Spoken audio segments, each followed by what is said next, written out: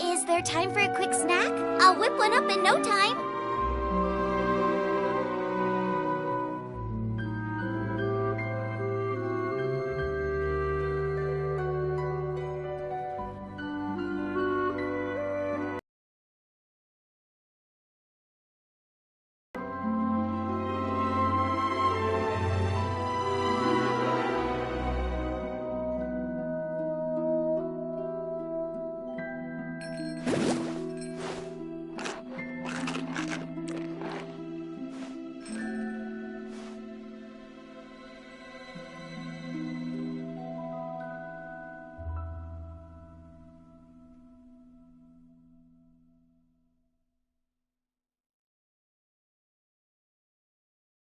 I can't decide whether pyro slimes taste better with salt and pepper or garlic and herbs.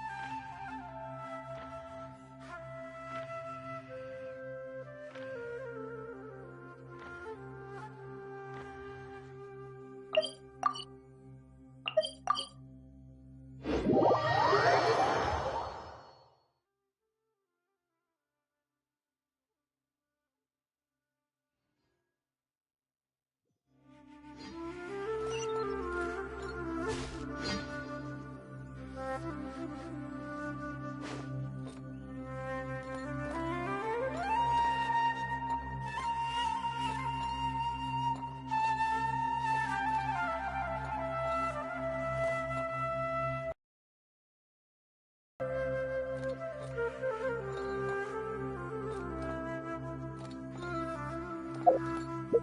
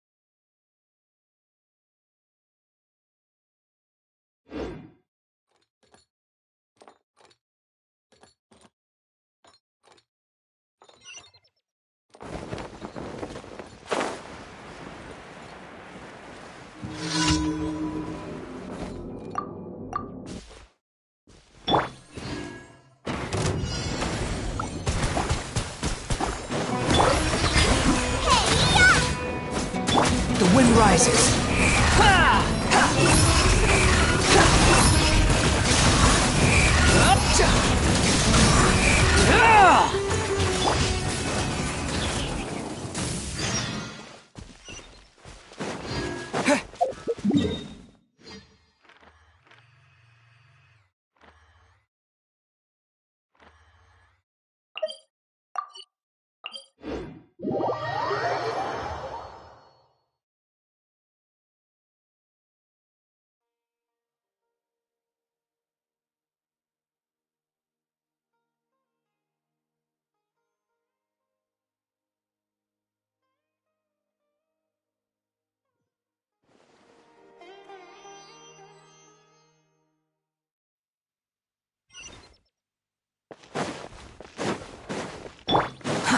Too slow.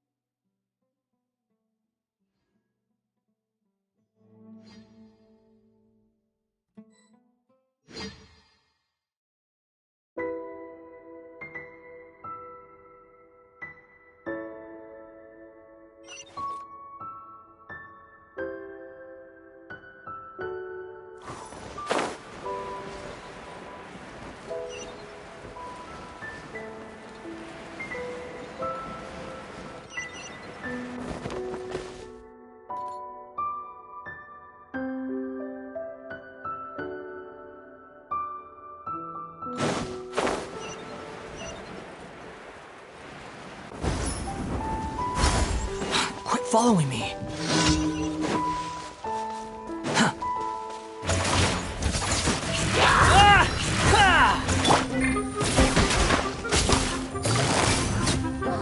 Gotcha.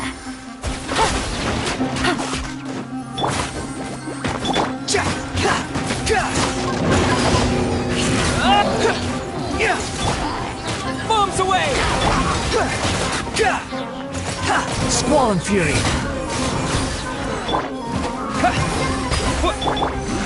Quietly now. The wind rises.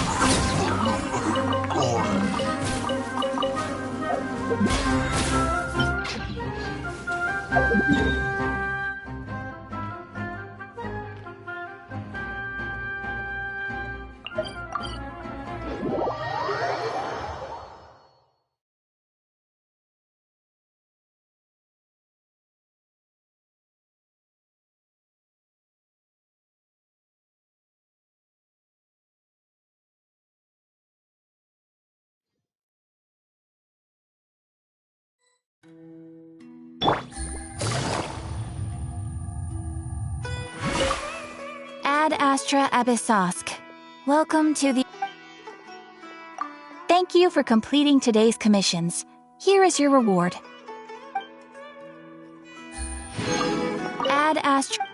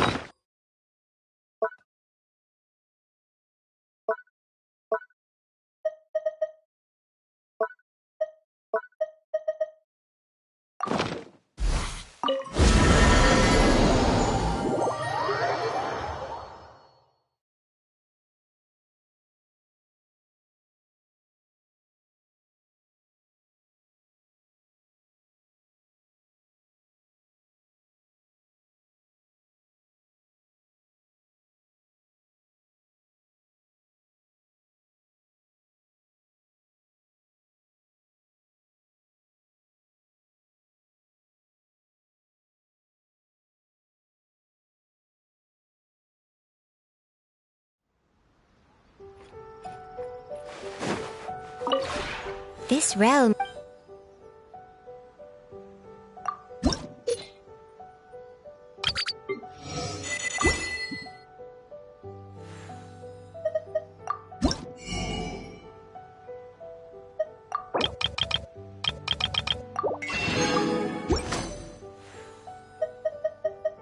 If you ever...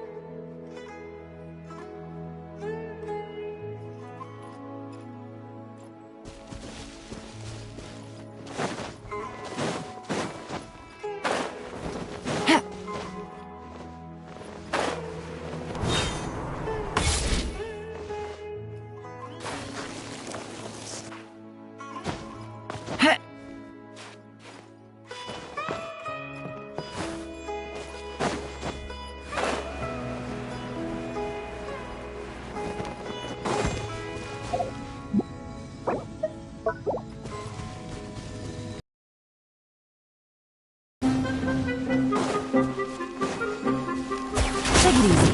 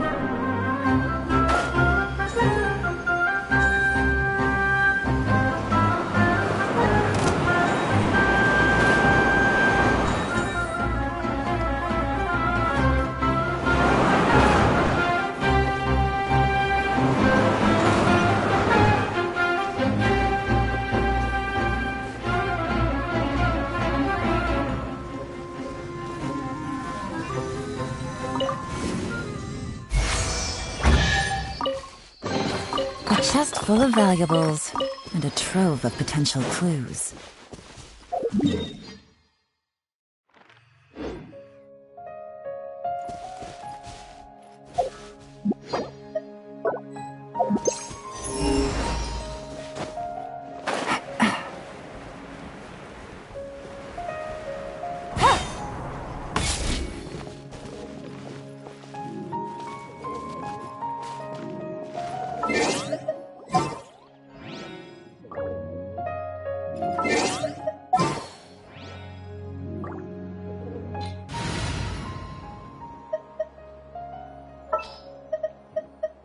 I'll lead the way.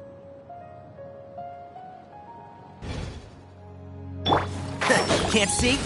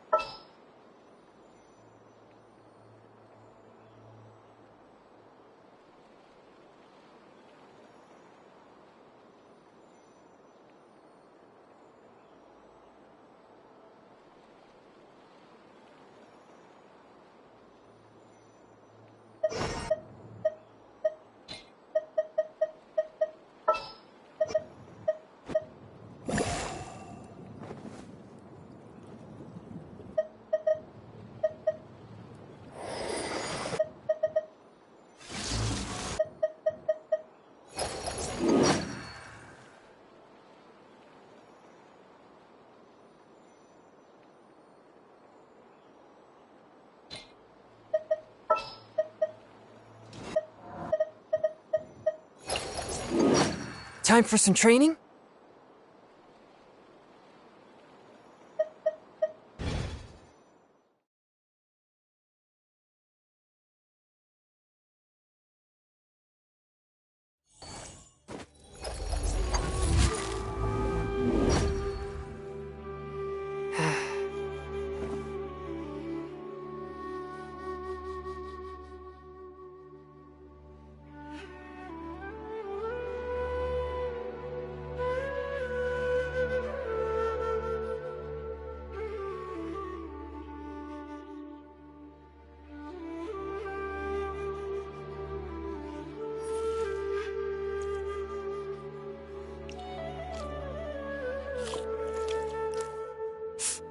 Ah.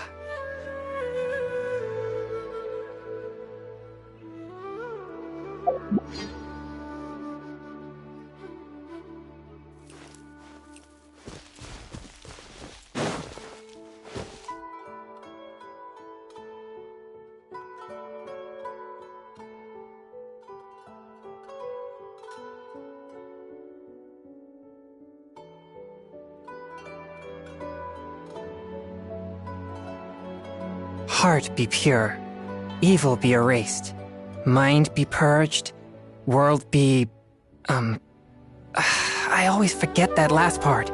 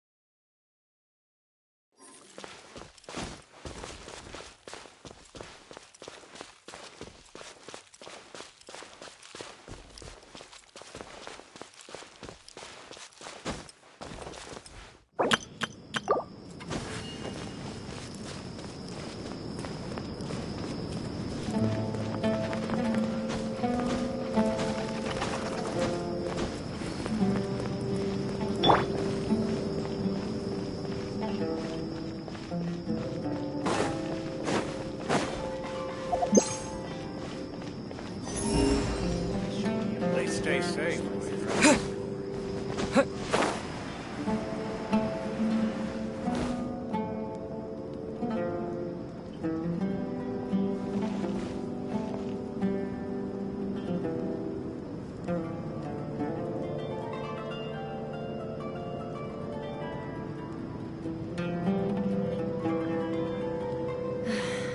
I want to take on a commission from Sumeru City so bad.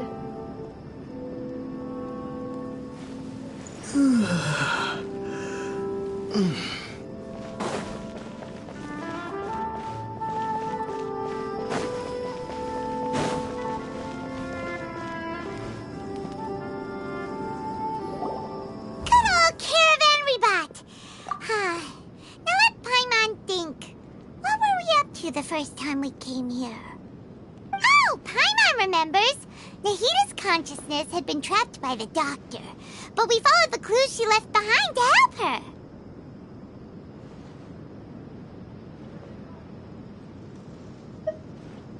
So much time has already passed since then, and it seems Sumeru's changing for the better now that Nahida's in charge, right? Paimon just hopes this peace will last a long time, and then Nahida won't have any more new problems to deal with. Yeah, guess you're right. We somehow always find ourselves right in the thick of it.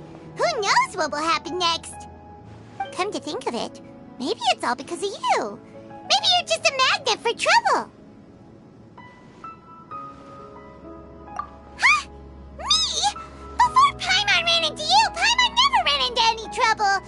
At most, when she was super tired, Paimon got caught in some strange whirlpool and sucked out into sea.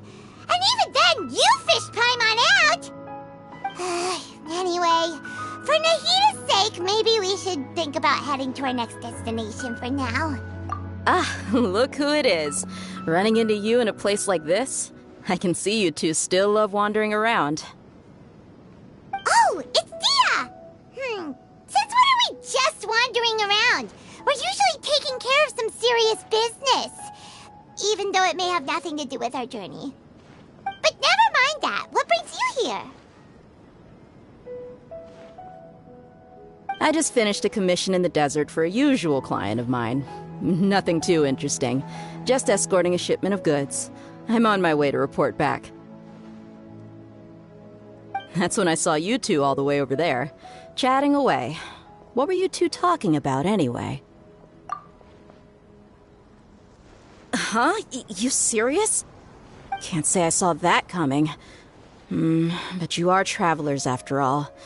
I guess you'd never stay for too long in one place.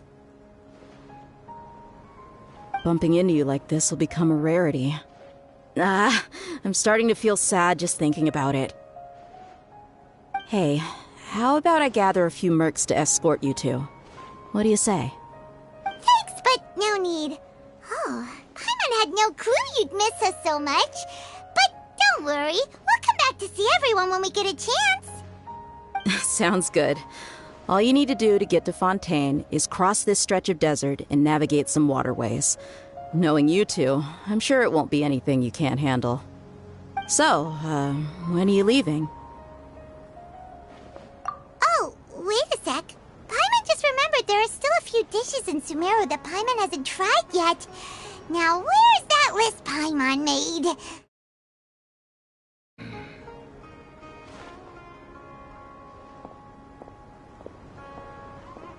I see.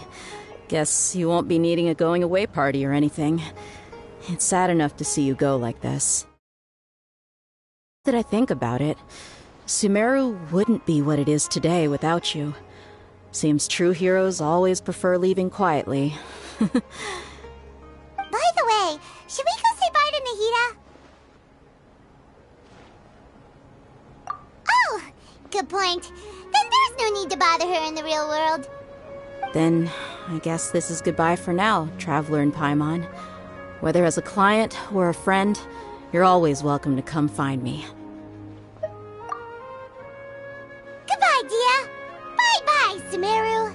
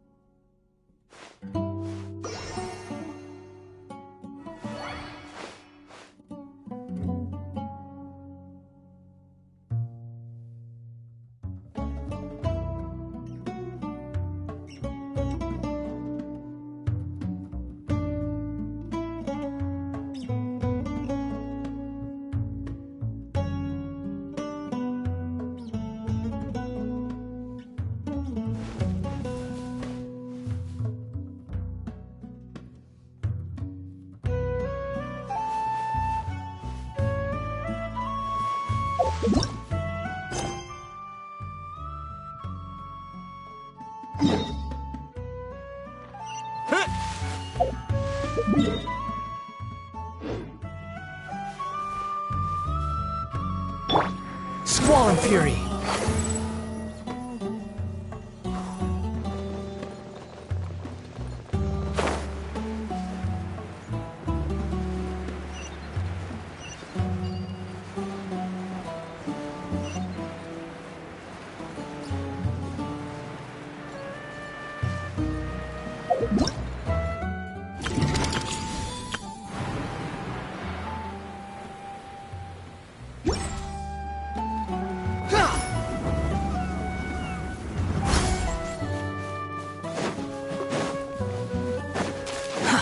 Too slow.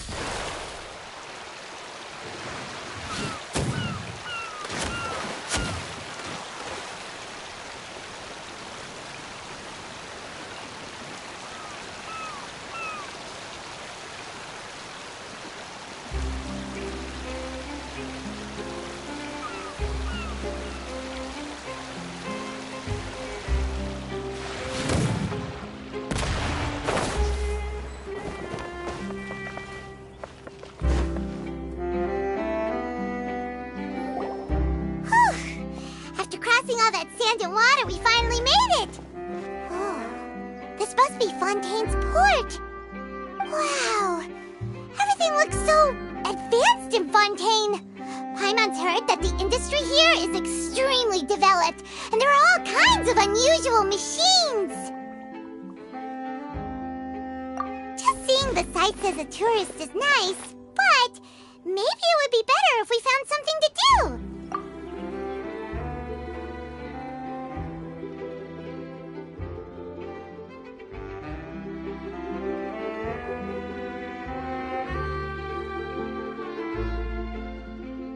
What do you think? Good idea! Nahida gave us loads of useful information.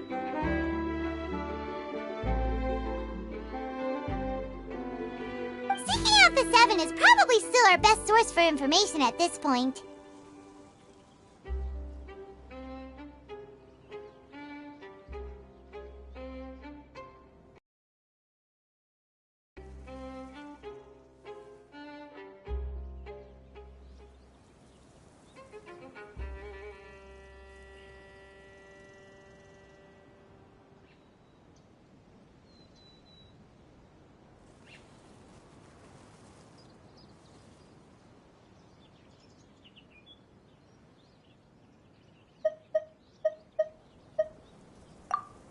The more we can learn, the better. So, what do you think the Hydro Archon's like? Will we get along?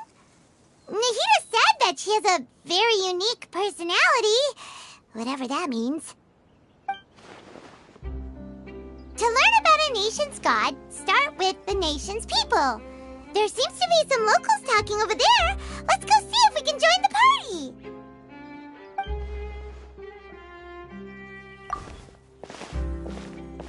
If you ask me, it's a tragedy how things ended for him. Clearly, he was a pretty decent person. Yeah, I didn't expect that kind of ending for him. I thought he would at least fight on a little longer for his family. I was expecting a sudden plot twist, but it's a pity that it never happened. Still, his story is quite the tearjerker.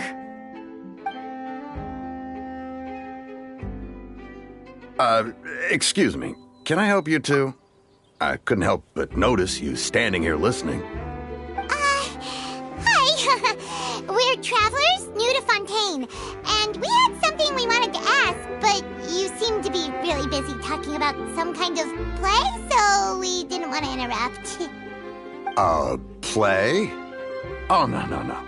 We're talking about something that really happened. In fact, it's a case that was just heard a few days ago.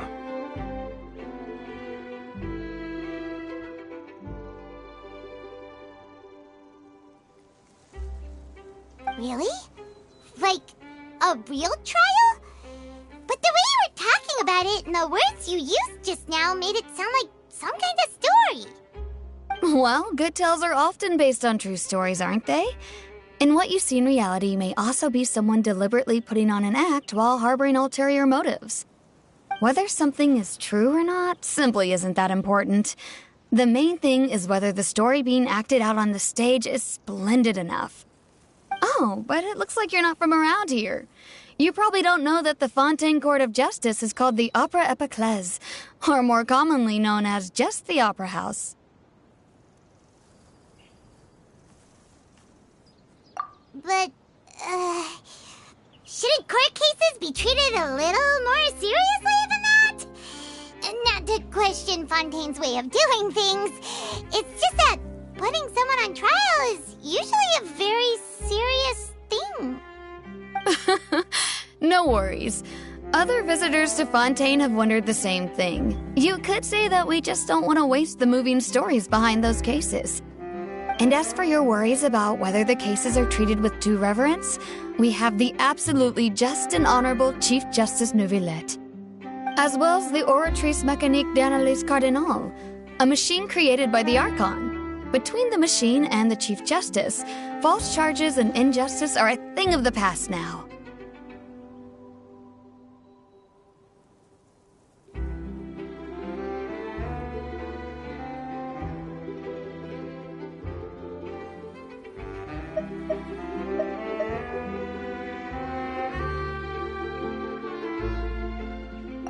Oratrice? Is it some kind of machine, too? Oh, Paimon's curious. We should check it out if we get the chance. Wait, Paimon almost forgot to ask you our question. Do you should do if we want to meet the Hydro Archon? Oh, that's easy. Just go to the Opera House. Lady Farina practically lives there. You could definitely say it's her biggest passion.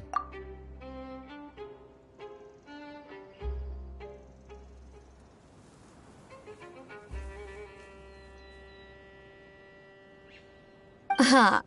I think what they mean is that they wish to speak with the Archon personally. In that case, I'm afraid it's going to be a tad more difficult. You'll have to make an appointment well in advance, and it'll depend on whether or not she has any time slots available. Huh. Is the Hydro Archon super busy taking care of official stuff? Wait, didn't you say that she's always at the Opera House? No. Lady Farina seldom takes an interest with the nation's affairs. The reason it's difficult to make an appointment is simply because she's incredibly popular. That's right. After all, she is the Archon. Though she may tend to get a little dramatic from time to time, people can't get enough of her. Huh. First time Paimon's ever heard of an Archon being described that way before. Wait! Paimon gets now! The Hydro Archon is kinda like a big celebrity here, right? Yeah, I suppose you could say that. Perhaps you could even say our mascot. Hang on. This is still Fontaine's Archon you're talking about. You should show some more respect. Yes, you're right. I guess I should at least try to be a little more respectful in front of visitors. Otherwise, I might get arrested and find myself face to face with Monsieur Neuvillette. Come on. Sure, there's a lot of laws here, but nobody's going to be arrested for saying something disrespectful about the Hydro Archon.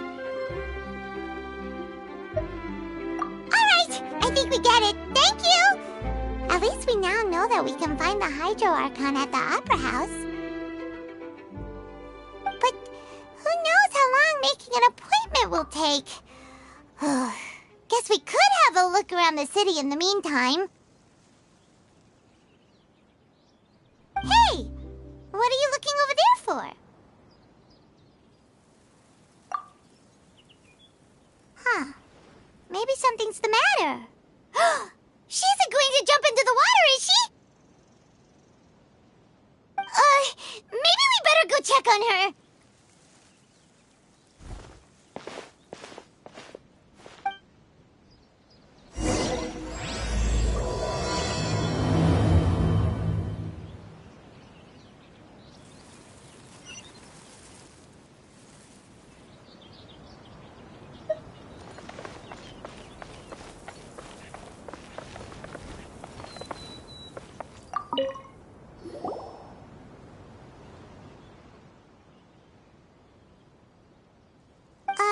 Hello there. Excuse me. Are you alright? Huh? I'm fine. Thanks.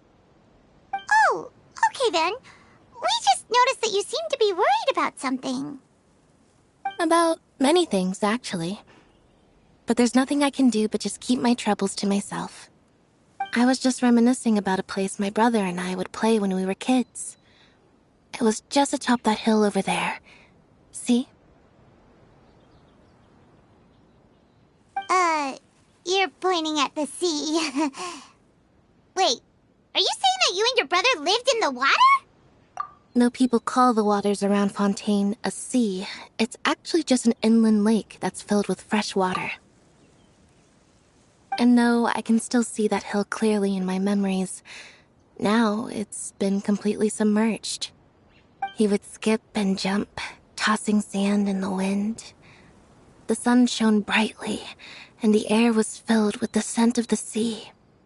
But now, the water is gradually swallowing our memories. It won't be long before it swallows us. Sorry. Paimon doesn't really get what you mean. I don't believe we've had the pleasure of meeting. Are you Lynette's new friends? Oh, and you are? Thanks for looking after my sister. She often comes here to reminisce about our childhood, that's all. There's no need for any concern. Allow me to introduce myself. I'm Lenny, and this is Yes, I'd say you must be travelers from abroad. Nice to meet you! Paimon is Paimon, and this is the Traveler! We just arrived in Fontaine.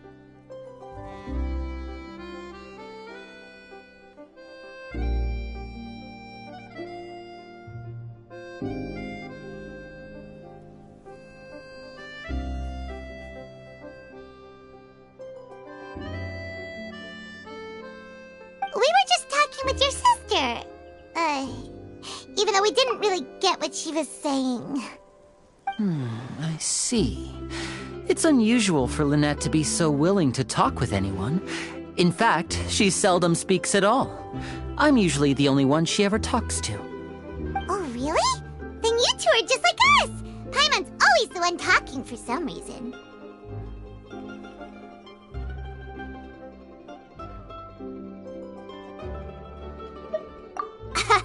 So that's how you think it is? I also think my brother can be too talkative at times. Seems you were right, Paimon. We are quite similar. So, what did Lynette mean just now when she said that the water is engulfing your memories, and that it won't be long before it engulfs you too? Oh, that. It's from a prophecy that's been circulating in Fontaine for some time now. Well, I suppose prophecy isn't exactly the right word, because that implies a certain amount of uncertainty. There's no doubt about what's happening in Fontaine now.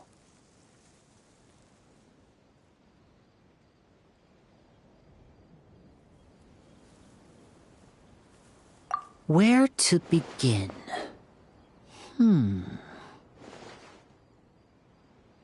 Let's put that question on hold for a moment. We still haven't formally greeted each other yet, have we? Did all the introductions earlier not count? Hello, traveler.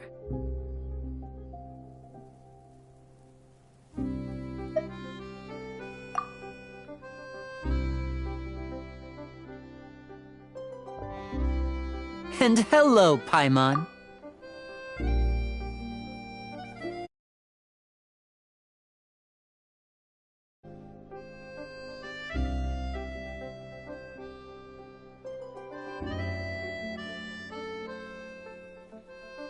Hey! Why didn't Paimon get a handshake? You're not poking fun at Paimon, are you? Please, don't take offense. Just consider it a sort of etiquette we have here in Fontaine when making new friends. You should remember it. It might prove useful. Oh, all right then. Well, Paimon's just happy to have a local friend now. By the way, we were just getting ready to go to the Opera House to meet the Hydro Archon. Would you be able to show us the way? So you're going to see Lady Farina? No problem at all. In fact, I was planning to go to the Opera House later myself. I'll gladly take you once I finish things here. Please follow me.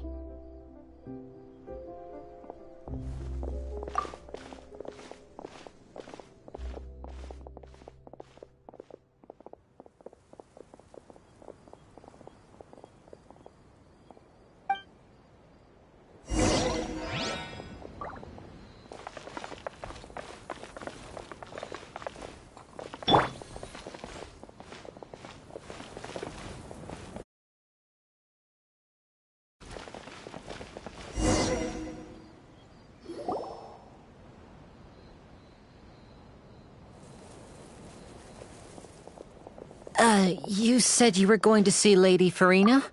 Well, it seems Lady Farina has come to see you.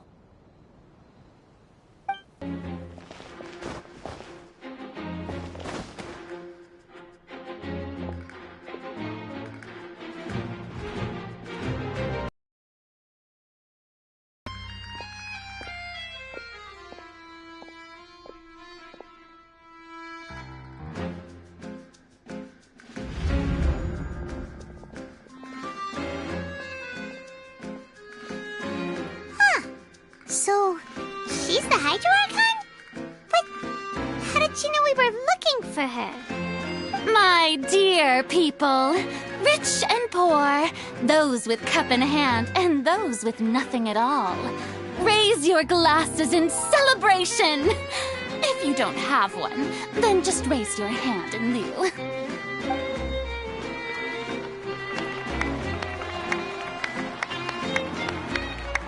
As you can all see, 2 unfamiliar travelers have arrived in our nation. Come, let us make a toast in honor of this traveler and his companion, who have journeyed here from distant lands.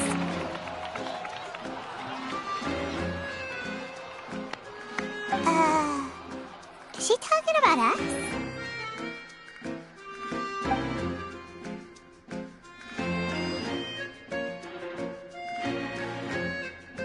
I've long heard of the turmoil and chaos you left in your wake as you visited other nations.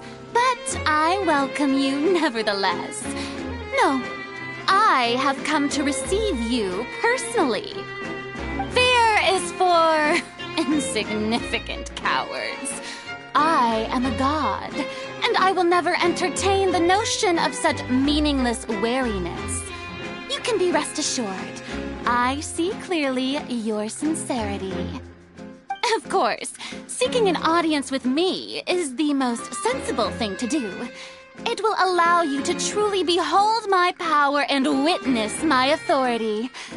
Intelligent people always gather under the correct banner. I, Focalor, hereby welcome you to the nation of Hydro and acknowledge the value and significance of your trip. Now, you may rejoice in this. Yeah, Paimon still can't believe it. Feels like we've only been here for a few minutes. But the Hydro Archon's entrance was, how should Paimon describe it? A little over the top? Miss Hydro Archon? How did you know we were coming? I see. As Outlanders, you inevitably lack even some of the most basic understanding. Don't forget that even the gods can be divided into the mediocre and the excellent. I suppose it's only natural for you to be awestruck by my abilities. You had best stop and consider. Do you really have the noble qualities and etiquette necessary to communicate with a god? All it takes is a flick of my finger for me to know everything about you. Whoa, talk about sounding high and mighty. Oh? What's with these looks? Perhaps the welcoming ceremony still isn't enough? What else should I say then? Is she waiting for us to start talking? Wow, I didn't expect to see Lady Farina here. What a surprise! Wait, does this mean they're the legendary blonde traveler? How did I not notice before? Hey, what's all the commotion? Oh, is that Lady Farina? Is there some kind of drama going on? Of course! That's the blonde traveler, the one all those stories are about. Lady Farina came here to personally see him. Oh, I bet this is gonna be the duel of the century. Ooh, I've got to see this. I knew Lady Farina would never disappoint.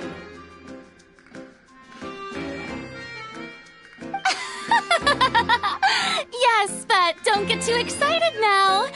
My dear believers and spectators alike tend to get quite rowdy, and despite the noise, I've come to tolerate all their ruckus.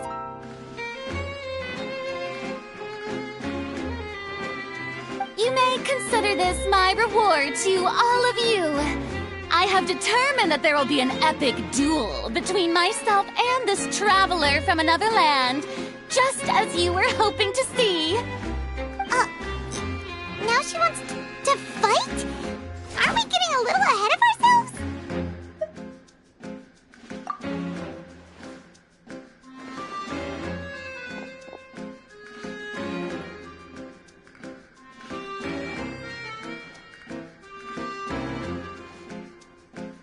Are you not afraid? Might I remind you that this is a duel against the divine? What are you trying to do, traveler? Provoking a god in front of her people? Stand down, Clorend. I admire his bravery. Few have the courage to draw their sword against a god. He is obviously a true warrior. Unfortunately, people nowadays only crave to be thrilled, and a mere duel will not slake their thirst for excitement. Huh. Yeah, she's right. Just a duel wouldn't be all that interesting. On Araneus, criminals are always requesting duels to defend their honor. They're getting a bit old, to tell the truth. You see. Then, as the god of justice, I shall face this traveler in another kind of duel. A duel in court! All right! Now that'll be worth seeing! Right. This is Fontaine, after all. Such a grand opera house, it would be a pity not to use it. Why do you care so much about the crowd's reactions? Seems you've spent a little too much time in the opera house. Besides, how exactly do you plan to have a duel in court? You mean you're going to put us on trial? Oh, we have reason to put you on trial. It's obvious, isn't it? According to Fontaine law, no one is permitted to release any flying objects within Fontaine city limits during the first 3 days of each month. You are clearly guilty of violating this law, no? Oh, so that's what they've done wrong. That's our Lady Farina. No one knows the laws of Fontaine like she does. You call that obvious? What kind of law is that? Wait, flying object? You mean Paimon? Precisely! Now, if you two have no objections, then in the name of the Hydro Archon, I order your arrest. My apologies, Lady Farina. I don't mean to spoil the fun, but if you would allow me to interject, I don't think that Paimon here meets the definition of a flying object. You tell her, Lenny! Finally someone who's not crazy. How could anyone call Paimon a flying object? Ah, great magician Lenny, my beloved citizen. I'll permit you to object, but how exactly do you plan to prove your claim? As a magician who just rained on your parade, I naturally should shoulder the responsibility of saving the show. So, with such an audience gathered here, allow me to perform a trick for everyone.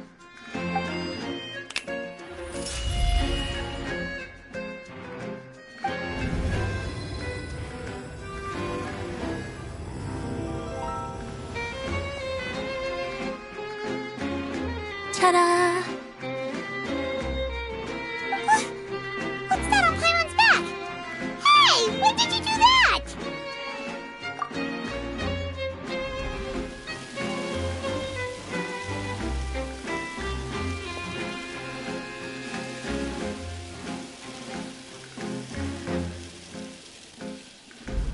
There.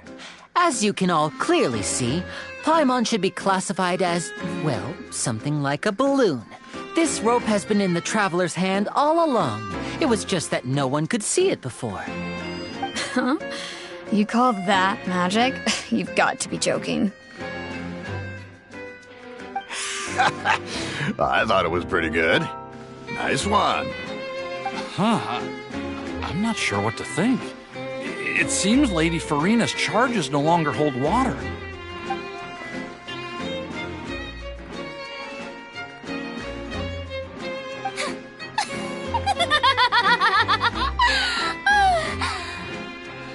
Amusing. Very amusing, Lenny. Just the sort of unexpected twist that I enjoy. With you here, today's performance can finally be called complete. Performance? You see all this as a performance? In which case, consider the matter of your trial resolved. The god of justice will not bring charges against an innocent person. But when there are valid grounds, I will not only judge travelers from abroad, but even the gods of other lands. I look forward to seeing your upcoming performance at the Opera House, Mr. Lenny and Miss Lynette. That's enough for now. Toodaloo!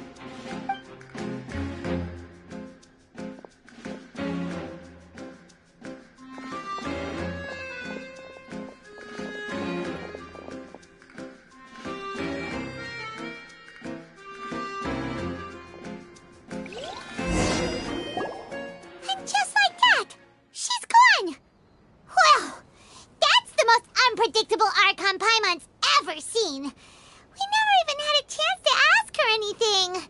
But that's a problem for future Paimon. That whole scene just now was really...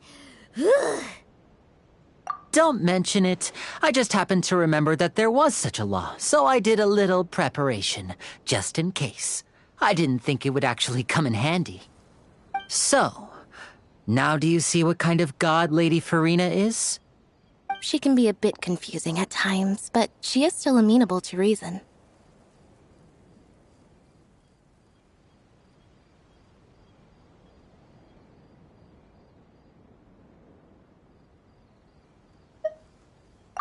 Anyway, Paimon had no idea you were a magician, Lenny. It sounded like you'll be performing at the Opera House, right? I just know a few simple tricks I use to make a living. Lynette is my assistant. It will actually be my first time performing on the most prestigious stage in Fontaine, the Opera House. But isn't the Opera House where criminal trials are held in Fontaine? When there are no public trials being held, the Opera House hosts a variety of other performances. To the people of Fontaine, the line between a trial and a performance can be a little blurred. And speaking of performances, I would be remiss to forego this opportunity gifted by fate. Might I invite the two of you to see my performance? My brother's always excited to make new friends. Oh, sure. We don't really have anything to do now, and we wanted to go to the Opera House anyway. Splendid. In that case, why don't we go together? I'll show you the way.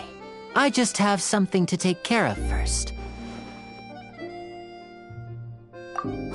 You really mean it? Then I'll take you up on your offer. This is a magical item known as a magic pocket. Perhaps you can help me distribute them to the people here. Huh? What are they going to use it for? About that... You asked me before about the prophecy, right? Let me start by telling you a little more about what it entails. I'm not sure exactly when it began, but a prophecy has been circulating around Fontaine.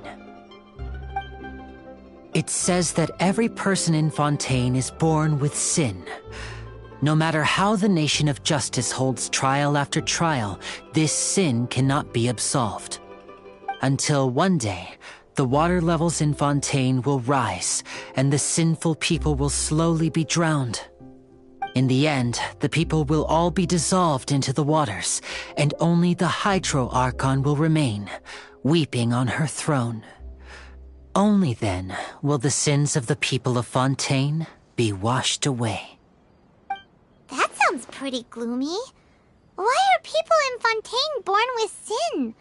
What is that supposed to mean? There are lots of guesses. Some say that the ancestors of Fontaine stole the power of the seas and stirred its wrath. Others say that the people of Fontaine never heeded the first Hydro Archon's warnings and offended Celestia. But here in Fontaine, evidence is what matters. There hasn't been concrete evidence for any of these claims, so they can only be regarded as conjecture. If even the people in Fontaine don't know what sin they committed, Wouldn't it be better just to ignore the prophecy completely? Why bother feeling guilty all the time? That's exactly what the people did at first. But in the last few years, the water levels in Fontaine have actually started rising.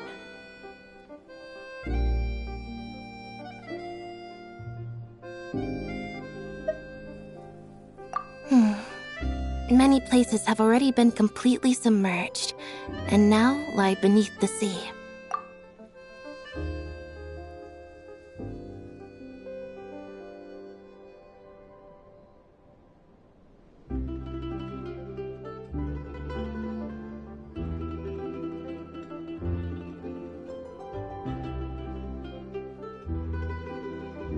Many people carry on with their lives as before and shrug it off as a natural phenomenon. But my family and I think that the people of Fontaine shouldn't ignore the possibility, which would end up sentencing them to death. We hope that at least the people who reside near the waterfront can move away before it's too late. So, we've started distributing magic pockets to them. As a magical item, these magic pockets have astonishing capacity. I'm sure they will come in handy when people are moving their belongings. Oh, Paimon gets it! It's like preparing for a rainy day! But this is more than a bit of rain. Perhaps only absolute power could ever contend with such a catastrophe. But who knows? We're just tiny specks in the grand scheme of things. Now, if you'd like to help, then please give these magic pockets to anyone nearby. Be sure to convince them to take it, regardless of what they say.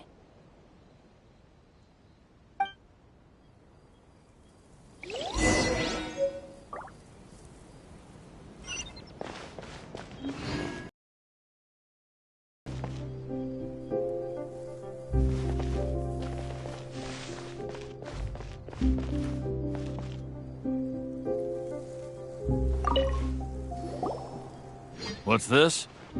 So you also believe in the prophecy. Keep it. I won't have any use for it. What? You mean you don't believe in the prophecy? No, I believe in the prophecy. But I also believe in another story. The story says that people once lived in the ocean. They were one with the ocean and couldn't live apart from it. But as time wore on, people desired to live on land and developed blood vessels, encapsulating the sea within their bodies. Thus could people set foot on land. So, if you ask me, when the water rises and takes us all, it'll be like we're going home. Oh, we hadn't heard that one before. But people can't live underwater. They'll die. You should probably still take it. All right, I'll take it. I guess I just feel that being dissolved into the water doesn't necessarily mean death.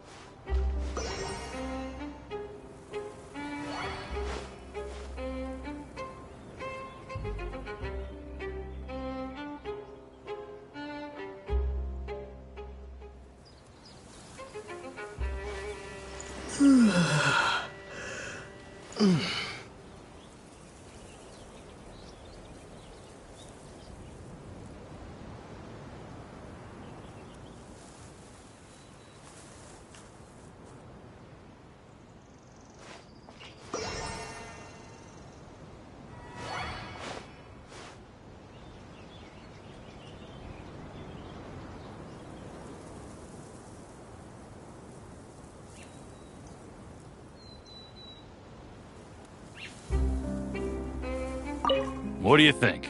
Pretty interesting story, huh?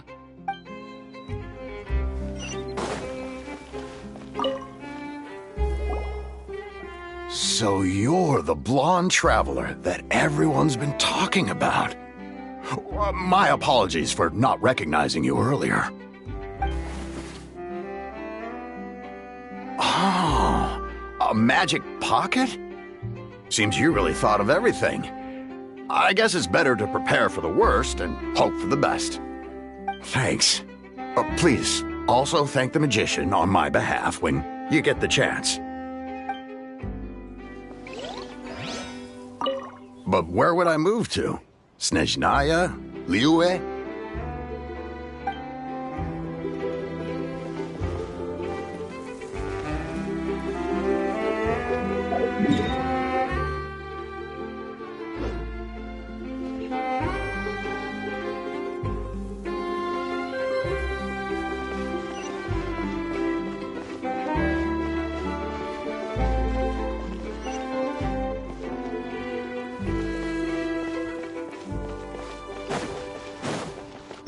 The wind rises.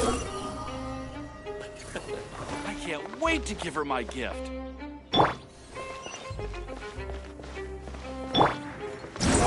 Surge forth.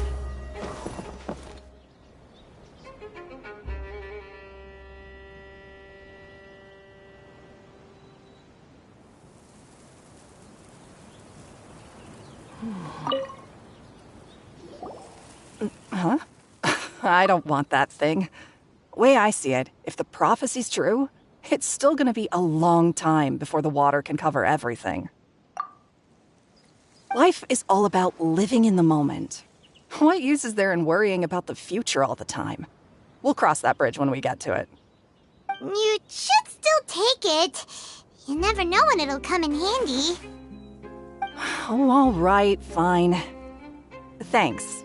It's just that if I start moving, that means I've already given up on the life I have now. I'd really rather not.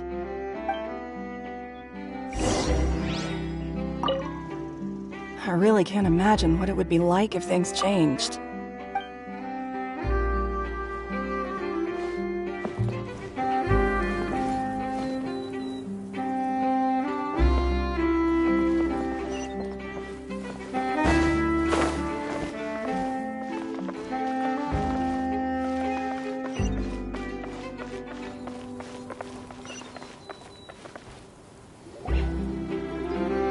Oh? You already handed out all of the magic pockets? That was fast. So, what did people have to say? I bet you heard some, interesting opinions. Yes, but that will change once disaster strikes. I know they'll change their minds, so it's only right to help them prepare. Is there anything else you need to do before we leave? Yes, one last thing.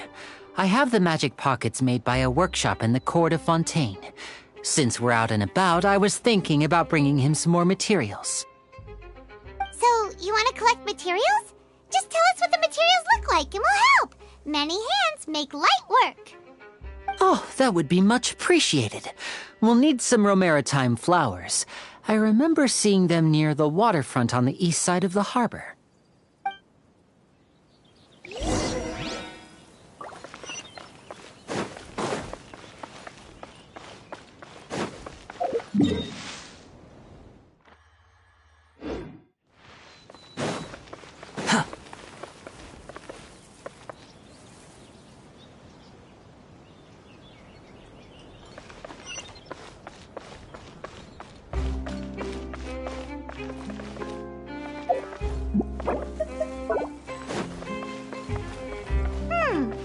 It seems we have to use Hydro to collect romaritime flowers.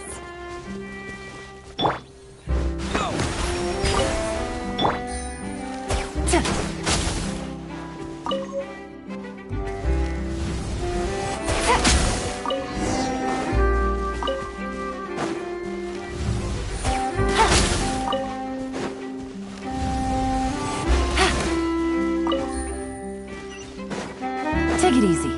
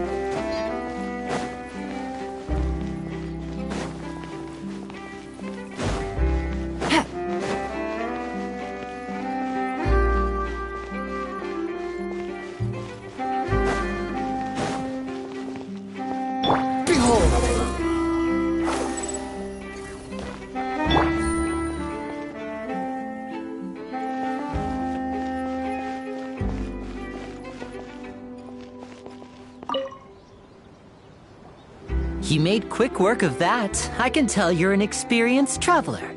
I've also finished collecting a few here. Maybe next time you'll feel like helping too, Lynette. No way. I'm in power-saving mode today. Otherwise, I fear I may not have any energy left for the performance at the Opera House. Fine. Though the performance is still a long way off. Now that we're finished here, we should get ready to head back to the Court of Fontaine.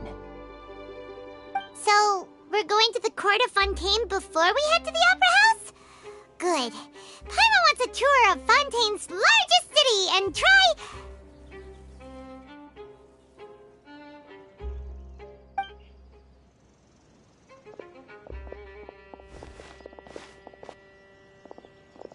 Wait, shh. Have you noticed that person over there? The young girl. Huh? What's wrong with her? Paimon didn't notice anything. She's obviously a thief. Magicians and thieves practice similar methods. We divert attention, and a distracted audience is one that won't discover what you're really doing. Watch her movements carefully.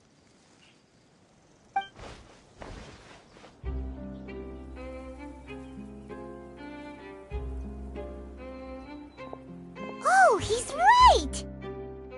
Shh, keep your voice down. We need to think of a way to catch her, but it seems she's very alert. Perhaps we should split up. You two can ride the lift over there and wait up top. I bet that'll be her escape route if she tries to run. All right, let's go.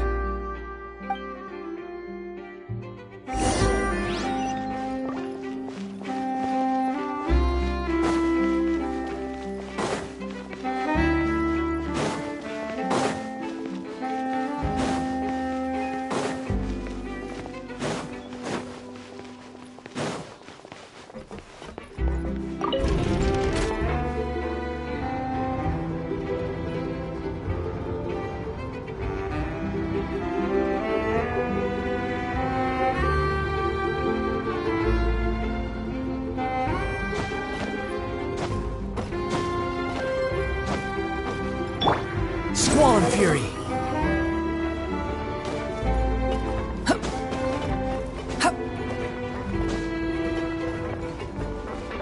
Behold!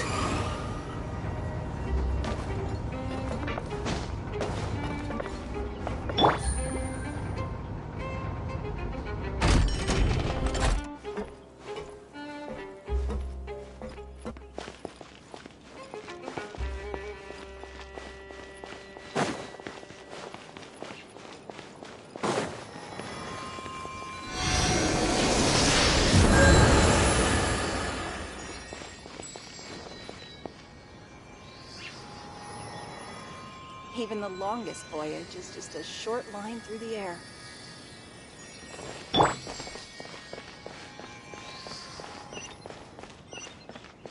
Water jet!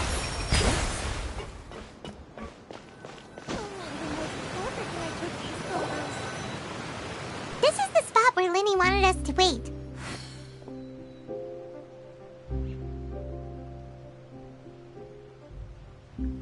Oh, look! Isn't that her?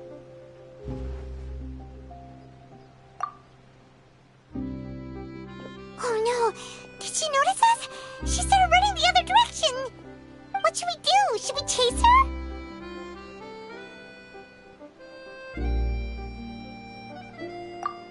You're right. She might also be trying to lure us away.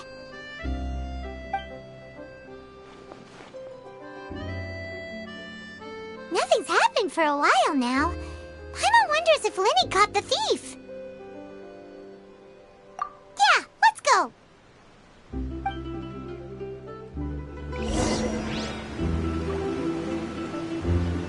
How long will it take if I set out from here?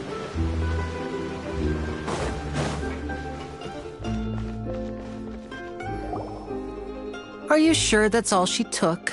You should check to make sure you're not missing anything else. No, that was all.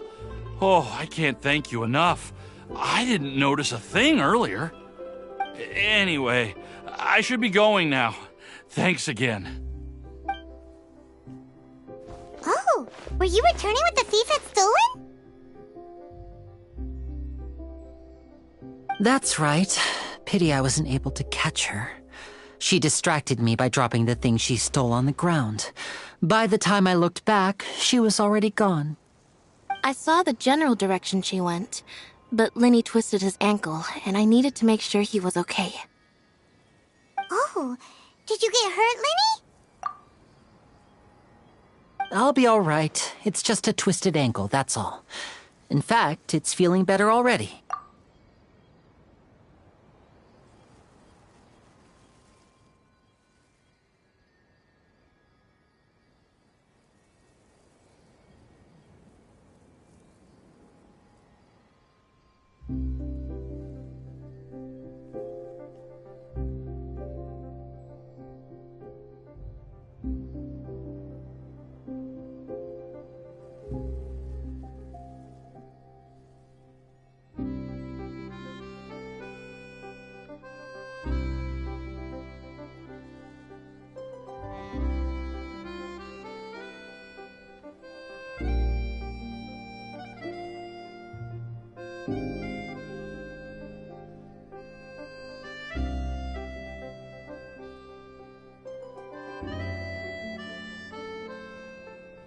If you want to play at being a hero, at least try not to get hurt doing it.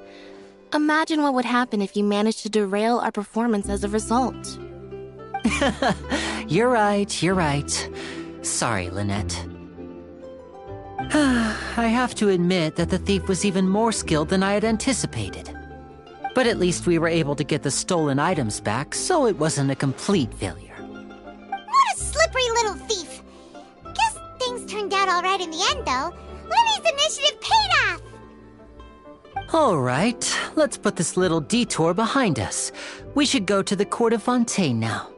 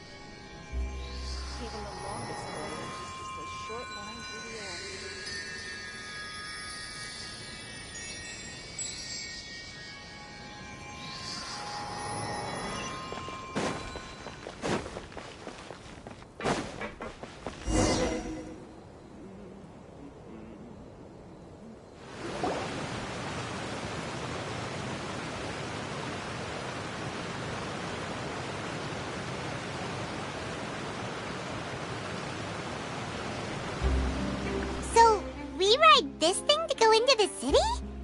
What an ingenious way to get around! People in Fontaine really know how to use water! This is an aquabus. It allows people to travel between several key locations around Fontaine. It's pretty convenient, but the ride can become a little dull after a while. The scenery is always the same. That's why it's better to travel with friends. So you mean it's still boring even when I'm riding with you? No, that's not what I meant. It's just that, well, you don't really talk that much. Besides, it doesn't really feel like a real trip when it's just the two of us. It's the same as being at home. Whatever.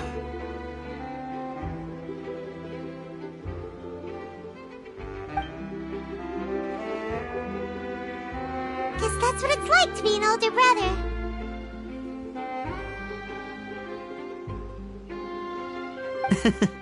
It's about time for us to leave. Let's get on board.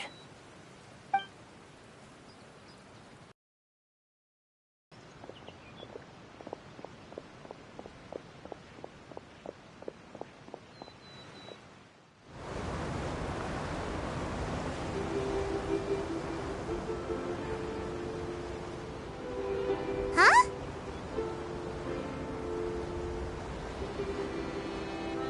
What? Traveler! Paimon! Charlotte! Oh, I never guessed I'd bump into you while riding the aquabus. In the story of my life, this is big news. What are you doing in Fontaine? I didn't hear anything about you paying us a visit. Yeah, it's quite the coincidence. But as travelers, we're always on the move. It's not surprising that nobody knew we were coming. Though we still have no idea how the Hydro Archon knew about us. Oh, let Paimon introduce you to our new friends! Oh, no need for introductions, Paimon. I would recognize the great magician Lenny and his assistant Lynette anywhere. I wouldn't be much of a reporter if I didn't know who they were. It's a pleasure to meet you. I'm Charlotte, a reporter for the Steambird. Nice to meet you. From the Steambird, huh? We've often relied on your paper to promote our performances. It's an honor to meet you. Now that everyone knows each other, Fontaine suddenly doesn't feel like such an unfamiliar place. So, what have you been up to lately, Charlotte? Any big news? Not too much. When there isn't any breaking news, I mainly cover the trials at the Opera House. You can still manage to keep readers' attention as long as you tell things from a clever enough angle, even if it's the same old topics. For example, reporting on how a scammer once deceived vulnerable girls into relationships, or how a financial criminal was once so poor that they ate a single piece of bread for 5 days.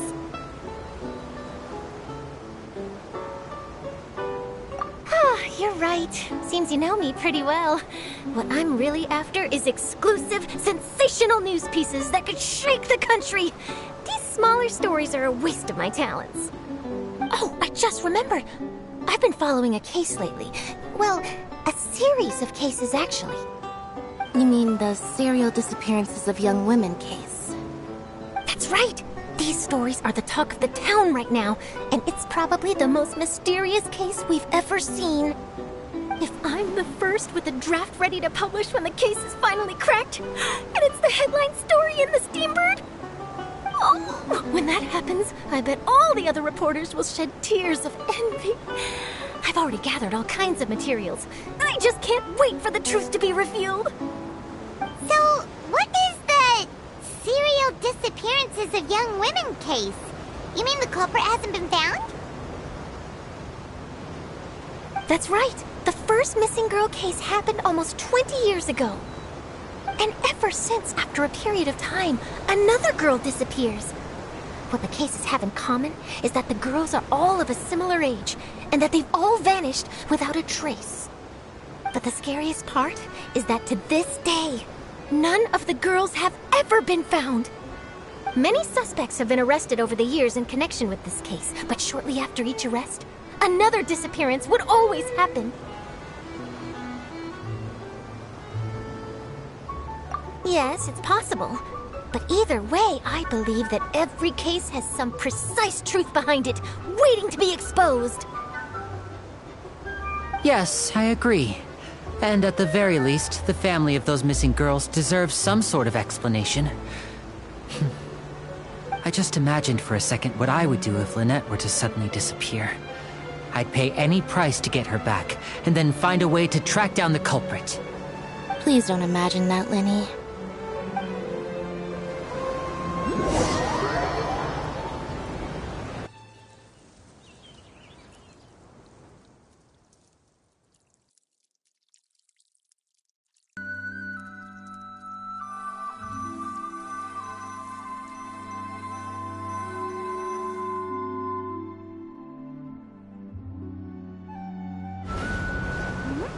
Hey, we're almost there! Look!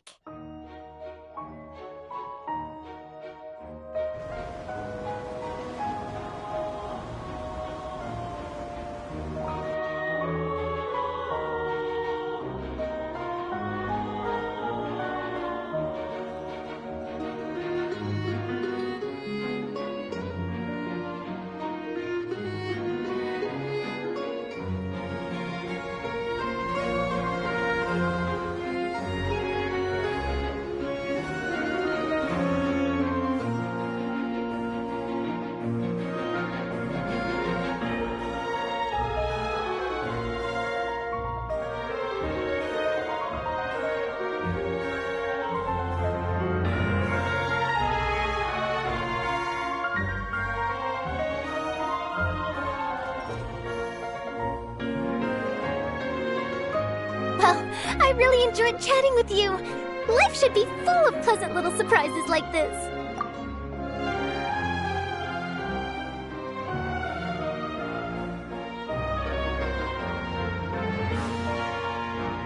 Yeah, us as well. The ride went by too quickly.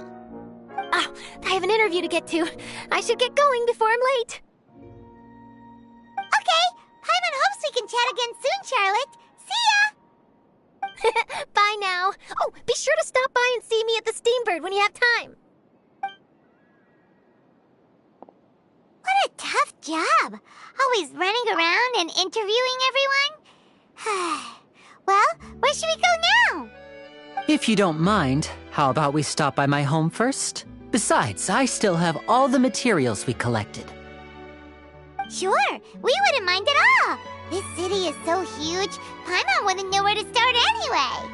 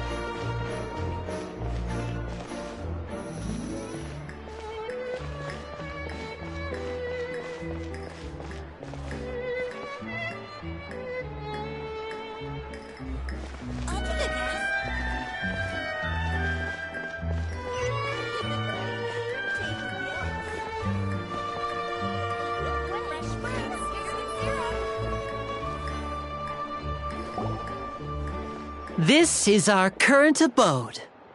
Ah, Fremine, you're home. where did everyone else go? I have some new friends that I would like to introduce. Oh, they all just went out a moment ago.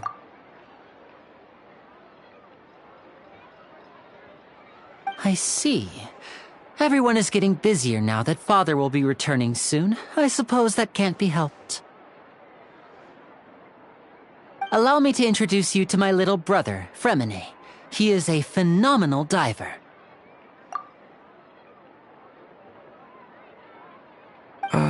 Hello. Nice to meet you! Paimon is Paimon, and this is the Traveler! Oh, you sound very proud to have a diver as a brother, Lenny.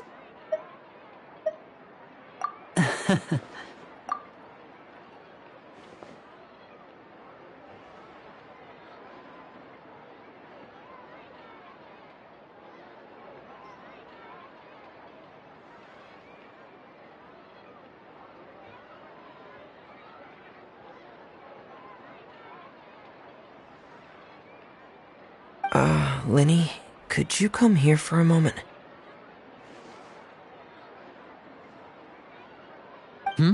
What is it, Fremine? Do you have something to tell me?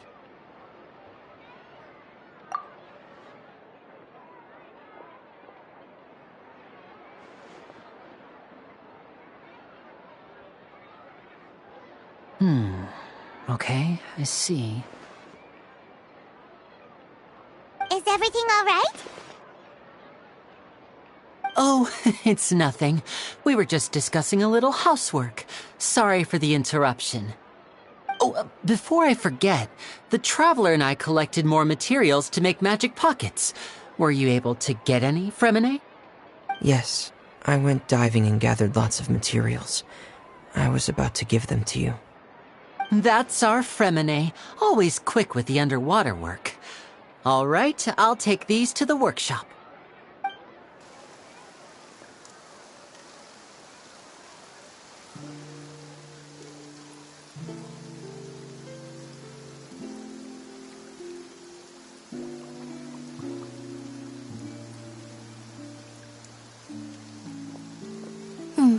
Looks like rain. Oh, you're right. But wasn't it clear and sunny just a moment ago? Fontaine's weather sure is weird. I'm afraid that's just how it is here. It often rains on days where there are trials being held in the Opera House, but don't worry, it'll clear up soon enough. What's wrong, Fremine? There's a legend about the rain that I tend to believe. It's said that a dragon of water once resided in Fontaine. Though we don't know where the dragon went, every time it weeps, the skies will cloud up and pour out rain.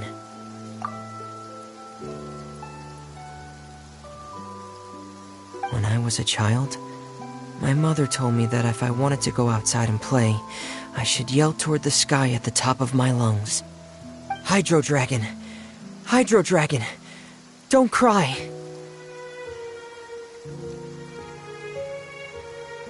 If it's an elemental dragon, then having the power to make it rain wouldn't be very unusual.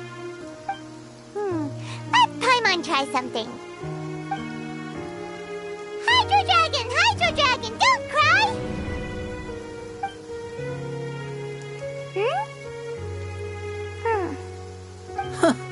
Doesn't seem to be of any use. It is just a legend after all. You know, you might be a more popular magician if you understood the concept of romanticism. Or could at least play along. Sorry. It might be because we've never met the Hydro Dragon. Perhaps it can't be comforted by the words of strangers.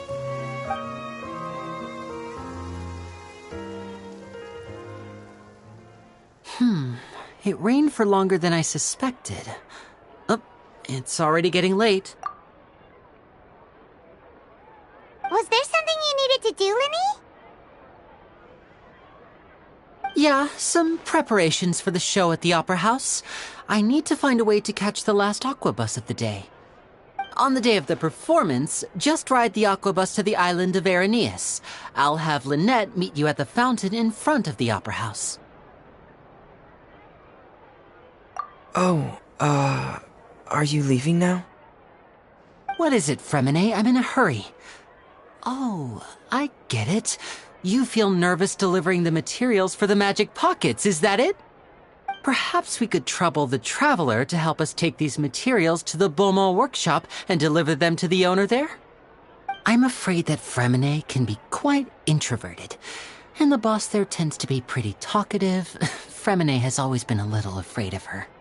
No trouble at all! Don't worry, we're on the case! Sorry for the inconvenience. I'm quite useless when it comes to such tasks. I'll think of a way to make it up to you. Oh, no need, no need. This'll be a walk in the park for us.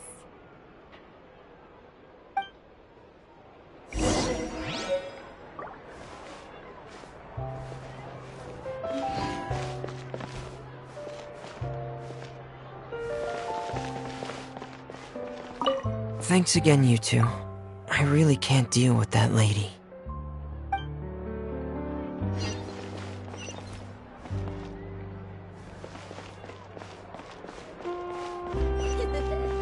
Take a guess. Gotta find a balance between flavor and nutrition. Fresh fruits, sweeter than syrup.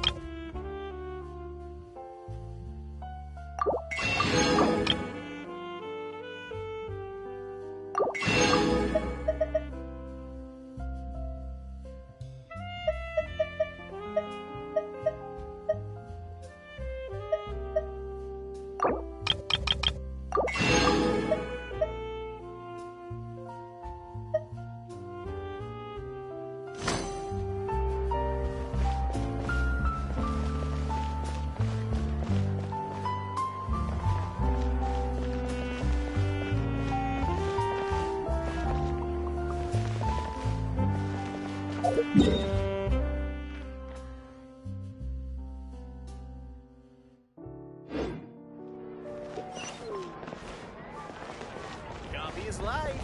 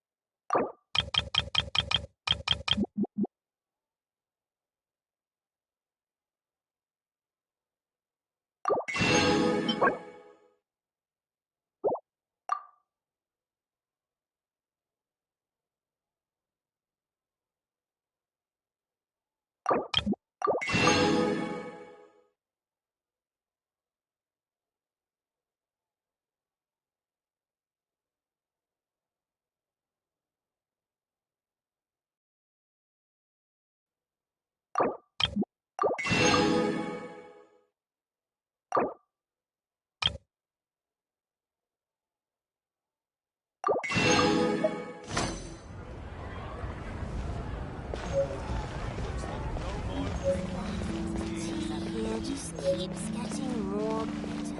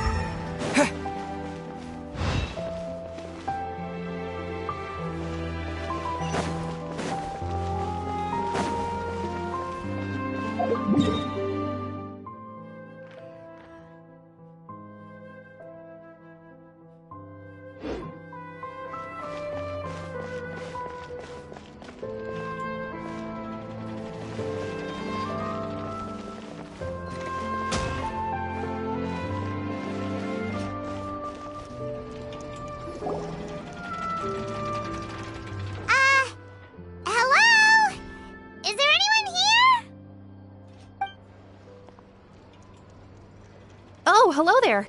New customers? Looking to buy, or do you need something made? Or perhaps you're just looking for a chat with me. Oh no, we're just here to deliver some materials. Here they are. They're for making... what were they called again? Ah, these must be for magic pockets. I could tell right away. I've already made several orders worth now. No need. They've already prepaid several batches worth. When they told me what they'd be using them for, I even offered them a discount. But they insisted on paying the full amount, saying that I had a business to run.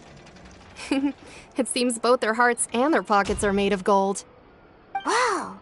So, is Lennyea actually loaded? I can't say for sure, but who knows? Maybe there's good money to be made being a magician in Fontaine. Hey! Is this machine what you use to make stuff here? It looks really advanced. Why use your hands when a machine can do the work? It would be a waste not to use the latest technology, and wasting is a kind of crime.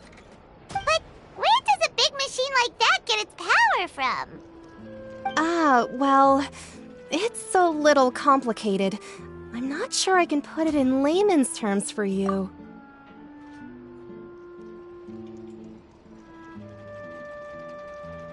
But basically, everything we usually use here in the city is powered by indemnitium.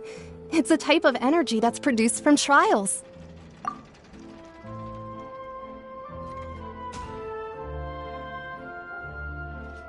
Huh? How can trials produce energy? Well, I'm not completely sure of all the details myself, but basically, when a trial is in session, the oratrice mécanique d'analyse cardinale harvests people's belief in justice and converts it into energy to be used all around Fontaine. So that's what its other function is? Paimon heard that the oratrice was created by the Archon to make judgments. But Paimon still doesn't get it. How could something unreliable like people's beliefs be turned into a stable power source for these machines?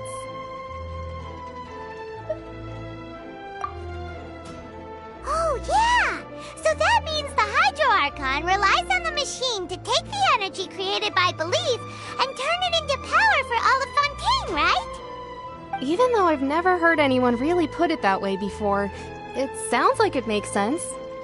Besides indemnitium, we have another type of energy called mumusia. It isn't produced by the power of the Archon, but it is unstable by nature. Even now, it still cannot be widely used by civilians. I thought I'd find you hard at work, but here you are chatting the day away. Since you're already talking, I'm sure you wouldn't mind a few words with me. You again? Didn't I already promise you that I'd have the more I owe to Confrérie of Cabriere by next month? Why are you hounding me now? Yeah, but how do we know that you won't go running off by the end of this month? I want 50% today. Wait, no? 70%. Huh? You... Seems business isn't so great for the workshop. We've already finished our job and delivered the materials. Maybe now's a good time to leave? Hey, hold on. Before you go around trying to collect payments, why don't you settle your own debts first? If Confrérie of Cabriere wants to poach clients from Northland Bank, that's fine. But I'm afraid you still owe the bank a hefty sum of mora. So why don't we work things out between us first, before you get back to your little conversation here? You're from Northland Bank. But we said we'll pay everything we owe next month. Why are you hounding me now? Traveler, Paimon! I didn't think I'd run into you here in Fontaine. What are the chances? We're surprised to see you too! What are you doing here in Fontaine? You didn't want to stay in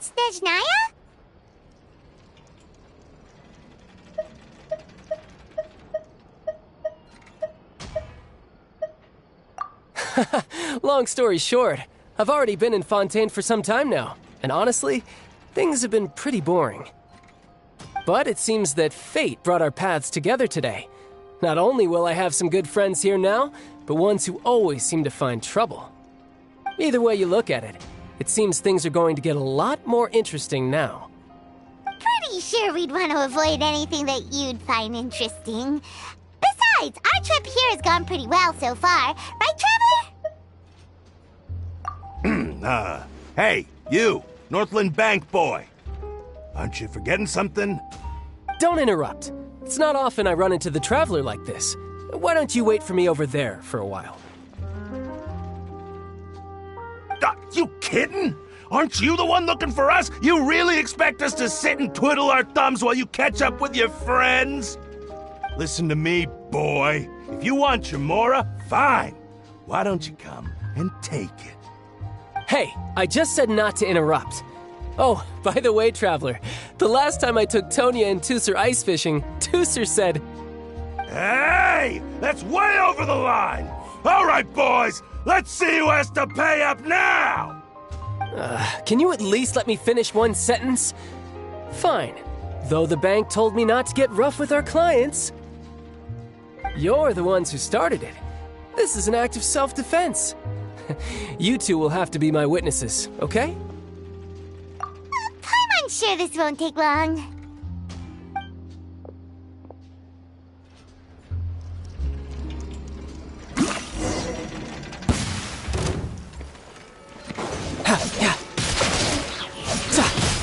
Shouldn't let your guard down.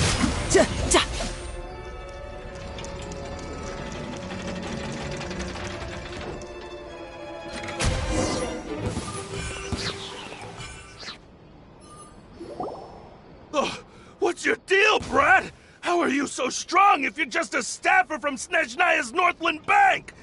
Wait, don't tell me you're...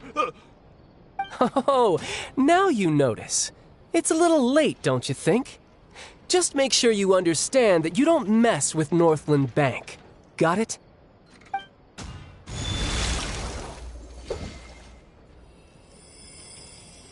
Huh?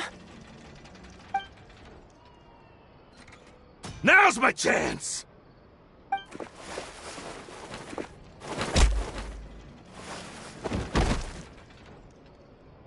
Huh. That was weird.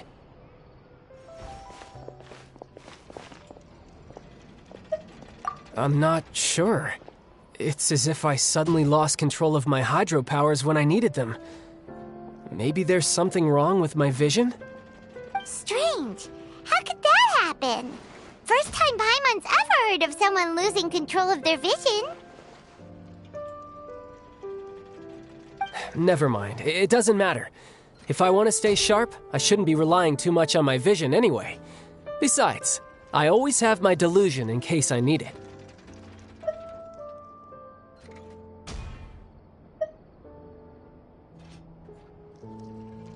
So what are you doing in Fontaine, child? I don't see its work for Northland Bank. Well, I guess it's because I've been in a bad mood lately. Huh? What kind of reason is that? Wait, since when do you feel down about anything? I don't know. Maybe I still have a lot to learn about myself. But recently, there seems to be some sort of restless power stirring inside of me. And I don't know why, but every now and then I feel like I'm in a terrible mood. Maybe you losing control of your vision just now is connected with that power you're feeling inside. That is a possibility. I can't remember if I ever mentioned it before, but when I was 14, I fell into some unknown abyss. It was during that time I learned nearly all of my abilities. The one who took me under her wing and taught me was named Skirk. She was always quiet and very mysterious. Nobody knew where she came from or what she had been through, and she was always very strict when teaching me combat techniques. One time, I asked her why she was willing to take me on as an apprentice. From what I could make of her answer, it was because I had awakened it, and traces of it remained on me. She said that all my combat training would be useful in the future. But what is it? What did you awaken? She She never explained that. But my guess is that it's related to a dream I saw when I had just fallen into that abyss. In my dream, I was in the deepest depths of the sea, and the boundless seabed was all around me. But in front of me appeared a whale that was so massive, I felt like I couldn't breathe. A whale? Oh, that sounds familiar! When we fought against you before, you summoned a huge whale that seemed to leap at us. Is that the one? That's just an abstract form of a whale that I create using my elemental powers. It takes that shape because the scene I dreamt of the whale has always been stuck in my mind. I'll never forget it. So you used the whale as inspiration for one of your moves? Huh. Seems a little twisted to Paimon. So why don't you just go ask your master? Maybe she knows the answer. You make it sound so easy. Ever since the incident I experienced there, I've never stopped searching for Master Skirk and that unknown abyss. But it's been years now, and I've still found nothing. There isn't even a trace of the place where I remember falling into the abyss. Oh, it sounds like some kind of ghost story. Yeah, I'm out of leads at this point, but there's nothing more I can do. It seems that strange encounters in this world tend to be elusive like that. Oh, seems the time really flies when I'm talking with you. I just remembered I have somewhere else I need to be, so I should get going. What? More work for the Northland Bank? No, it's more of a personal appointment. Lately, I've been sparring with some of Fontaine's official champion duelists whenever I'm feeling bored. Official champion duelists? You mean it's their job to duel? Yep. In Fontaine, before a criminal goes to court, they're given one chance to defend their honor by requesting a duel with an official champion duelist. The champion duelists are all-powerful fighters selected from among the nation's best, and the duel itself is a no-holds-barred fight with no specified stopping point. So engaging in such a duel is regarded as a symbol of defending your honor. If a criminal manages to win the duel, they'll be acquitted. But if they lose, they'll have no choice but to stand trial. And the worst-case scenario is that you're simply killed in the duel. Though it's rumored that Fontaine has a death penalty, from what I can tell, no one has ever been officially sentenced to death. So really, the only people who opt to duel are those who have suffered a grave injustice in being accused, or those who greatly value their honor. Otherwise, why gamble with your life? So, do many people actually get out of their trials by winning the duel? Apparently, it's exceedingly rare for anyone to actually win. Fontaine probably enacted this system as a way to show that the nation respects the honor of its citizens. Besides, none of the champion duelists are to be trifled with, which is exactly why I was itching to face them as soon as I got to Fontaine. Apparently, the one I'm meeting today, Clorinde, is the strongest of the champion duelists. I had been asking her for some time before she finally agreed to face me today. Well, that's child for ya. Paimon feels like we heard that name somewhere before. Clorinde. Huh. Oh, before I forget, I want you to have this. Huh? Your vision? You're seriously just giving it away?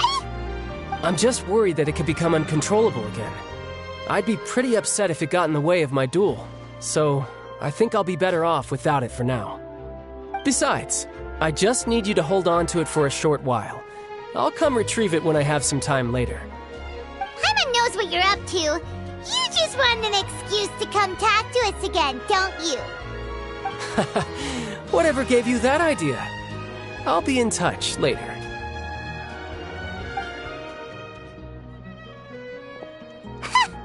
That sneaky guy. He said he's been feeling down lately, but he seemed the same as ever to Paimon.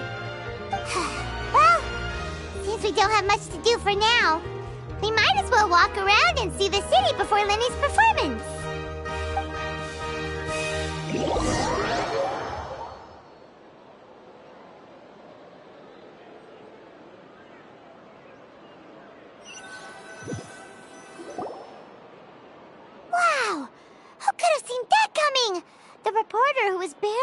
for most of the story was the murderer all along!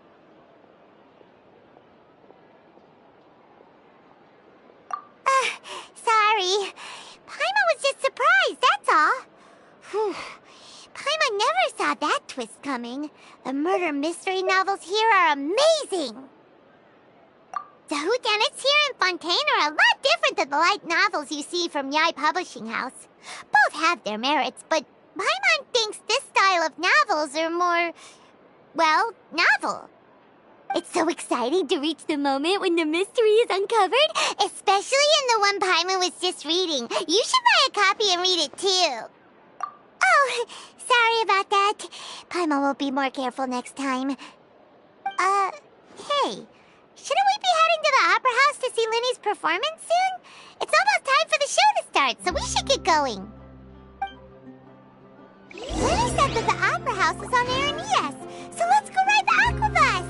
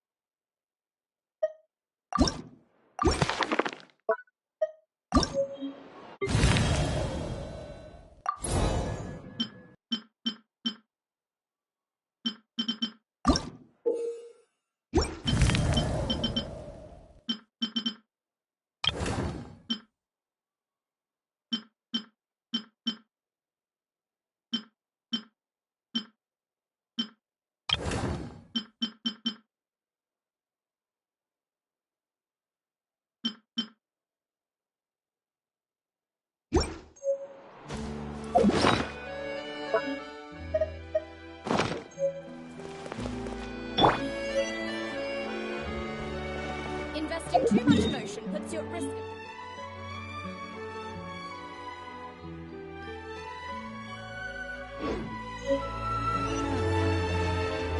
These are the kind of headlines.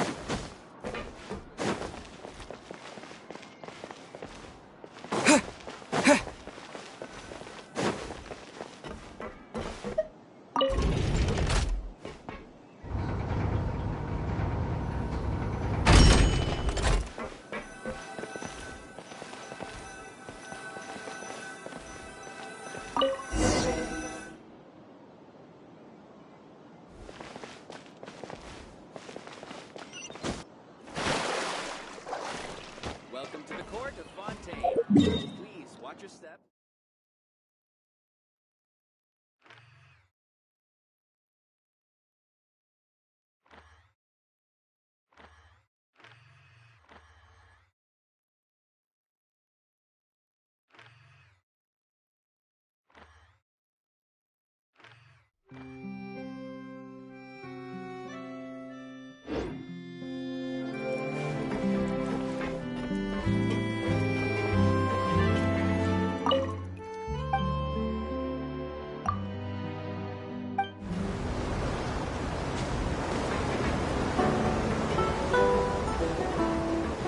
Welcome to the Navia line.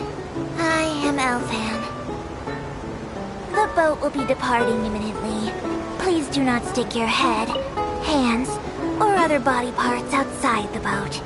The Aquabus operator is not responsible for any accidents or injuries resulting from doing so. Also, please remember to buy the Steambird.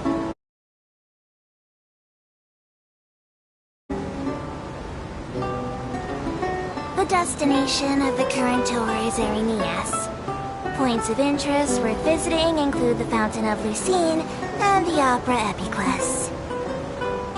If you look to the left in the direction we are currently traveling, you will see the famous Fontaine Research Institute up in the sky. An experiment gone wrong turned new sightseeing opportunity. Human ingenuity truly is a wondrous thing.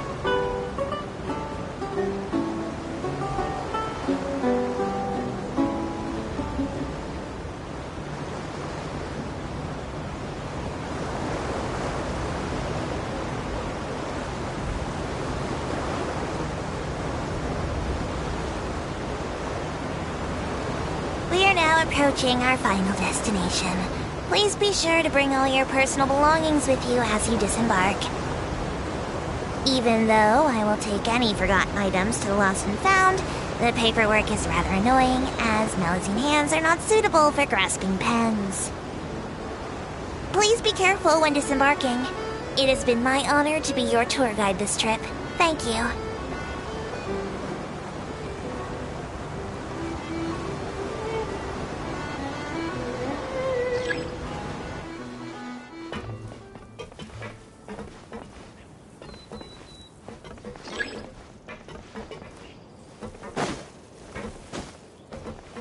The wind rises upon the gale.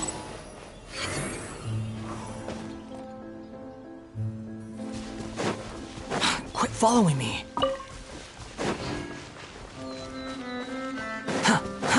Too slow.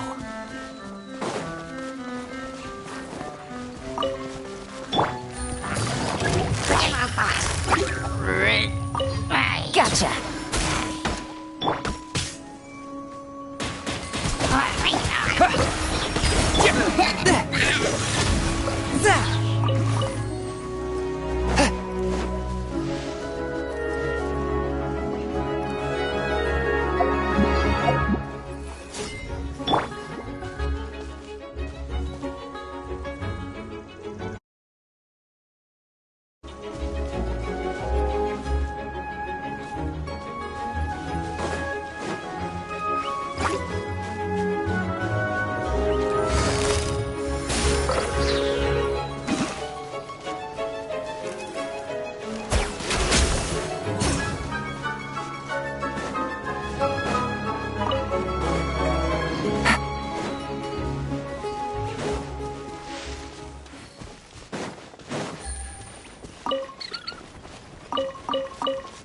Take it easy.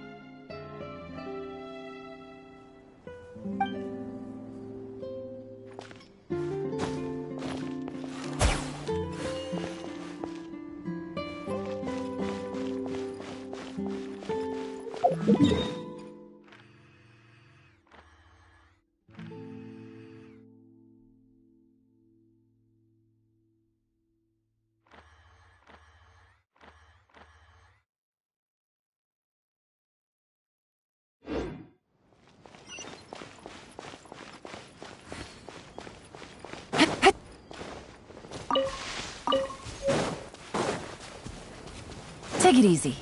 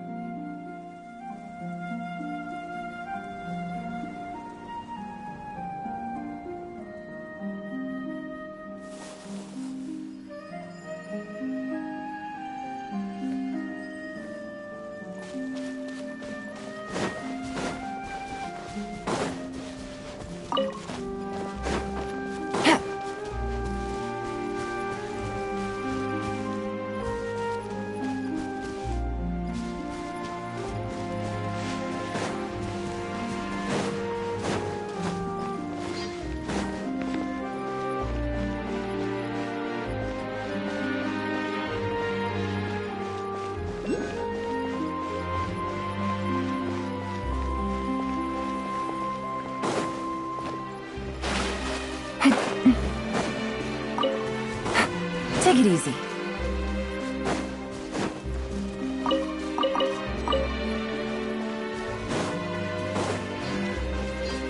Behold! Quit following me.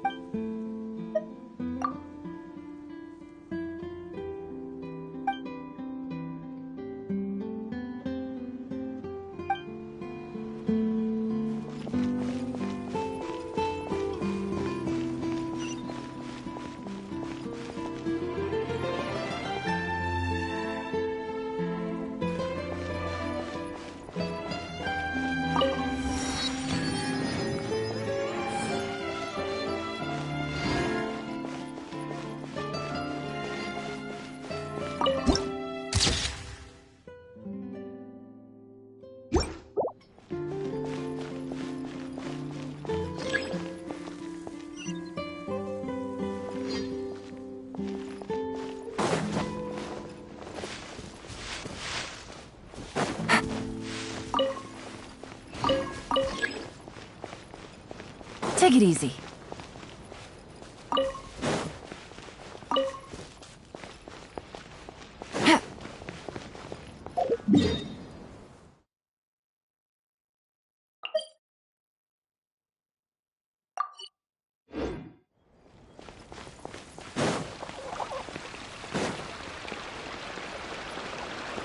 Take it easy. Whoa! Now this is fancy! The Opera Epiclese. What a place to hold a performance! No wonder Lenny and Lynette were looking forward to it. Huh. Looks like there's a lot of people standing around the fountain up ahead. Oh, Archon, please bless us with a bright... I don't know why you always feel the need to ask so much. I'll be happy as long as our child is healthy and lives a peaceful life. I guess if they're our kid, then there's no doubt they'll turn out smart. Maybe this is one of the customs in Fontaine. There sure are a lot of couples here. Vache. What's wrong? Vache. Vache. No, Paimon didn't say anything. Are you hearing things? Welcome to the Fountain of Lucine. All the water flowing through Fontaine converges here. It's customary for newlyweds to come here and wish for children. Ah! Lynette! You scared Paimon! When did you get here? Lenny asked me to wait here for you, remember? Right. What do you mean? There are a lot of people here right now. Hey, you're not trying to scare Paimon, are you? Besides, it's the middle of the day. It's not the time for eerie things. I see. I might be able to tell you something that could help explain the voice you heard. In fact, you might not be imagining things at all. I suspect that what you heard is a result of your hypersensitivity to the hydro element. Others in my family have had similar experiences. It's because of his sensitivity to the hydro element? But what would hearing a voice have to do with elemental power? When do you cry, Paimon? Wait, what? What does that have to do with anything? Just answer me. When do you cry?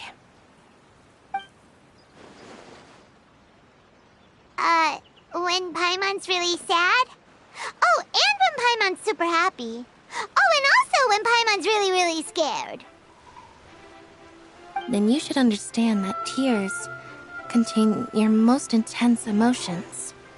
Like I just mentioned, the Fountain of Lucine is where all the flowing water in Fontaine converges. Even the tears that fall to the ground will eventually gather here. So maybe what you heard was the intense emotion coming from someone's tears.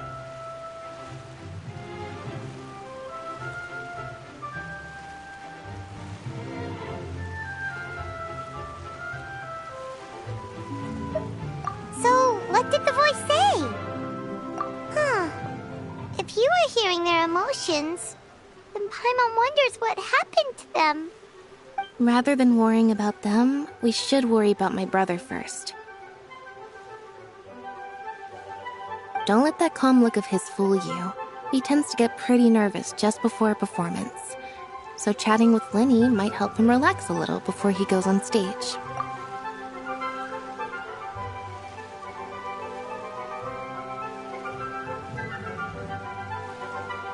Oh, right. That makes sense. Let's go in and see Lenny.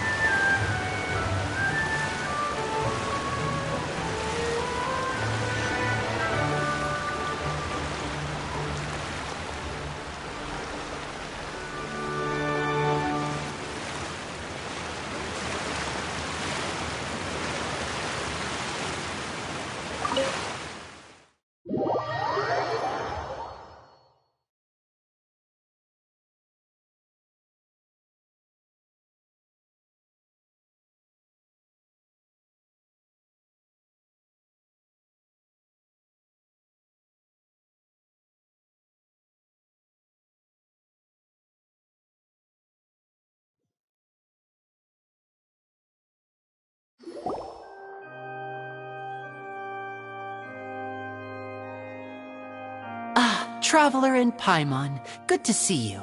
I knew you two would come. Are you kidding? We wouldn't miss it for the world. We've been looking forward to it. I can tell, judging by how early you've arrived. But you're actually right on time. The audience still hasn't started entering the venue yet, which means now is the perfect chance for us to take you to the best seats in the house. Wait just a moment. I'll fetch the tickets.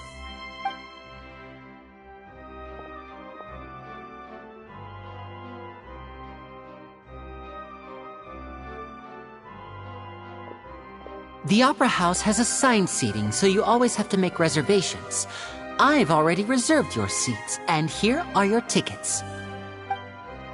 Ooh, front row seats! Thanks, Lenny! Don't mention it. There's no need to keep thanking me. Hey, Lenny!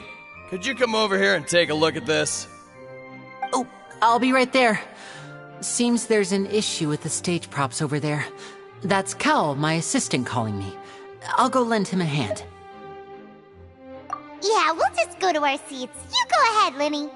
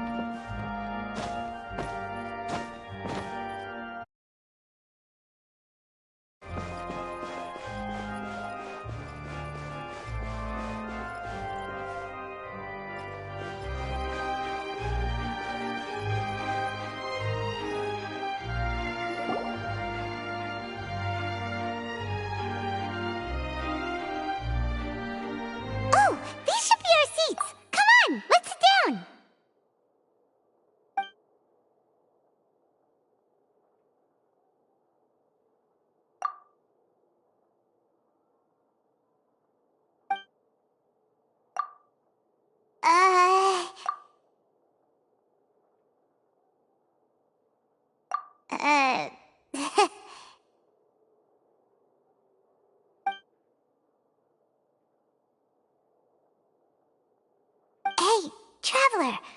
Maybe we should strike up a conversation with the person next to us. Since we're sitting together and the rest of the place is practically empty still, it's kinda awkward if we don't say anything. Oh, you little... Of course you put this on Paimon! Excuse me, I did not realize you felt awkward. I am terribly sorry. I would be perfectly happy to chat with you if that is what you would like. Oh, so you heard all of that, did ya? Boy, you sure have good ears. Paimon thought she was keeping her voice down. Wait, that's not it. Paimon's... Sorry. Paimon's the one who was being rude, talking under her breath like that. So, let's talk, but, what should we talk about? Oh, Paimon's got it. You're also here early and sitting in the front. Are you a friend of Lenny's too? A friend, you say? Well, if Mr. Lenny would like to be my friend, I would be more than happy to reciprocate. Oh, so you're not friends with Lenny then? Oh, this is getting more awkward by the second. Paimon nearly forgot to make her introduction. Nice to meet you. Paimon is Paimon, and this is the Traveler. We just arrived in Fontaine. It is an honor to meet you two. I have heard of your deeds across Tevat. And as required by proper etiquette, I will also introduce myself. I am... Oh, Monsieur Nervillet. What an honor it is to have you here to see my show.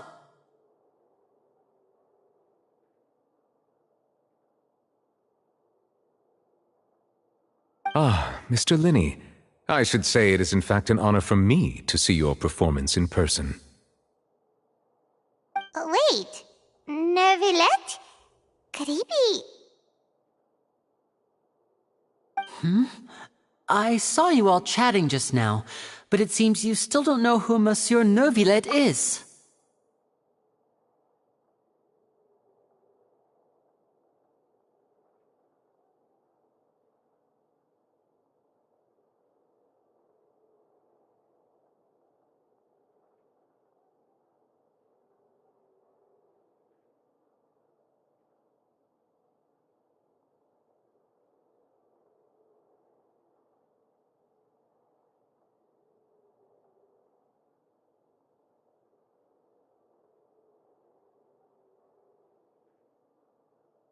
Allow me to introduce you to Fontaine's Chief Justice. That seat is always reserved for him. It wouldn't be too much to say that he's the symbol of justice and honesty here in Fontaine. Whoa! Sorry for being so rude just now. Paimon had no idea you were such an important person. No offense taken. Being Chief Justice is merely what I do for work. Nearly every person has their usual reserved seat, so I'm not so special, really. And by the way, I should probably let you know, even though I would prefer not to. There's someone sitting up there in the VIP seats that has been striking a pose for quite a while now.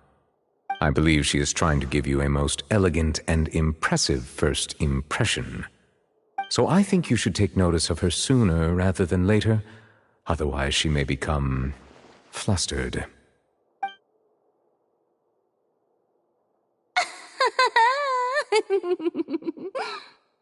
Huh? Oh, it's Farina, the Hydro Archon. Huh. She sure has a smug and satisfied look on her face. Guess she has no idea that you saw right through her act. Very good. That is for the best. No need to pay her any more attention. We may now enjoy the show. Huh? So is this what things are like between the Chief Justice and the Hydro Archon? All right, please wait just a moment longer.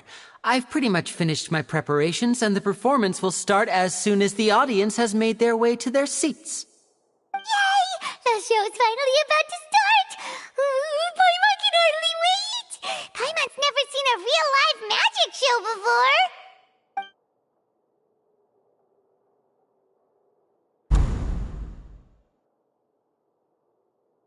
Ooh! They're dimming the lights! The show must be starting!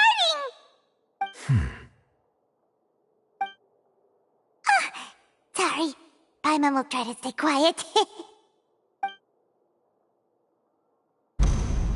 Welcome, one and all, to the Opera Epiclese. I am the star of today's show, Lenny.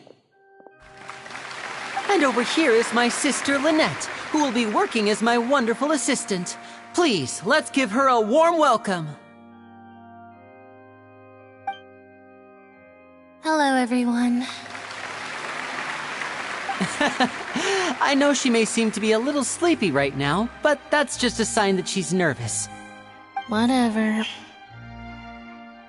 Now, some of you may be thinking, two vision holders who can freely manipulate elements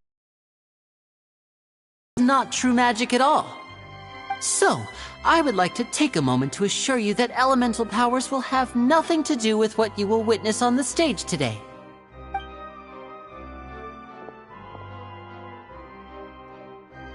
Both Lynette and myself have removed our visions for the show.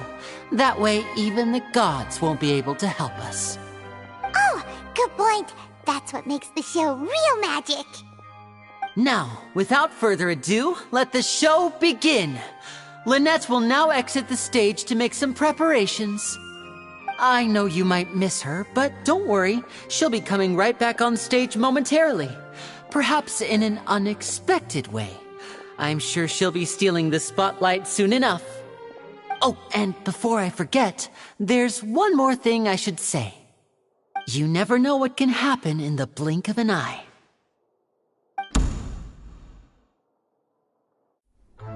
A magician's greatest skill is making things disappear or appear. The possibilities are endless.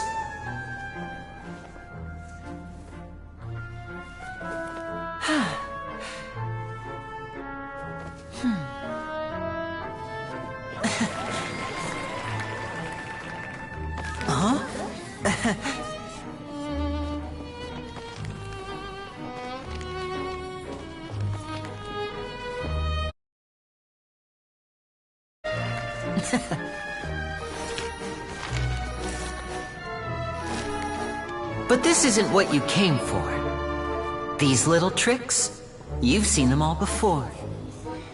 So it's time for something truly extraordinary, don't you think? This one's a little tricky.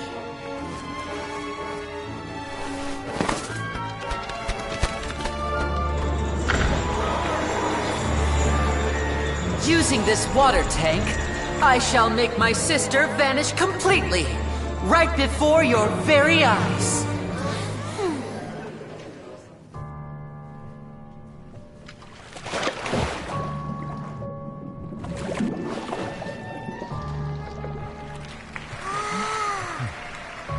It's actually quite simple.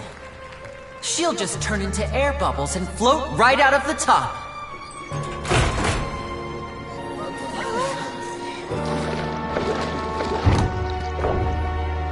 Oh no! I told them to check all the props carefully. With the lid on, even air can't escape. An amateur magician would be getting very nervous right around now. Luckily, it's me on stage, so let me show you what a true virtuoso can do.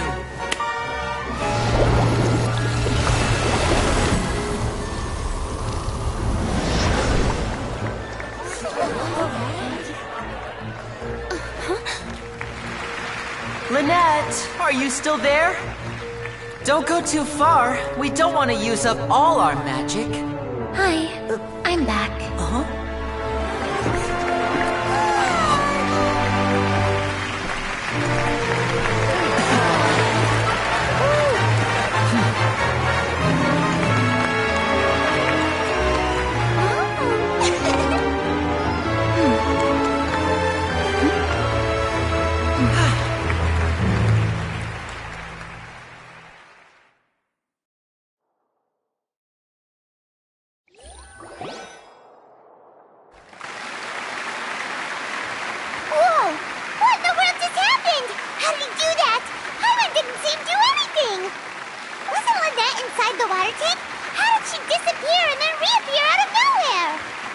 If we could see easily through his tricks, then that would mean that his skills are still lacking.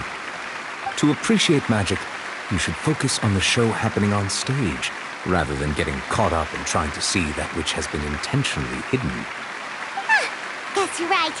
Paimon couldn't believe her eyes when Lynette reappeared. Amazing! Thank you everyone. I'm glad you enjoyed that performance. But our magical journey has only just begun. I've prepared even more astonishing surprises for everyone here. The magic of transformation and disappearance can go far beyond what you've just seen.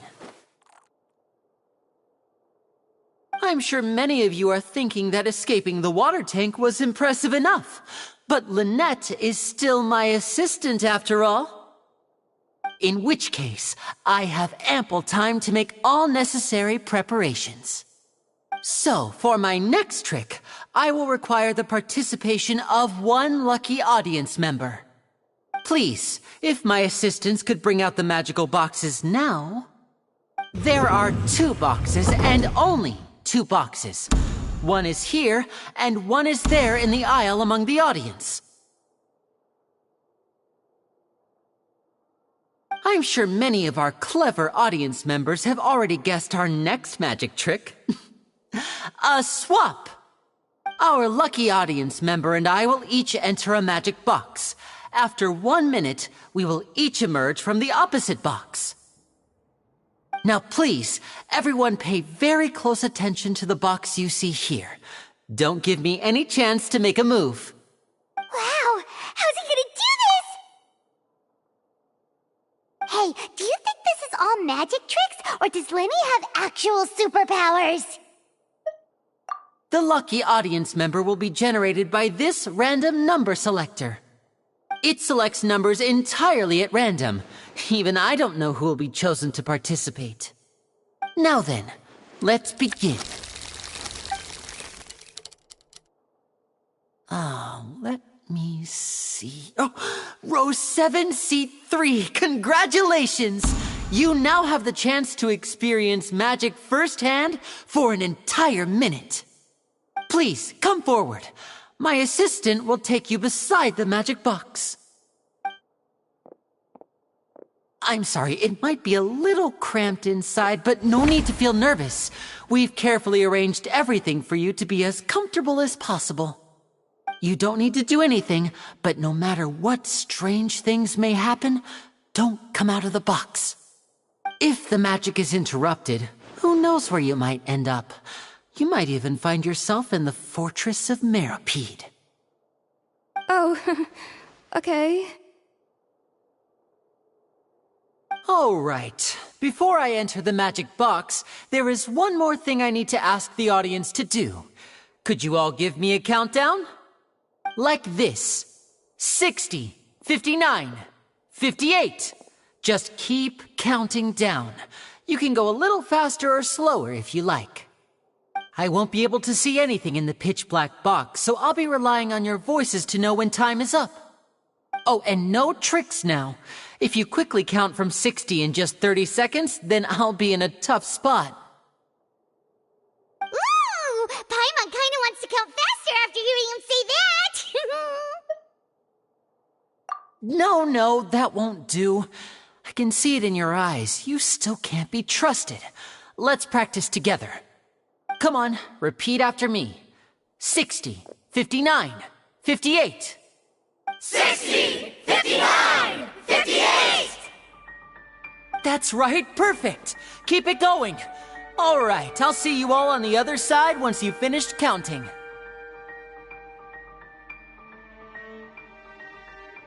54, 53, 52? Huh?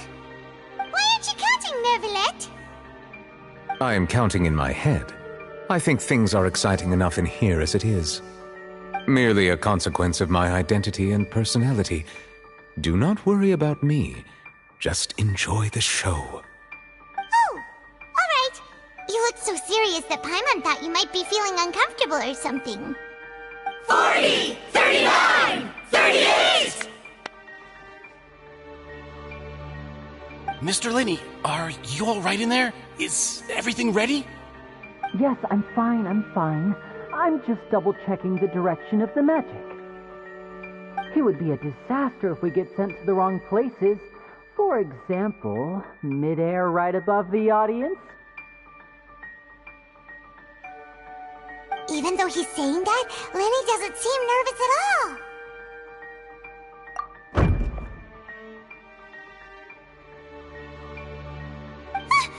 What was that noise? Did you hear it too? Not sure. Anyway, it doesn't seem like anyone's worried about it. 25, 24, 23! What's wrong, Mr. Lenny? I can still hear you moving in there. I seem to have accidentally knocked over a decoration. I'm trying to fix it, but it's pitch black in here. I can't tell left from right. Never mind the decorations. There's no time for that. The show is what's important. No, that's unacceptable. I want my show to be perfect. Don't worry, we still have 20 seconds. Hear them counting? 19, 18, 17! It seems things aren't quite going as planned. I apologize, everyone. It feels like you're all starting to count faster, but that's all right. I know it can be tiring to do such a long countdown. 10 seconds and change is still plenty of time. 10! Almost there now. Whew. Swapping two people is harder work than you might think. Even a master magician like me can't guarantee I'll get it right the first time. Hey, wait! Is this the back one? I can't tell. They both look the same inside. Huh? No, that's not it. I'll try again. 7! Hey, slow down! Honestly! 5! 4! 3! Whoops! That doesn't count! 0!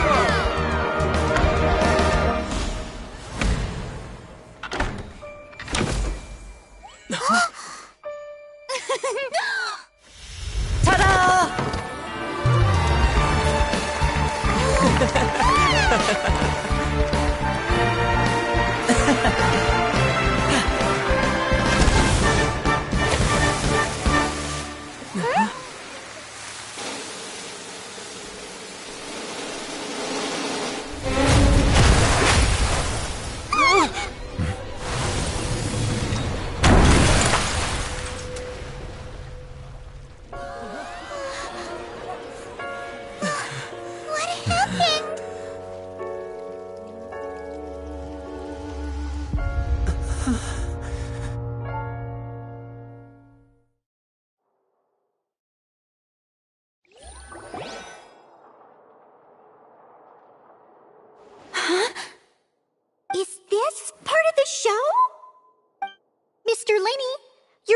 use magic to fix the stage now, right?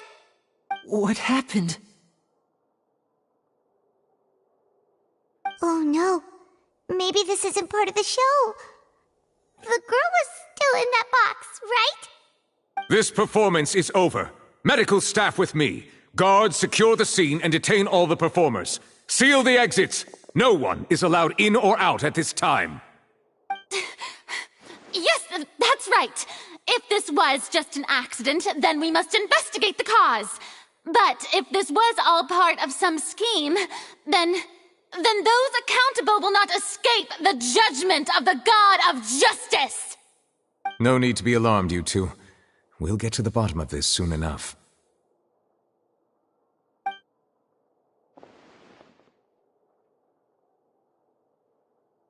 Unfortunately, the person who is in the magic box has been pronounced dead. His name was...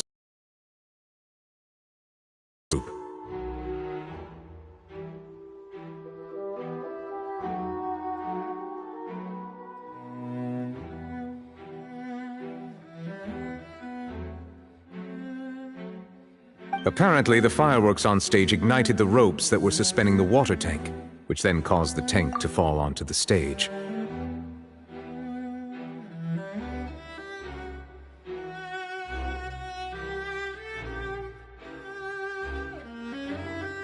As of now, we are still not sure why we found Cowl in the box, rather than the guest from the audience.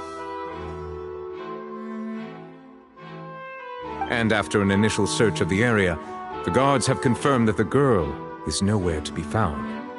It appears that this incident was not merely some mishap with the performance.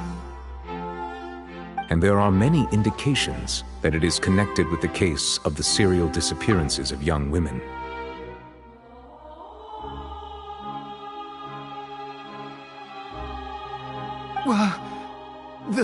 The serial disappearances case?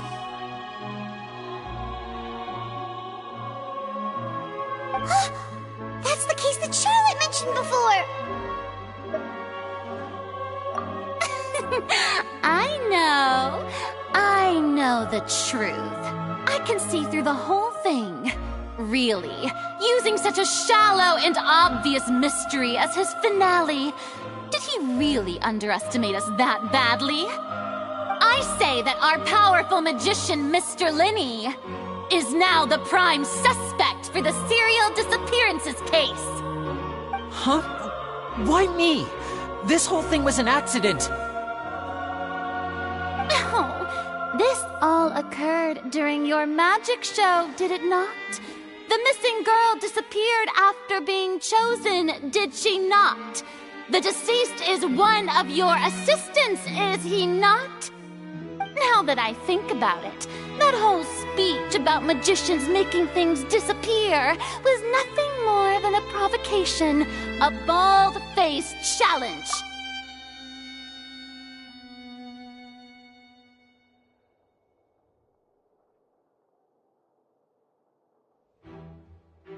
That can't be right! How can Lenny do this? He was in the box on the stage the entire time! We can even hear his voice! Besides, before the show, he told us that he would like to catch the criminal behind the disappearances! He couldn't possibly mean catching himself!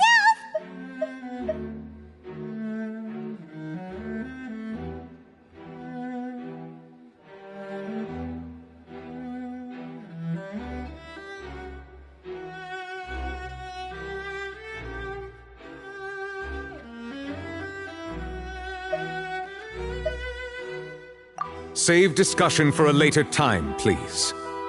Lady Farina, may I assume that your comments just now constitute an accusation against Mr. Lenny and his associates, and that you are pressing charges? Huh? I just think that I think it might be a little early to talk about formally pressing charges. But what Lady Farina said just now makes perfect sense. Looks like she's gonna personally deliver justice. A kidnapping and murder carried out under the cover of a magic show. Lady Farina said it all. I mean, of course, my dear people. But what excites me even more than the obvious truth before our eyes is the opponent I'll be facing. That's right. I mean you, Traveler. You'll support Lenny, won't you? After all, he was the one who helped you the first time we met. Then there's no problem at all. You know, the Traveler and I already had a duel the first time we met.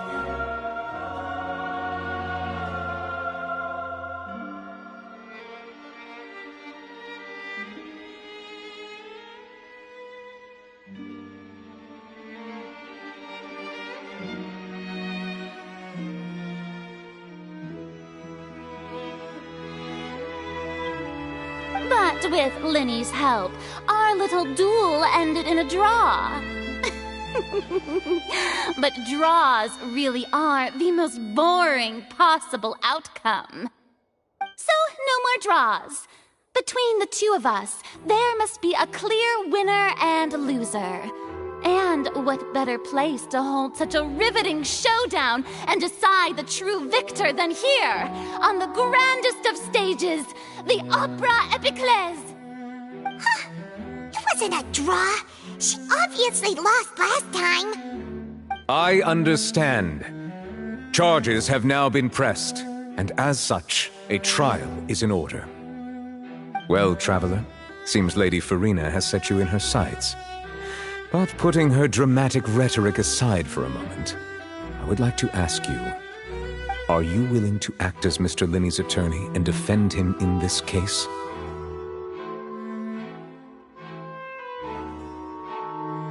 Very well. The trial will be held a day from now in the Opera House. Both sides may investigate the scene to build their cases and search for the truth.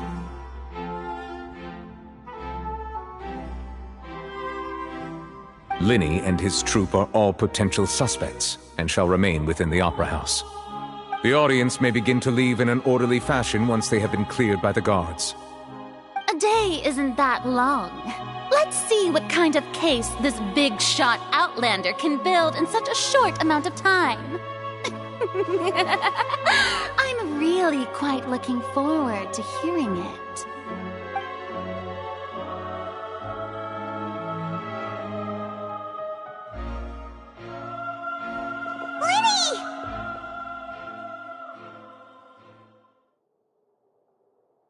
Sorry about everything that happened just now. Were you frightened? Of course! Who wouldn't be scared after witnessing an accident like that? Yeah, I'm a little shaken up myself. How could this happen? And poor Cal.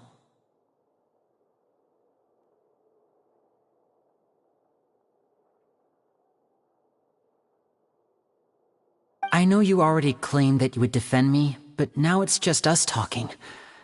Tell me, do you think I could possibly be the murderer?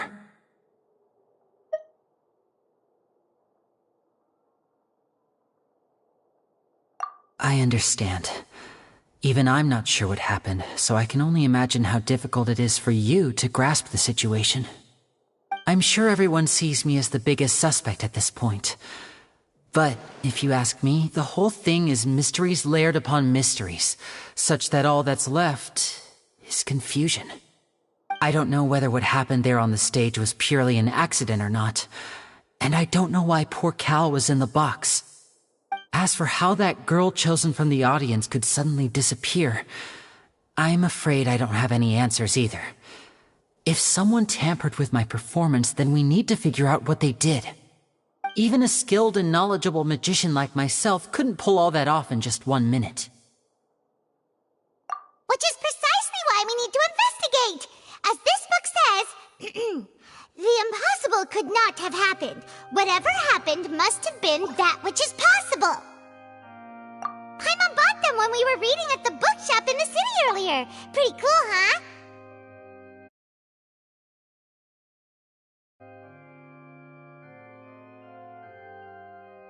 Don't worry, Paimon used her own savings to buy them. It wasn't from our travel funds.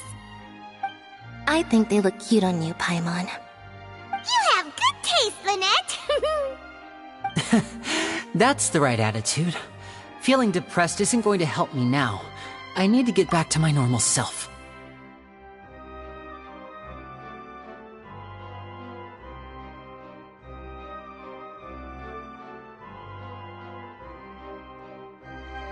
But with the guards watching our every move, it's going to be especially difficult for Lynette and I to prove our own innocence.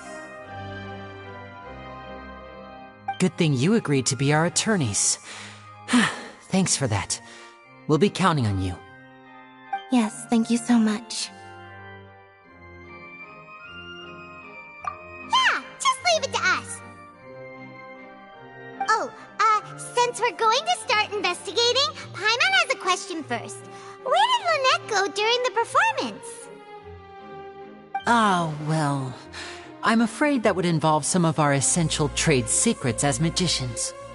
The secrets behind our magic are past saving, Lenny. I suppose you're right. The truth behind our tricks is going to be important evidence that will be weighted during the trial. 'Tis truly a pity. As a magician, our magic show is a work of art. We've poured countless hours and spared no effort in perfecting it. But if revealing our secrets will help you uncover the truth behind what happened, then it will be well worth it. We should go somewhere else if we're going to discuss our magic tricks. We'll go speak with the guards, and in the meantime, you can go investigate the stage and the seating areas. Alright, let's go have a look while the investigation teams are still here. Detective Paimon is on the case!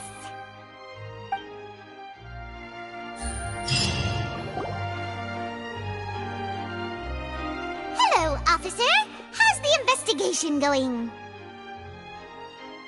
I see.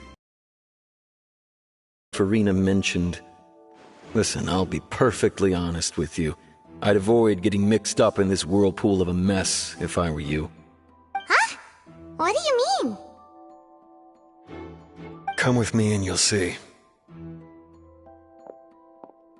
The deceased is one of Lenny's assistants, named Cal.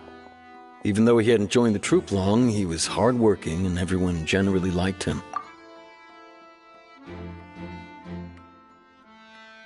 The assistants are usually in charge of setting up and inspecting the props, as well as assisting with the show and keeping the crowd engaged.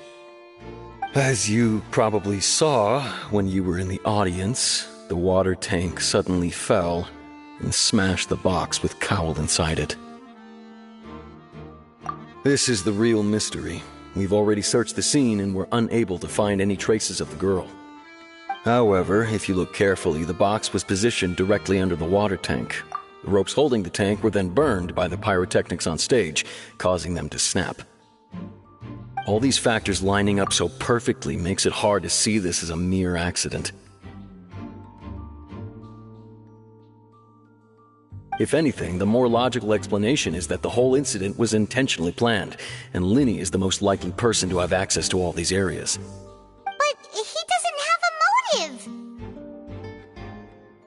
Are you both good friends of his? Well, you can't say we're good friends, but we've known each other for a little while. So in just a short time, he was not only able to win your trust, but even convince you to act as his attorneys. I know there's no such thing as magic. The real trick of a magician is holding the audience in the palm of their hand. I've seen a lot of cases, and I can tell you that people are the least reliable kind of evidence.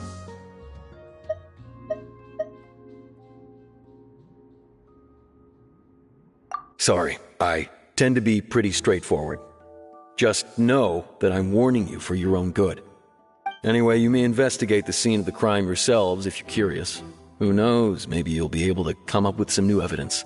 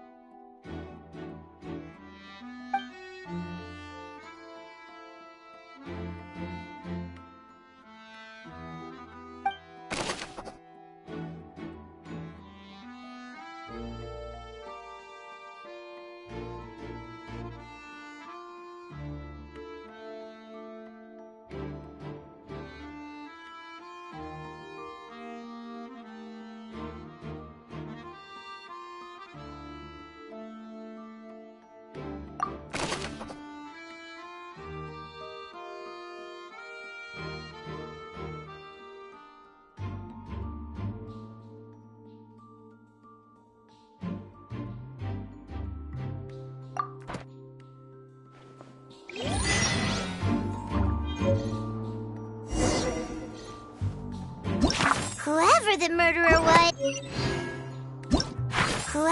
murderer was, they must have made... Whoever the murderer was, they must have made preparations well beforehand.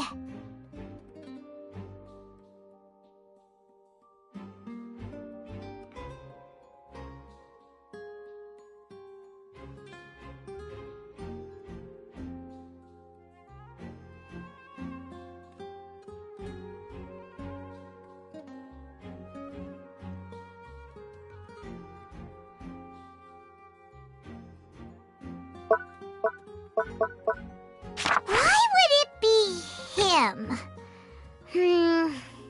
How strange.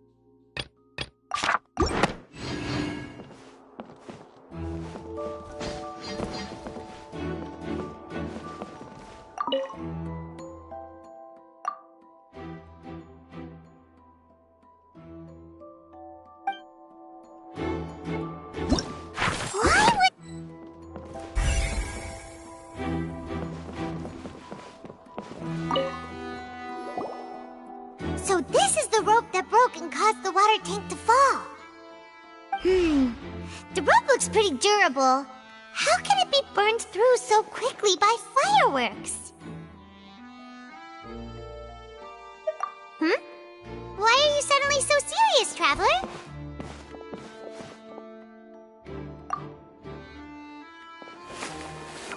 Whoa! Look! This bit is made from different material!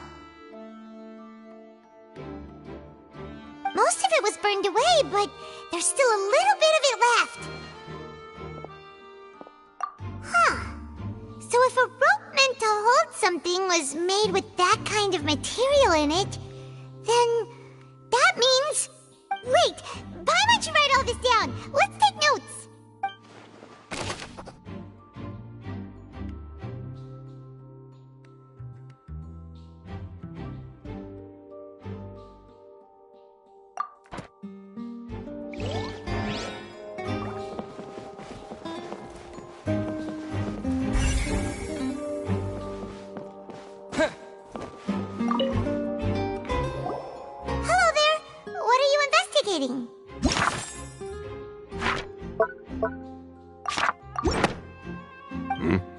Oh, this location has also been cordoned off because the Magic Troop members are currently considered prime suspects. The investigation team is still collecting evidence. The seats were all booked in advance, so we were able to deduce the missing woman's identity by checking the guest list. Sure, it's not like this is confidential information. We will publish it later anyway when we petition the public to help us find the missing person. Her name is Halsey. She's a painter from Fontaine who's made a bit of a name for herself. Apparently, she wasn't a regular at the Opera House, but she'd been feeling some pressure with her work lately, which made her decide to come see the magic show. The Magic Troop members all claim not to know her, and we have looked into her social connections. It seems that she has no personal grievances or conflicts of interest with the suspects. Simply put, she wasn't related to the Magic Troop at all, which matches the features of the previous serial disappearances. Were the victims of previous cases also chosen at random? That's how it seems to us, in any case. Apart from the fact that they were all young women of around the same age range, there really weren't any other connections between them. Okay then. No need to be so formal. If you do happen to see the missing girl, please be sure to contact us. It is of utmost importance that we get to the bottom of these disappearances.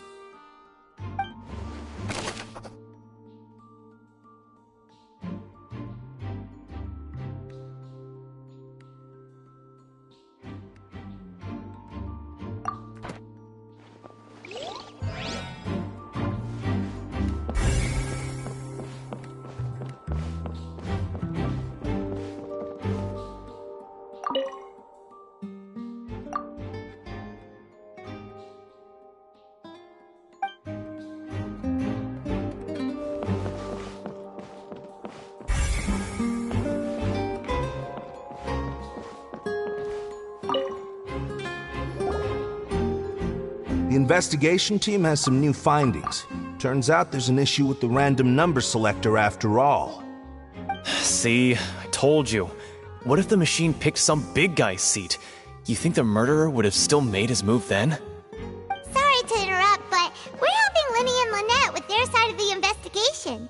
What were you saying about the number selector? There's something wrong with it? You're trying to help them? That'll be a tall order. Lenny used the machine to pick a random member of the audience during his performance, right? The lucky girl that later disappeared. Well, we thought there might be a serious problem with the machine, so we had it taken away for further inspection. It turns out that the seat number it picked wasn't random at all. The machine picks that same number every time. I'm sure you already know that you have to make a reservation in advance to get a seat, regardless of whether it's a trial or some performance. In other words, Lenny knew who would be sitting where from the very beginning. That much checks out. Lenny reserved our seats for us too. Bet you see why I was saying it'd be tough to make a case for Lenny. Even though it's bad for Lenny's case, Paimon had better write it down.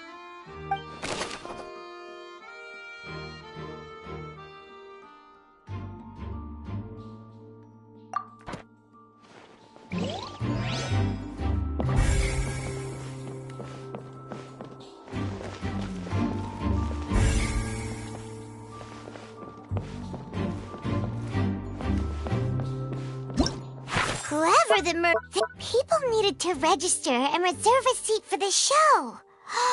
That, combined with this number selector, could allow you to pick a young lady instead of some old fogey. This rope was obviously tampered with. Whoever the murderer was, they must have made preparations well beforehand.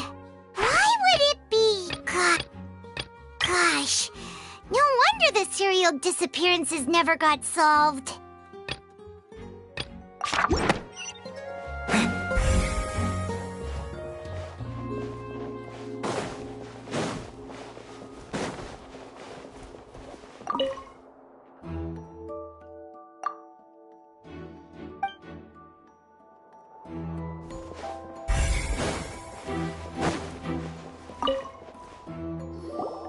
I see that you're investigating the area. Well, it just so happens that I'm interested too. If you find any new and interesting leads, be sure to share them with me, all right? We don't have too many thoughts yet.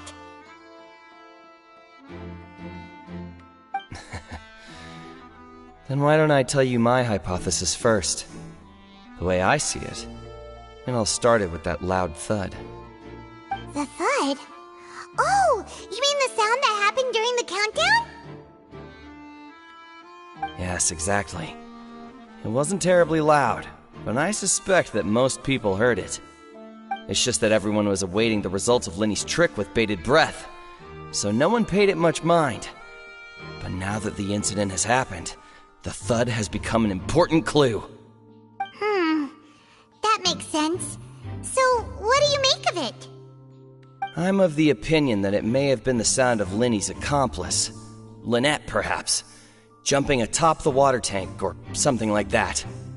And when the pyrotechnics went off, she cut the rope, sending the water tank crashing down. But wasn't the noise we heard too loud for that? Perhaps the balance wasn't right, leading to a particularly rough landing. Oh, that's true. I suppose I must reconsider. That does remind Paimon, though.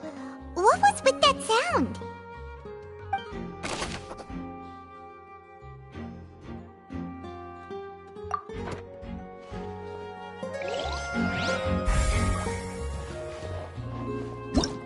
Why would it be? We all heard that noise, didn't we?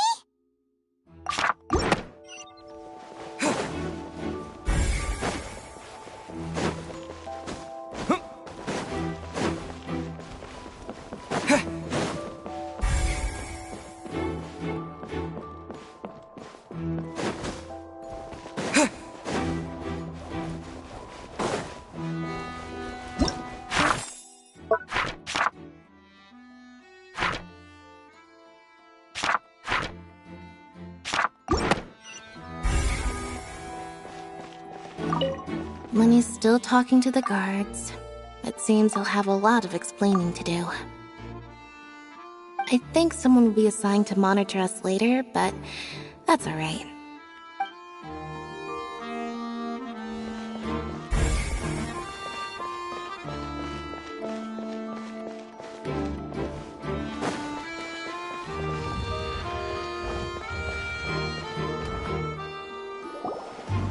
Hey, you! Yes, both of you! Over here! I've been keeping an eye on you for a while now. Huh? You mean us? That's right. If I'm not mistaken, you're also among those who wish to cut down the thorns and pursue the truth. No? And by the looks of it, you're not from Fontaine. Well, you're right on the moor about that one, but who are you? Have you never heard of the Spina di Rosula? From mediating disputes and providing protection to solving conundrums, you name it, Spina di Rosula does it.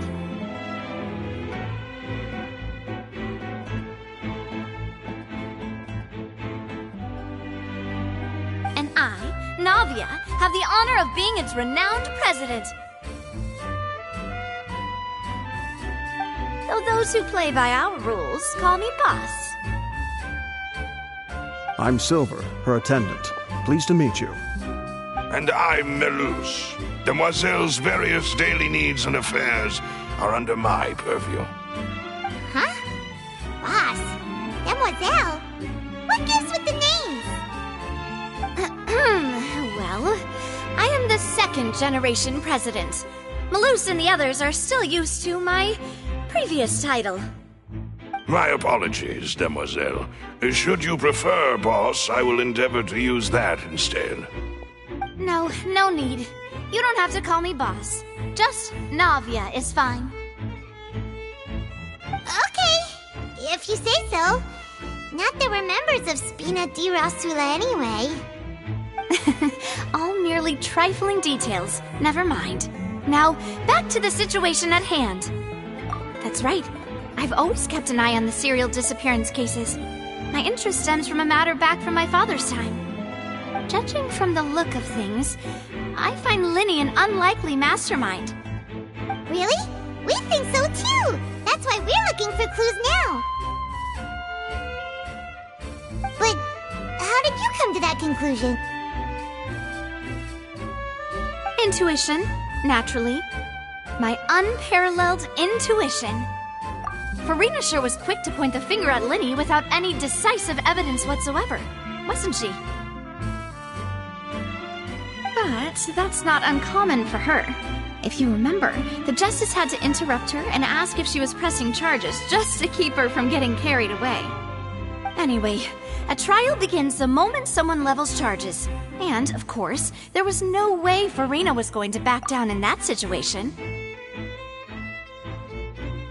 Sounds more like you just don't trust the Hydro Archon. Well, what's your opinion? I must admit that she can be interesting at times, but liking her doesn't mean that I'll blindly agree with her. All right, I've answered your question. Now, it's time you answer mine. Wait a minute, did that answer count? Well, I say it does. But don't worry, you won't hear any pointless questions from me. In your opinion, do you think it's right to treat a trial like it's an opera? Well? And why would that be?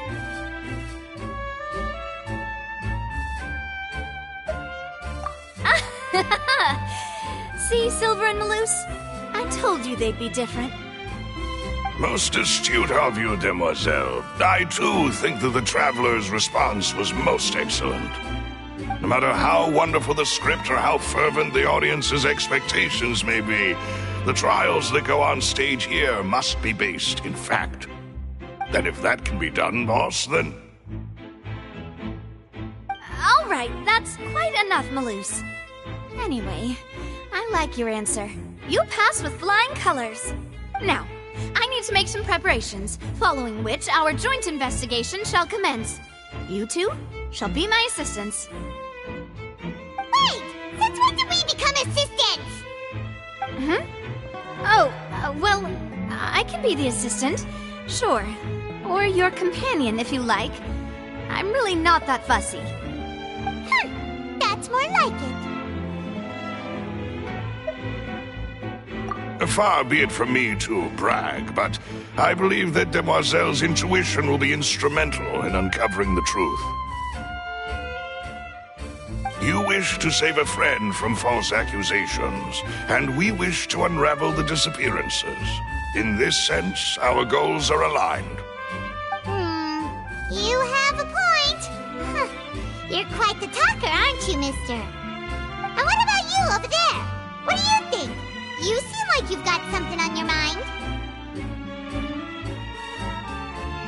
I have nothing to add. Oh, alrighty then. We'll be making some preparations first. Just be sure to let us know if they start revealing Lenny's tricks. Thanks!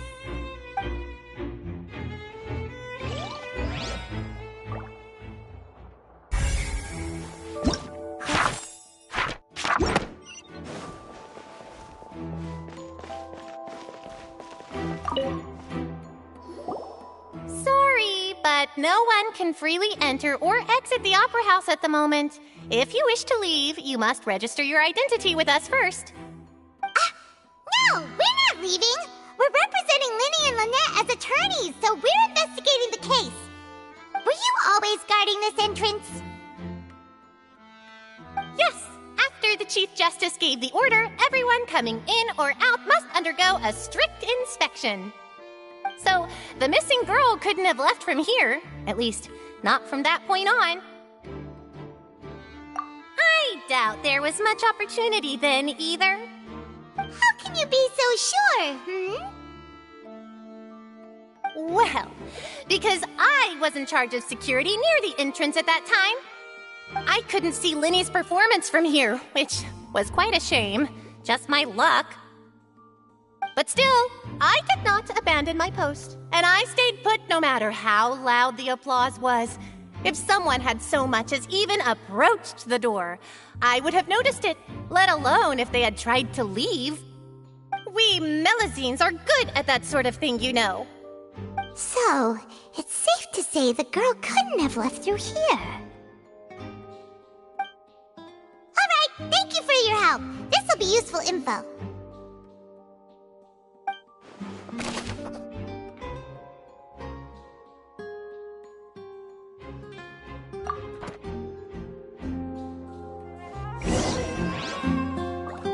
Everything of note here at the performance venue. Paimon wonders how Lenny's discussion with the guards is going. Let's go see, shall we? Ooh, things are getting interesting, huh? We're about to see how magic is made.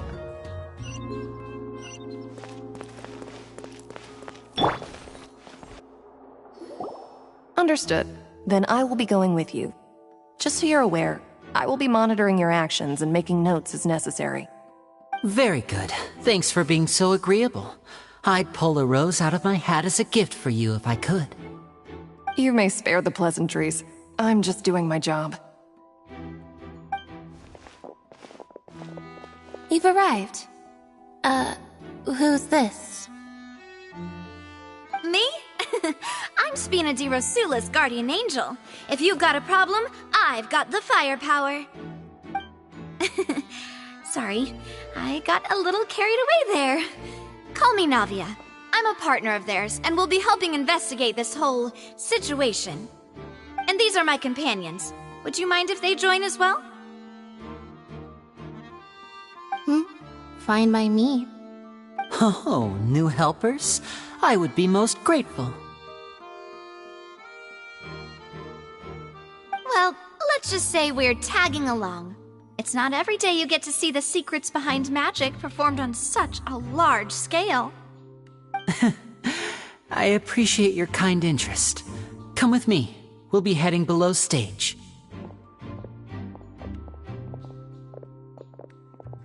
Huh? Below stage? Yes, a world of secrets is hidden beneath this magic box, prepared specifically for this switcheroo trick. But before I reveal everything, you should have a look first. Notice anything strange here?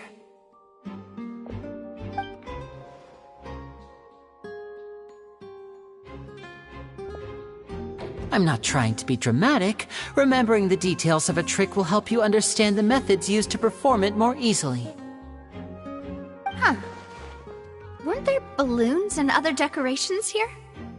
Where did all that go? Ah, good eye. That said, you're still far from discovering the answer. The back? You mean the inside of the door? What's different about it? Paimon didn't notice anything. Very good indeed. I thought you might not be able to catch that, given that you were sitting in the first row. The back of this door was patterned. Those patterns are now gone, replaced by a smooth wooden board. So, if you put 2 and 2 together, what do you get?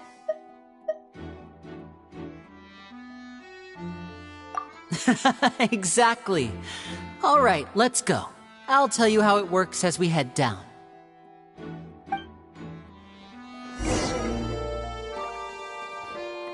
Oh, so there was a passageway under the magic box!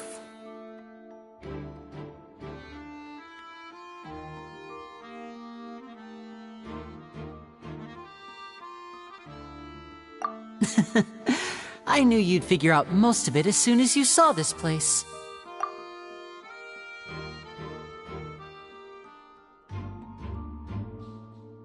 The 2 magic boxes are positioned right above the 2 entrances of the tunnel. See this flatbed trolley? The box with the lucky audience member in it would be shuttled over to the other side using the trolley. This trolley can raise and lower and even rotate, ensuring that the box will face in the right direction. I see. So that's the purpose of the box inside another box. Precisely. The inner box would descend after the audience member was put inside and be moved along the trolley, all while the outer box would remain on stage as if nothing had ever changed. So that's how you did it! Once the box was lowered, the trolley would store some energy through this device here, with which it would complete the rest of the steps. The audience member would only be able to feel some slight movements in the dark, and by the time she walked out, she would already be back on stage. Right! You were talking that whole time, and you even came out for a moment near the end! Ah, yes. A phonograph operated by Lynette was used. My assistant and I had already scripted our conversation beforehand. When the countdown began, I had already gone to the opposite box via a tunnel using that ladder. And what about Lynette? Where was she? I was in the mezzanine space in the back of the box. Oh, interesting! That's how we were able to coordinate Lenny's lines with the assistant. And, by the way, I was the one who walked out of the box at the end. I mean, we are twins. All it takes is a change of clothes and no one can tell who's who.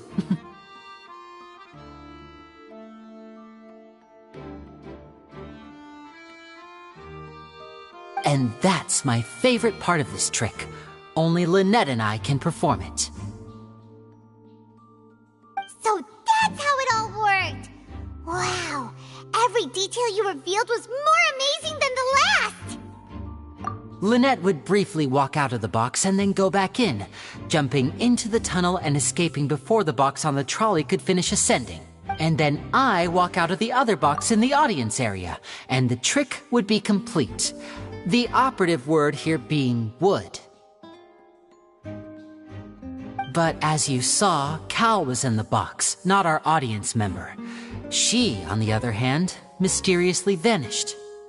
We really don't know how that happened. If not for that interlude, this would have been an astonishing trick. I probably never would have figured out how you pulled it off. And yet, to think that someone was able to use this magic trick to commit a crime. Could we have a look around? I think we can come up with some more leads. This is the scene of the crime, so Lenny and Lynette are not permitted to stay here. I'll escort them back up. Yes, of course. No need to be so strict now. I won't disappear into thin air, you know. Thanks, everyone. We're counting on you.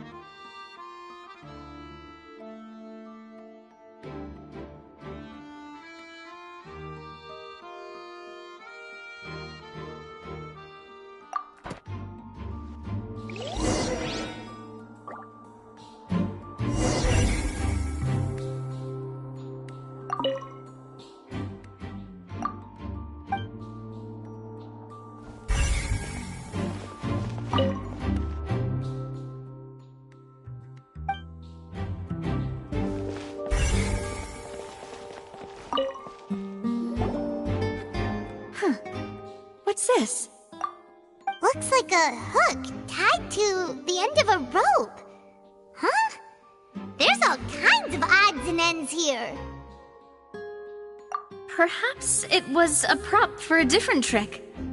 But why would it have been left here? Whatever it is, let's make a note of it first.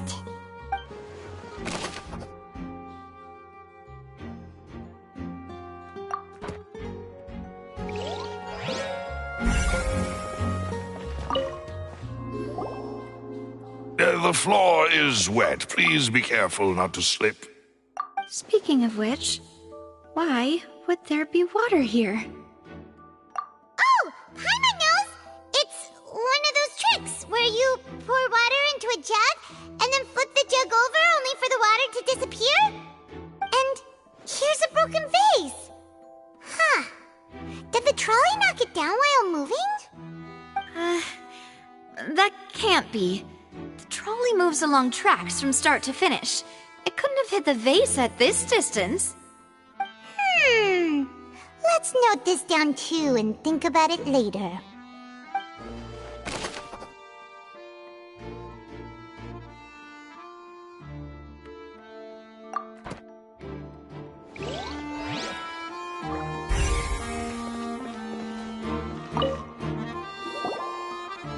Oh, these are the clothes that the lady chosen from the audience was wearing, right? Her clothes are here, but she's nowhere to be found.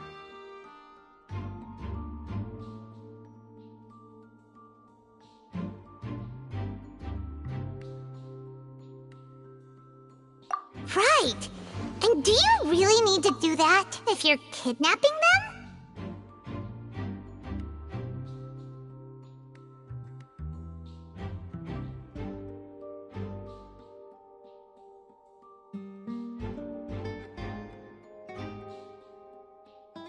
Ugh, this is so confusing. Paimon doesn't want to be a detective anymore.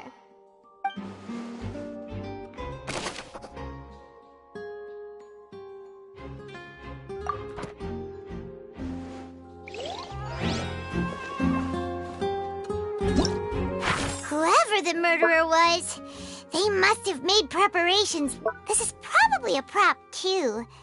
Oh, looks like it could hook onto a lot of things. Like the Traveler's fishing rod!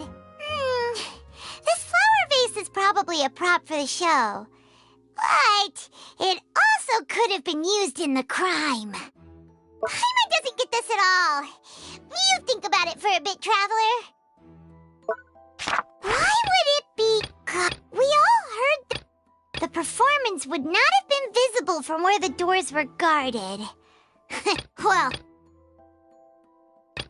the performance would not have been visible from where the doors were guarded. If Paimon were on duty, she would have snuck back into the audience seating.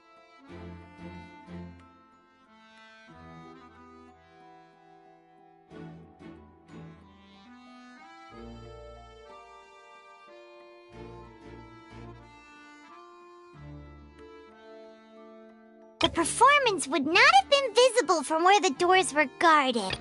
Well, there was no chance Paimon could have seen that the box had 2 layers. And that's why only the 2 of them can perform this trick. Digging a tunnel just for a magic trick? Whew, that must have been a lot of work.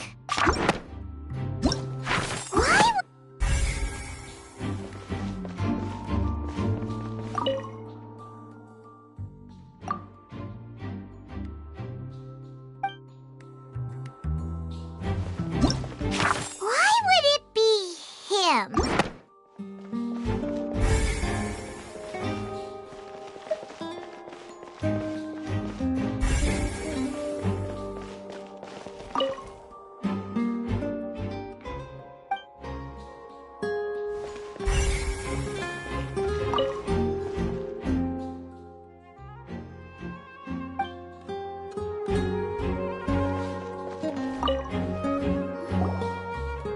What is this place? It seems someone could fit through here. Huh. Could this have been the suspect's escape route? Alone, perhaps. But if they had to pull another person with them, the space would be too narrow. But there are no other ways in or out of here. Oh, you're right! Let Paimon write that down.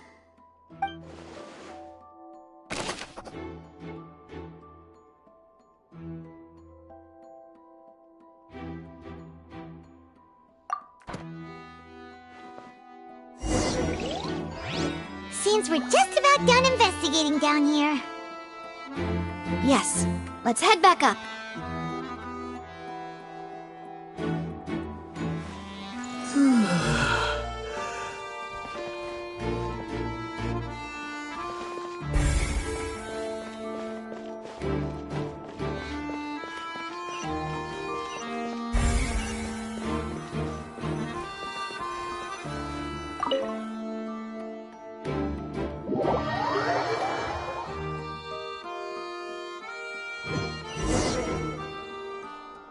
Well, we've ascertained the state of the crime scene. Let's find a place to sort out our findings once Malus returns. Seems to me that there are several things that don't add up here. Apologies for the wait, demoiselle. So, what did the guards say? Did the criminal escape through the vent? They believe the odds of that are very low, since the vent leads to the Opera House's basement. The guards have checked the area carefully. No one left through the basement during the performance or after the incident, and no one was found hiding there. So the tunnel's become like a secret chamber then! You know, like the kind you usually see in novels! The plot thickens. Halsey's disappearance and Cowell's death are both quite inexplicable. No wonder Farina was so confident in her accusation. All the current evidence points toward Lenny and Lynette. In other words, the charges are very likely to be upheld unless we make some considerable progress. Charges and then trial. So if the charges are upheld, they'll announce a sentence? That's right. This is how a trial goes in the Opera House. During the proceedings, the Chief Justice and the Oratrice will hear statements from both sides. That's right. This is how indemnitium is produced. The statements from both sides, the defenses from attorneys, witness testimonies, and even the audience's emotions will all be projected on the Oratrice. To put it simply, it's as if the Oratrice has its own will, and is a judge in its own right. This also precludes any kind of favoritism on the part of the Chief Justice. Not that this has ever happened anyway. Once both sides have finished speaking, the Chief Justice will make his final decision. This, too, will be used by the Oratrice as a reference. Then, finally, the Oratrice will be consulted by officials. The result it returns is the will of justice itself. Huh? So that machine is the one that actually decides? Paimon thought Neverlet called the shots. In practice, there is very little difference. Both have... Which is why people have great faith in the Chief Justice. Ah, yes, the guards also asked me to convey that none of us will be allowed to leave this place before the trial. Huh? Why? Because we've chosen to act as the twins' proxies. That makes us persons related to the case. They're concerned that we might be colluding with outside parties, or that we might find outside help to disrupt the case. And even if that were not so, it could prove problematic if we happen to spread key information about the case ahead of time. I'm ready to break out at any time. Whoa! There's no need for that! Paimon thinks they have a point. That said, are they providing food? Of course. I just hope you don't mind the lack of options. I'm afraid that catering to all tastes is not in the cards, nor is any guarantee of balanced nutrition. In that case, let's just sort out our findings together here. Pity. I was hoping to take you to try some of Fontaine's famous desserts, too. I mean, what better way to properly think through our findings than over some tea and sweets? Huh. Breaking out suddenly doesn't seem like such a bad idea after all. Just kidding! Paimon will still do her best, even if there are no snacks. What do you mean, no snacks? Of course we'll have snacks. If we cannot buy some, then we'll simply make some. Huh? Here? But how? Understood, Demoiselle. Everyone, please come with me.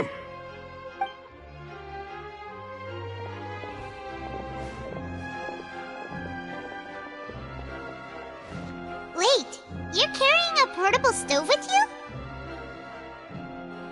Yes, I must be prepared to meet the Demoiselle's baking needs whenever the fancy strikes her. I have eggs, sugar, and almonds at the ready. Good work, you two. Then I'll get to it. Please sit tight for a moment. You'll get to taste my awesome snacks soon enough.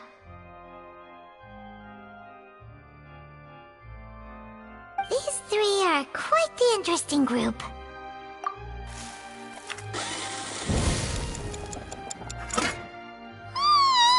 And Paimon thought it smelled good while it was still in the oven! Oh, it's even better now. Paimon can't stop drooling. From the way you had these two guys carrying all that stuff around, Paimon thought you'd have them do more during the baking process. But you ended up doing the entire thing by yourself! Beating the egg whites, grinding almonds, everything! I was applauding.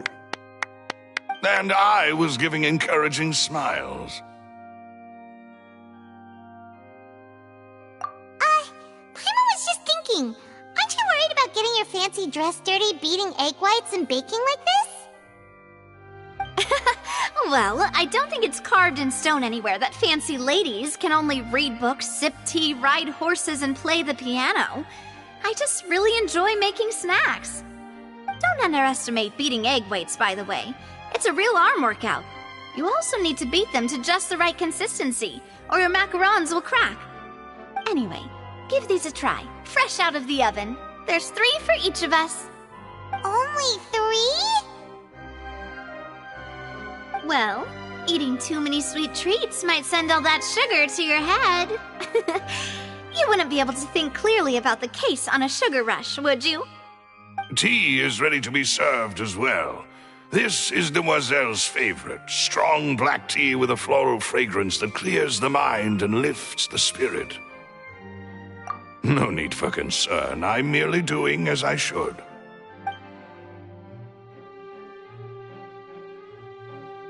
Alright then. Down to business. As Paimon mentioned previously, the tunnel seems to be something of a secret chamber. However, we can assume that Lenny and Lynette were not alone within it. Some criminal also occupied its sealed confines. The magician twins could have committed the crimes, of course, but they lack any logical motive. Exactly! Why would they do such a thing right when everyone was watching? The flower vase and the thud we heard during the performance could indicate some altercation between Halsey and the criminal in the tunnel.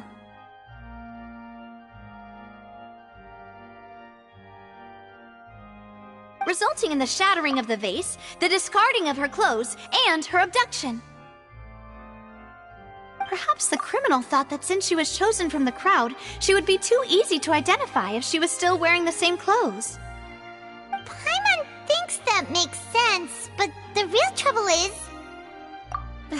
True. None of the clues we found thus far support the existence of this third person.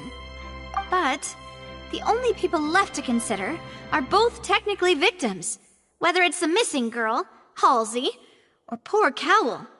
Huh. Could Halsey have secretly made modifications to the magic props in order to murder Cowl before making her escape?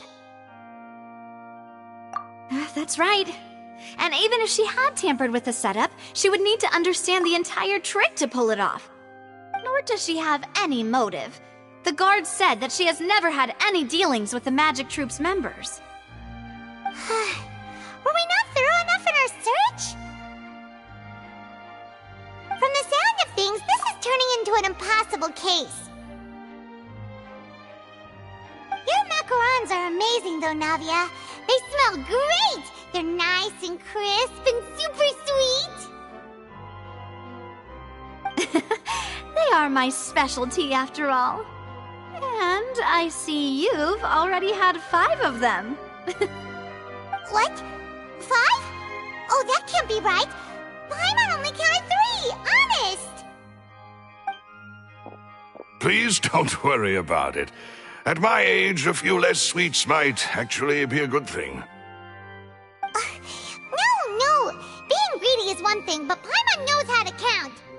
Besides, Paimon knows that if she ate too many, then others wouldn't have enough. Wait, even you don't believe Paimon? How could you? If Paimon ate those 2 extra macarons, then may they turn into stone in her stomach! All right, we get it. Well, I suppose one of us might have gotten too engrossed in our chat and eaten them by mistake. No big deal. Malus, set up the stove again if you would. Huh? What are you doing? Making sure everyone gets 3 macarons, of course. Exactly. We don't want to trouble you. As you wish, demoiselle. And I have the egg, sugar, and almonds. Well, this really is your hobby, huh?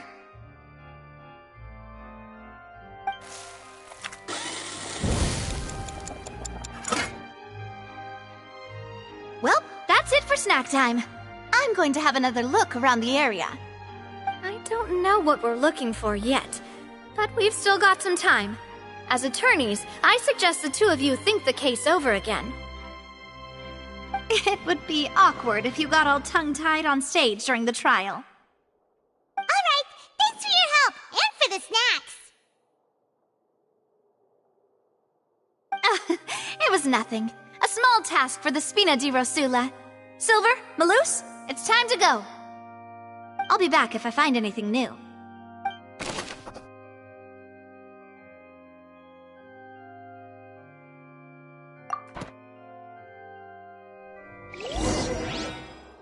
Alright, it's time to put our heads together. We've got to get our defense ready for the trial. Oh, it's probably gonna be a long and difficult case. There's no point in worrying about that now. We just need to prepare. Here, take Paimon's notes. They should help you review the situation.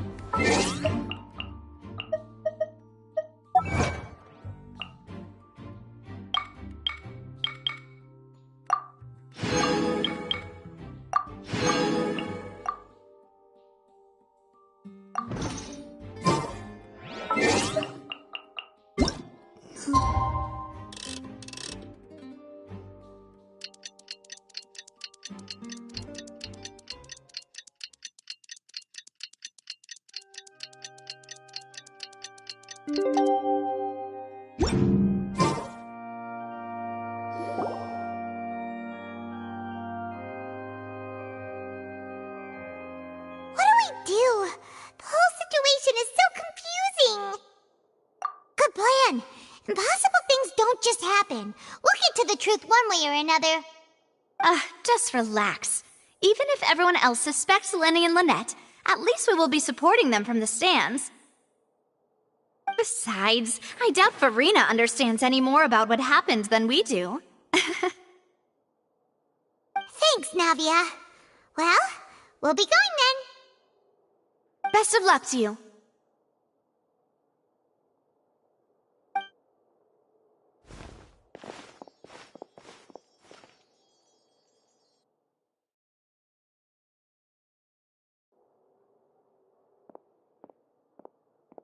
Ah, finally, you're back. Well, how did your investigation go? To be honest, you might be disappointed. No. We're already very grateful that you were willing to help. Well now, don't you all look disappointed.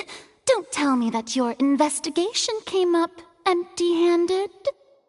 That was to be expected, of course. The guilty can never produce proof of their innocence. But don't let that stop you. I shall be terribly disappointed should you, my most anticipated foe, concede so easily. Since both parties are present, I declare that the trial regarding the magic show incident is now in session. Firstly, in order for the audience to understand the causes and results of the incident, could we please have Mr. Lenny explain the trick? Yes, of course.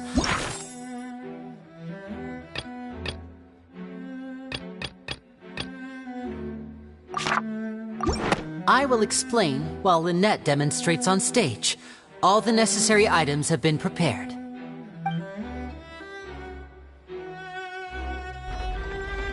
Thank you, Mr. Lenny. In that case, I take your statement to be that you ran to and remained hidden within the magic box in the audience stands once the trick began, and thus could not have committed the crime. Is this correct? Yes, that's correct, Your Honor. In that case, I call upon the prosecution. Lady Farina, do you wish to refute his statement in any way? Why, of course I do. Allow me to take the first shot and break this case wide open. Mr. Lenny is clearly lying. There is no way you could have been in the box the whole time if you were to abduct Halsey and murder Cowell. In fact, I'd say you were hardly in that tunnel at all. That is simply your hypothesis based on the presumption that I'm guilty. Oh, is that so? And if I may ask, what did you hear while you were inside your box? The roaring countdown of the crowd, of course. That's how I kept track of the time and built anticipation for the finale. And you didn't hear anything else at all? Nothing that might leave an impression of any kind? No, nothing. I see. But when the count reached 30 seconds, one so loud that I believe practically everyone heard it. Huh? Hey, Something's not right here.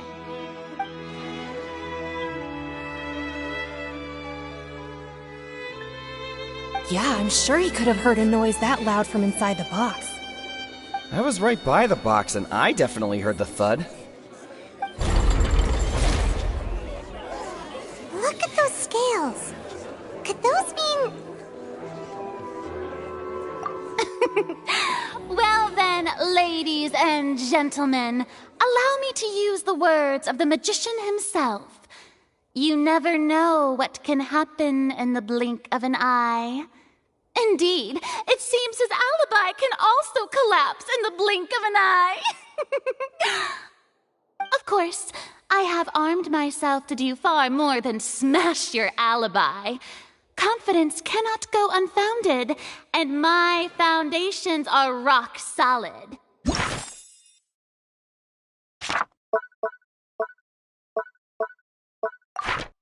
Tell me, aren't you and Lynette actually from the House of the Hearth? The House of the Hearth?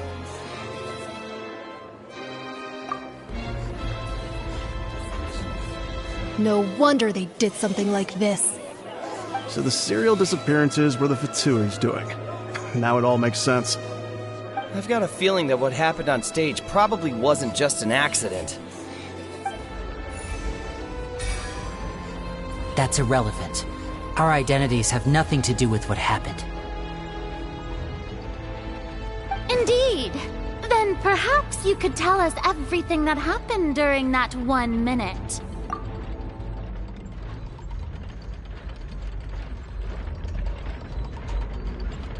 Your first priority is to prove yourself innocent after all. I'm sure there is little that needs to be kept secret now. Unless your script already has holes in it. The Outlander is speechless. My, oh my, don't they look flabbergasted? Now comes the infighting and discord, I suppose. This was almost too easy.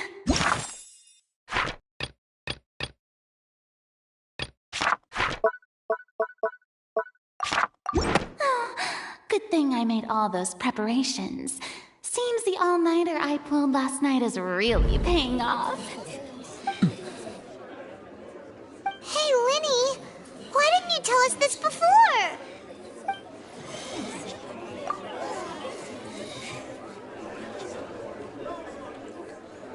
Order! Order! Mr. Lenny, allow me to re-establish the facts. Lady Farina has raised 2 points. First, when the thud was heard in the Opera House, you were neither in the box nor the tunnel. Second, you and Ms. Lynette are both members of the House of the Hearth.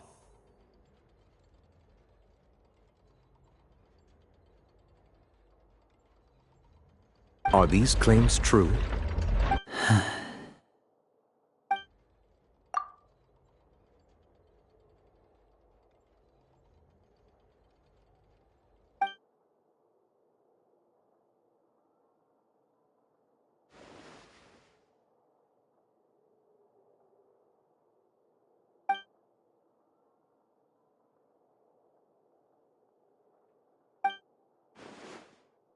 Please answer my question, Mr. Lenny. I'm sorry. Yes, they're true, Your Honor.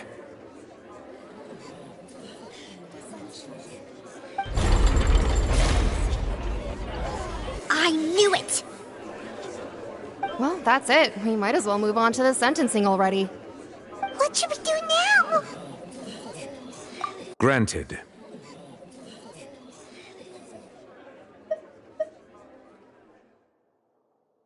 In that case, what is your request?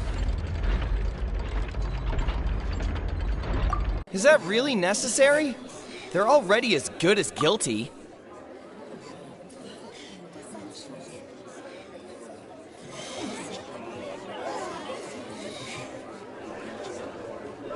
The defendant deceived their own attorneys.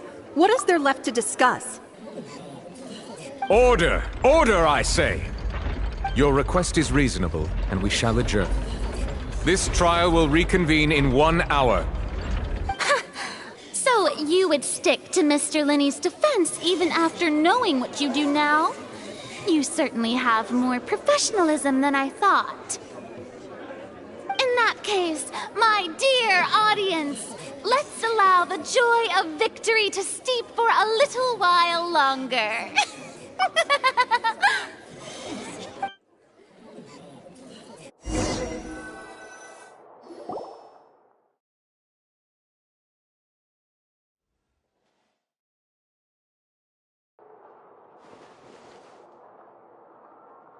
Well, this is awkward. I didn't think the Hydro Archon would dig all that up.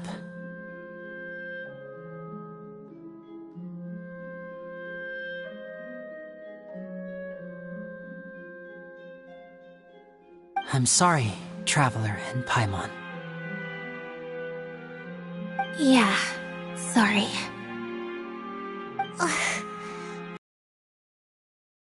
We trusted you two!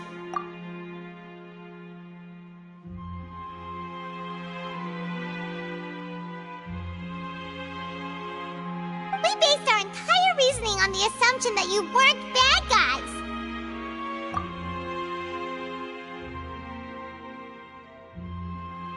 Not to set the wrong tone or anything, but Paimon's really mad! I'm very sorry. I know you're angry, and reasonably so, but please, let me explain. I know you've clashed with the Fatui several times before. I wouldn't be surprised if just hearing the word is enough to make you upset. But our organization is very, very large, and the Harbingers have very different personalities and goals. Right now, we want to save people. As many as we can.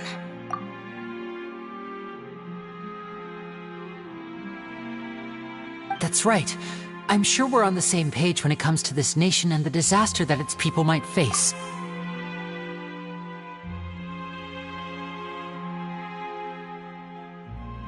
I knew if it weren't for our respective identities, we could become good friends. That's why I didn't wish to flat out lie to you, but chose to hide some details instead. The truth is very important, but being completely transparent about everything would see us spending more effort than we need to. Right. So, you be the judge. Heck, if I were you, I fear that I'd even struggle to trust me at this point. You met a Fatus who works as a magician, a trickster by trade. All by coincidence, too.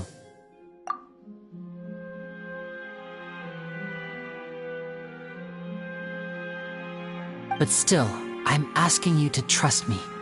I am no criminal. At least, not in this case.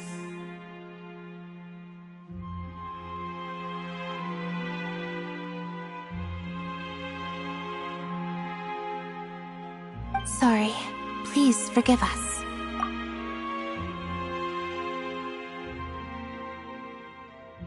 Well, you both say that, but... Right, let's hear your answer first, and no lies now! Of course. I'll answer any question you ask. We've been trying to find out how the Oratrice operates. We want to know why it has a consciousness. Why can it deliver sentences accurately? During our investigations, we learned that the machine's core is beneath it. From that moment on, Lynette and I have been designing this box swap trick, with the objective of getting close to the core. Is that why you needed a whole minute? That's right. In truth, the audience would take about 75 seconds to count down from 60, while I would only need 15 to get to the opposite box. So, after jumping into the tunnel, I accessed the Opera House basement via the vent, and went to investigate the room in which the core is stored.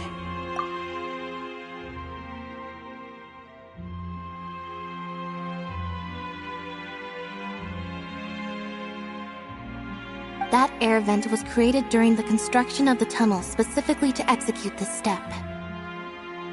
Well, nothing. As soon as I reached that room and was about to investigate, I heard someone's voice. Which should have been impossible, of course. I was quite certain that I was the only one in the room. That voice seemed to recognize me and tried to speak to me. I chose to err on the side of caution and retreated the way I came. On the way back, I saw the broken vase and the clothes on the ground, but the countdown was almost finished, so there wasn't time to give it any thought. After that, the homicide occurred just as you saw.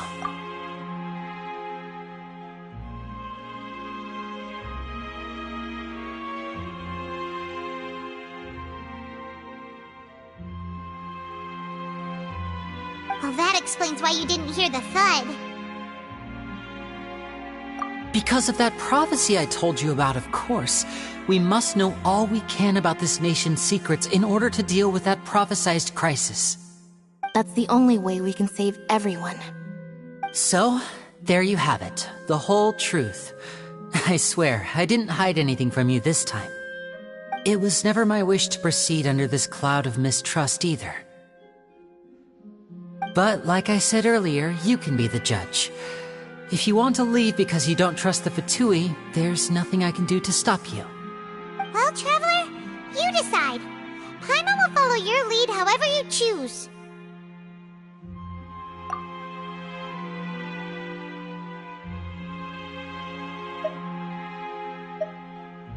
Okay, thank you. Thanks for giving us a chance. The current problem is that the scales are tipped pretty badly against you two. If we want to refute the Hydro Archon's accusations, we're gonna need a seriously watertight defense. Huh?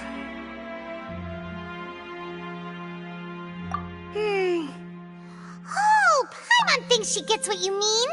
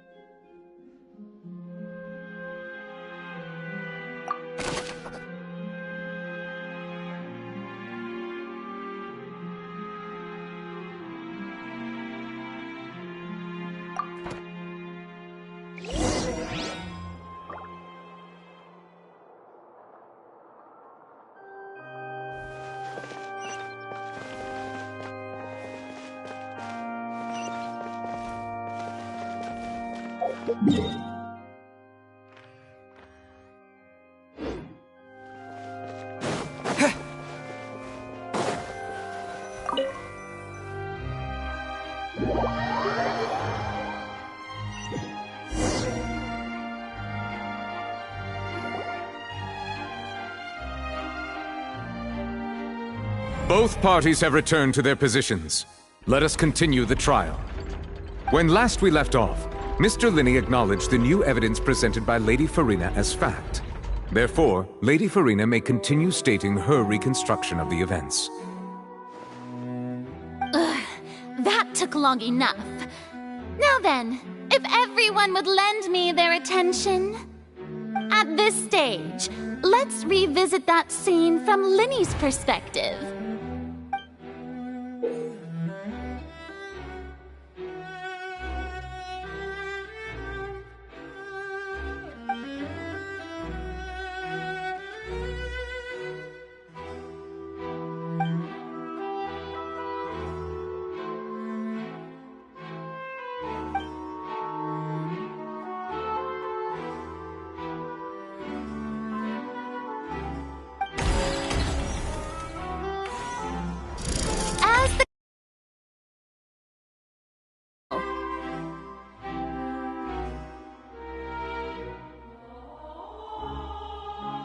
When the flatbed trolley passed, he opened the box and got into an altercation with Halsey, which caused the loud thud.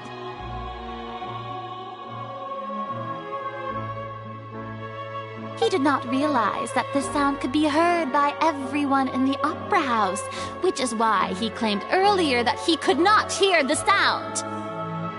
Finally, he used the vase to knock her out, before making her change clothes to prevent others from recognizing her.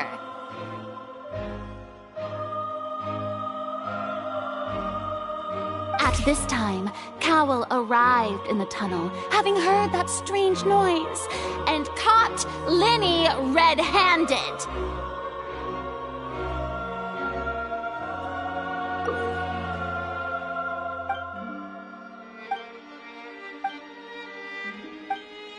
So Lenny proceeded to knock him out too before stuffing him into that box. Afterward, Lenny passed the unconscious Halsey to his accomplice through the magic box in the audience stands, before operating the devices such that Cowell's death would be ruled an accident. And there you have it. That's the truth behind what happened. Does the defendant's side have any objections to Lady Farina's description of the events? The key to refuting Lady Farina is the order of events, what Lenny experienced, and what he saw.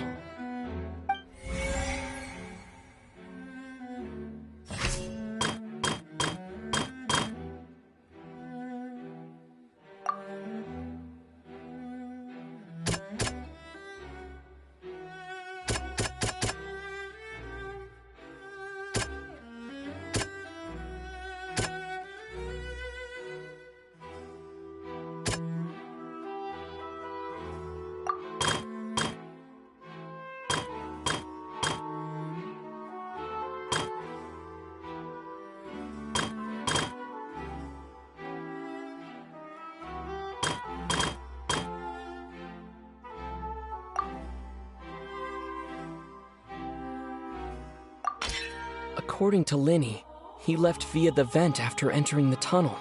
He couldn't have had that altercation with Halsey.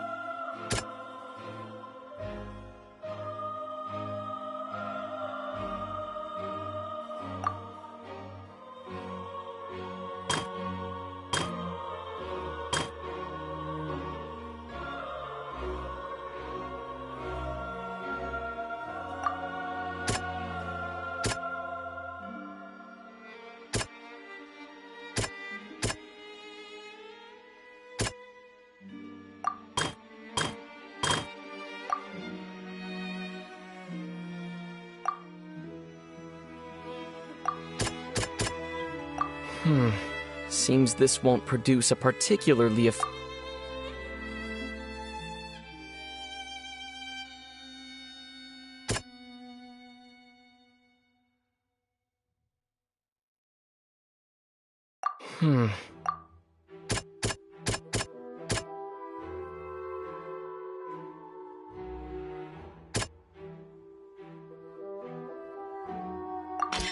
Lenny went to the room that contains the Oratrice's core.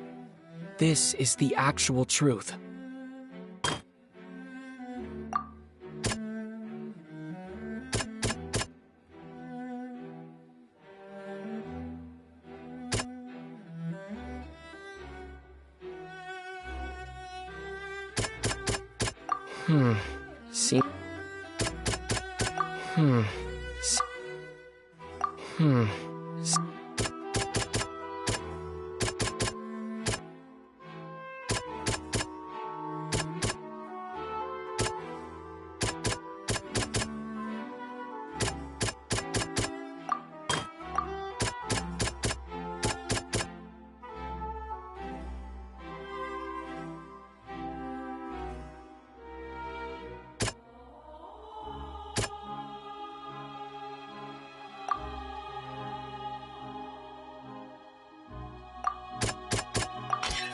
Lenny did not take part in the underground altercation. He only witnessed traces of the aftermath. Attention! Ace Detective Paimon has something to say!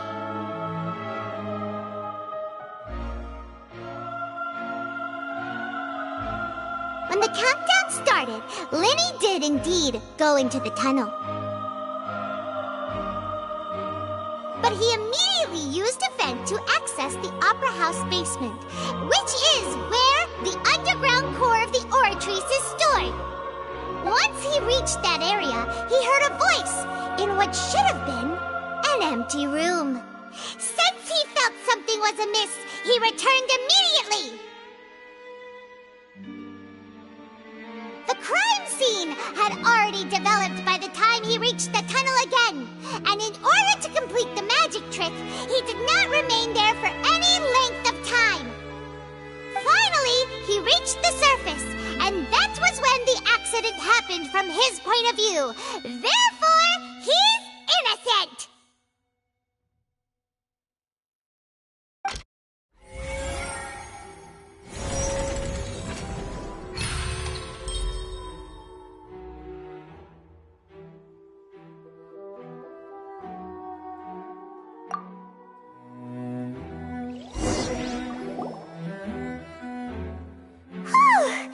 Paimon did it! Paimon actually managed to say all that! Oh, wasn't it awesome?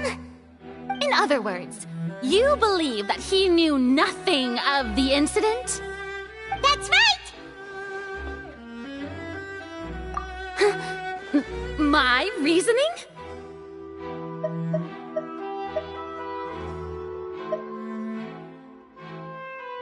If that's the case, then if Carol hadn't entered the tunnel, who was the entire setup meant to kill?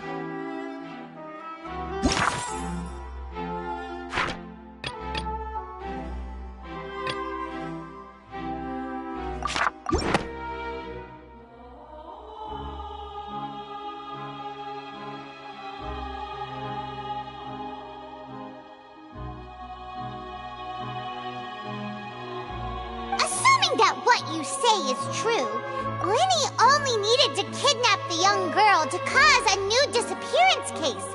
What would the point of killing someone on stage be? Oh, they have a point. That's right, you tell them! And that's why they're partners of mine. They've managed to turn things around. Oh, well, your denial is very strident, I'll give you that. But what proof do you have to back your claims?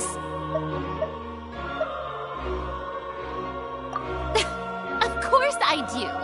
If he had been in the magic box the whole time, how could he have not heard that sound? Why do you ask? You're saying that he wasn't?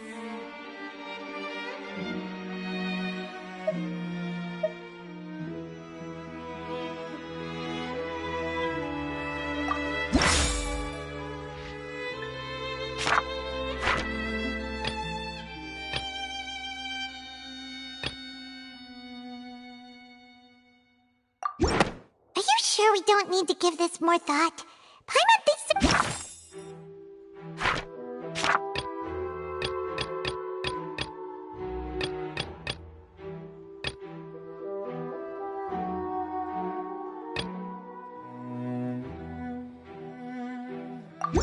Are you sure we don't need to give this more... That's right! Lenny wasn't in the box or in the tunnel. That's why he didn't hear anything strange during the performance.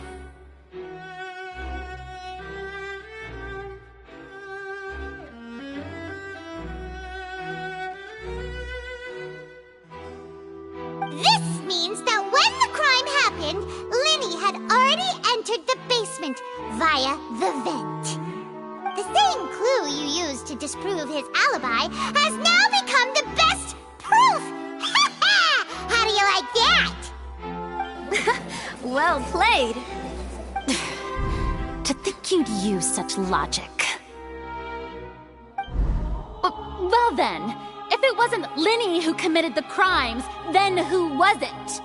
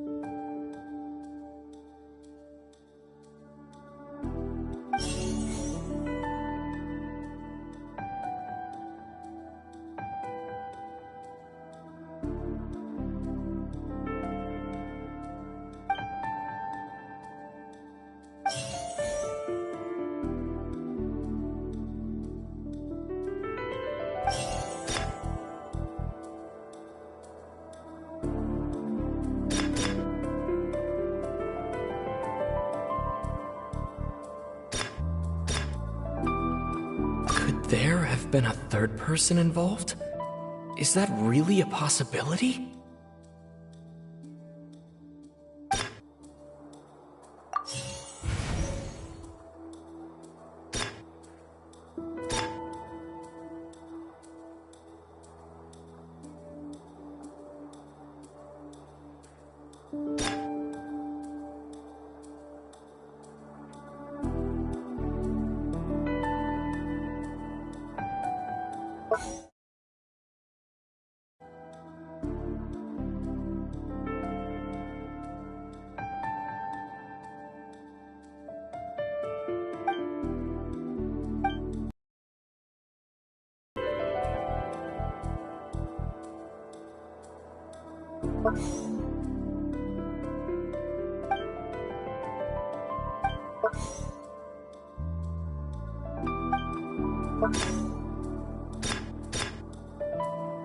The deceased's name is Cowell, Lenny's assistant.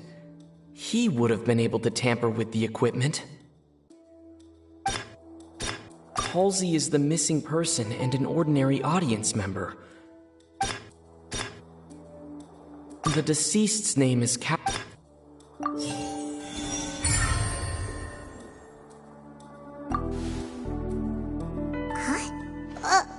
That can't be right. Are you serious? The killer was, in fact, Cowell, the deceased! Oh, is that so? How interesting! Let's hear your reasoning then. What I must do next is recreate the truth. What Cowell did, and how he went from would-be perpetrator to victim.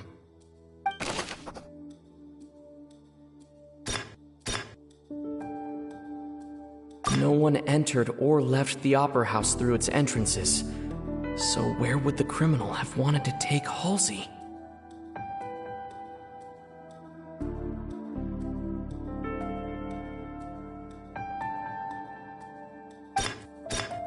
The deceased's name is Cowell, Lenny's... Halsey's clothing was in the tunnel, so there must have been some fear that she would attract attention. The sound we heard may have come from a clash between the missing... Lenny was not in the tunnel at that moment, which...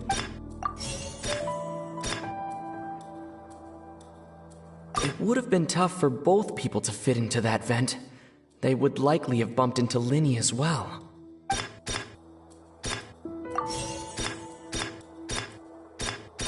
The deceased's name is Cowell. No one entered or left the Opera House through its...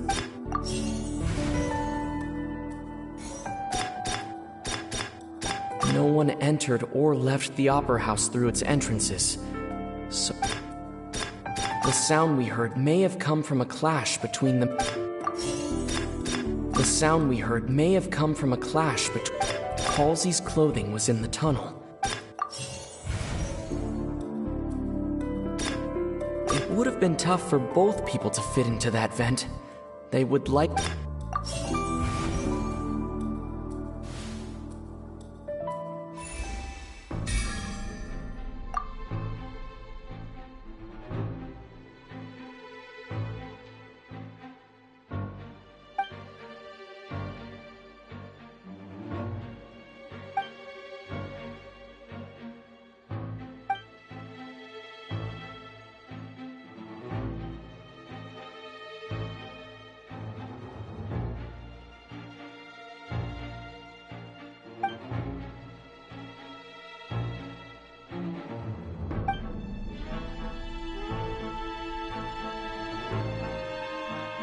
What's wrong, Traveler?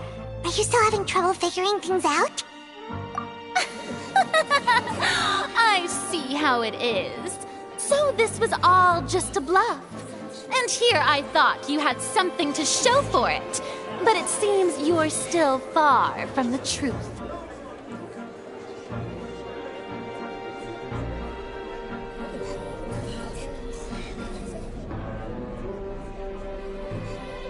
Look, since we're at a dead end, why not consider a different track? Just like the trick as it transpired, the end result must have been utterly different from the magician's initial design.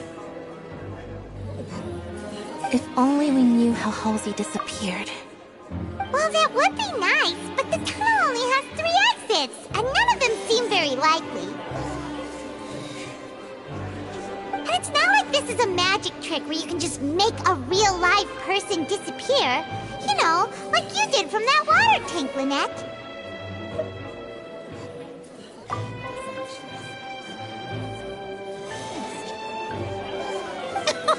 Excuse my interruption, dear opponents, but do you not see that the crowd is growing impatient?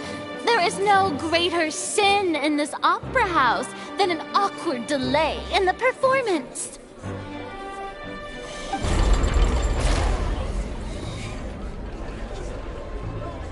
If the defense is unable to make further effective arguments, we will move on to the next stage of the trial.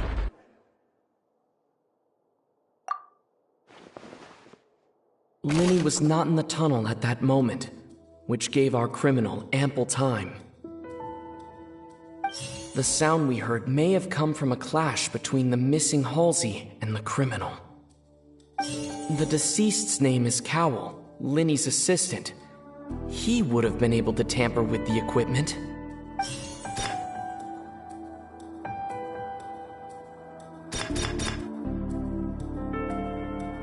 The vase was not broken by chance.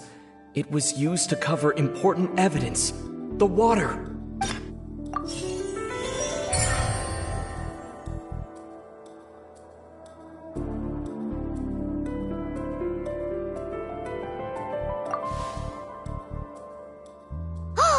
Paimon gets it! It all comes together if Halsey disappeared instead of being kidnapped. Lynette escaped from the water tank, vanishing gradually and leaving only clothes behind. If there's a similar method where a person could be transformed into water... Just a moment, please. I do hope you know how preposterous you sound at the moment. How could a person ever be transformed into water? This is reality we're talking about here, not some magic trick. Must we really? I should think that of anyone. Your friend Lenny already knows this truth very well. Magic tricks are ultimately just illusions and misdirection. But Halsey's disappearance is very real. We're talking about 2 completely different things. Even so, I trust the Traveler's judgment. The truth must be out there somewhere. Perhaps some new line of reasoning may open if we try to gather all the focal points that don't make sense. Since Cal was the deceased, we haven't placed much attention on him. But given that we aren't making much progress with the case, it wouldn't hurt to have a look at his belongings, would it? People really do come up with all sorts of harebrained schemes when at the end of their rope. The way I see it, your suggestion that we broaden the scope of our investigation is nothing but a tactic for stalling the trial. Nevertheless, I believe that this is a reasonable request on the part of an attorney. Since the trial does indeed appear to be at an impasse, I believe that additional evidence may help us make more progress. Guards, please step into the lounge and examine the personal effects of the deceased, Cowell.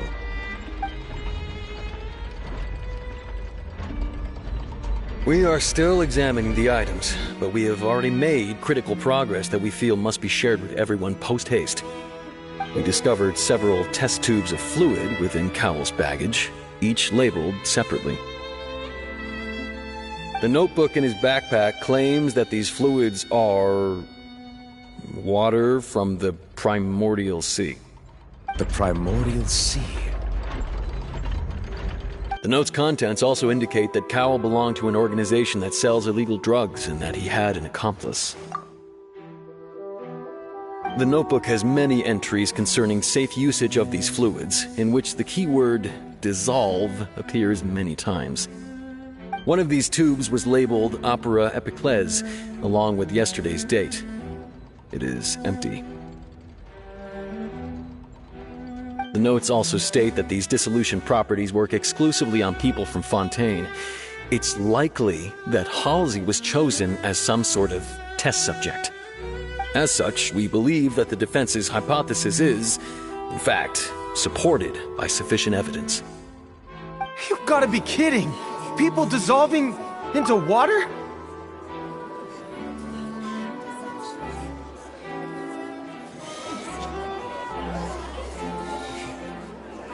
Could something so ridiculous actually be true? Wait a moment. This reminds me of a certain prophecy, but it's just a coincidence, isn't it? Huh. If people can become water, does that mean that the water tank's real use was as a means to hide water stains? And if Cowl was targeting that girl... Wait just a minute. Could that mean... You two, with me, quick! Demoiselle, wait! What about your partners? Let's go. Just trust me. Order! Order! It is undeniable that further examination of the deceased's personal effects has yielded some surprising results, but we cannot yet verify the veracity of these clues. Still, let us assume that these clues are indeed authentic, albeit with the understanding that Ms. Halsey has yet to be found. Guards, please continue examining the items along these lines. Mr. Linney, it appears your hypothesis is supported by the evidence, so please continue speaking. Of course. Thank you, Your Honor. If we uphold this hypothesis, I believe that many of this case's seemingly unrelated clues can be connected together. Right! Like the metal hook! That one didn't make sense at all. Let's think about this. Cowell's methods must have something to do with that water from the primordial sea.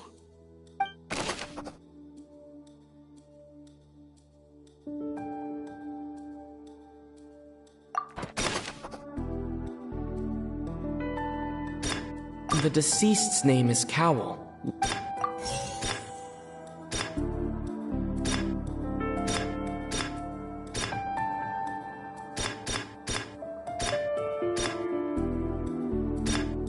Now it seems like the hook rope was not meant for another magic trick, but was instead some... The water from the primordial sea.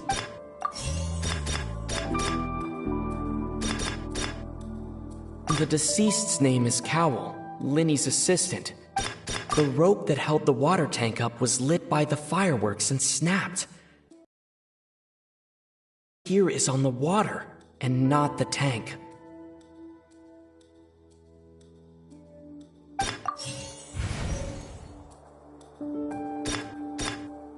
Lynette was in the magic box on stage the entire... I remember there was something else within the inner layer of that box.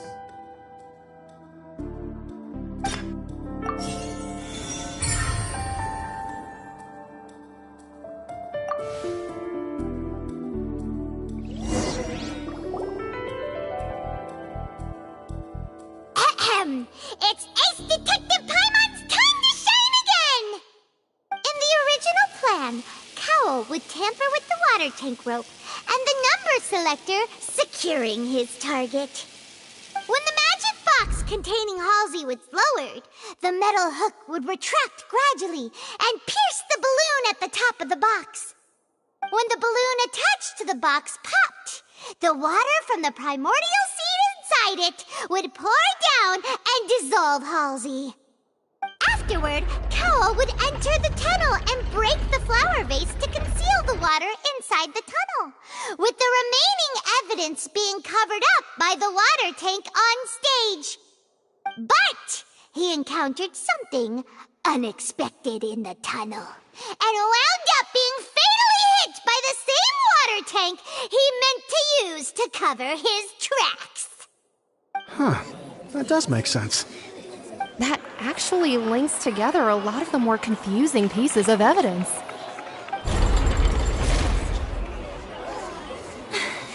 Oh dear, what do I do?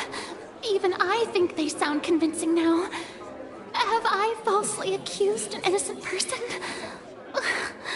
What a humiliation.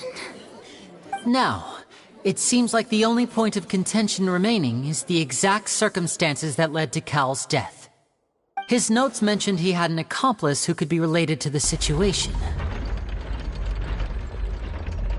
On that note, the guards have just contacted me indicating that they uncovered new evidence.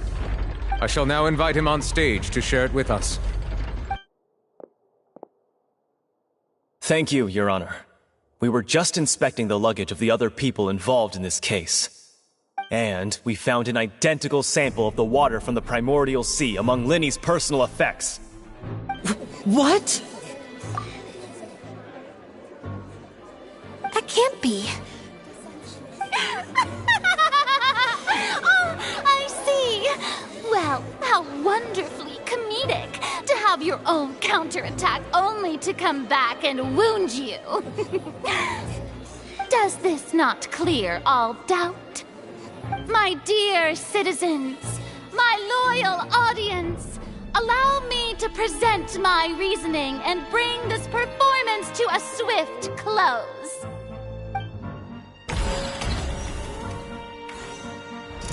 Lenny did not need to take part in the dissolution of the young woman at all. Indeed, he did leave the scene via the vent. Having made modifications to the props beforehand, his accomplice Cowell then caused Halsey to vanish using the water from the primordial sea. But upon his return, in cruel avarice, Lenny desired sole credit and prepared to do away with his partner in crime. Ultimately, he knocked Cowell out, and the tool meant to cover the crime up also became a murder weapon. Now, as much as I regret having come to such a viciously straightforward conclusion, it does seem that the famed Fatui is quite the cold-blooded and ruthless organization.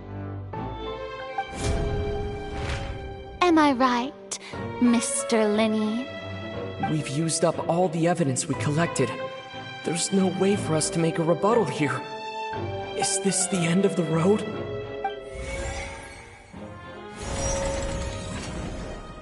Oh no! Paimon can't think of anything either. It doesn't look like there's any way around this. Seems using the water as new evidence was too good a move. Why did this have to happen now? I think we've all seen enough now, and we have ample witnesses to my flawless reasoning. I believe this is indeed the finale. Now then, my good, noble Chief Justice, should we not, in your view, move... Excuse me, everyone, but I must interject. Miss, I must ask you not to shout, and to respect the ongoing legal proceedings. Oh, come on. Don't be hasty. I have a good reason for interrupting, you know. Now, would anyone here like to take a little break from all this debate and see a little magic? I'll show you an amazing trick. One that can bring a young woman who has disappeared back in the flesh, right before your very eyes. Please, do the honors, Mr. Lenny, if you would be so kind. What in the world is she saying? No offense, miss, but miracles like that are beyond my scope as a magician.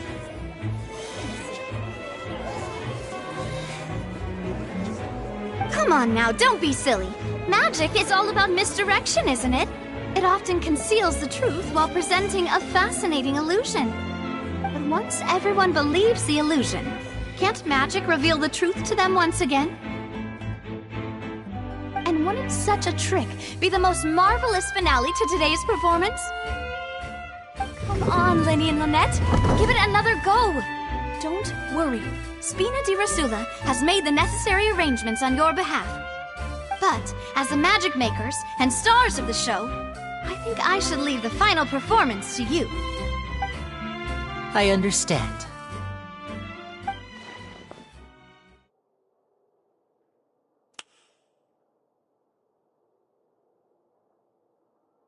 And voila!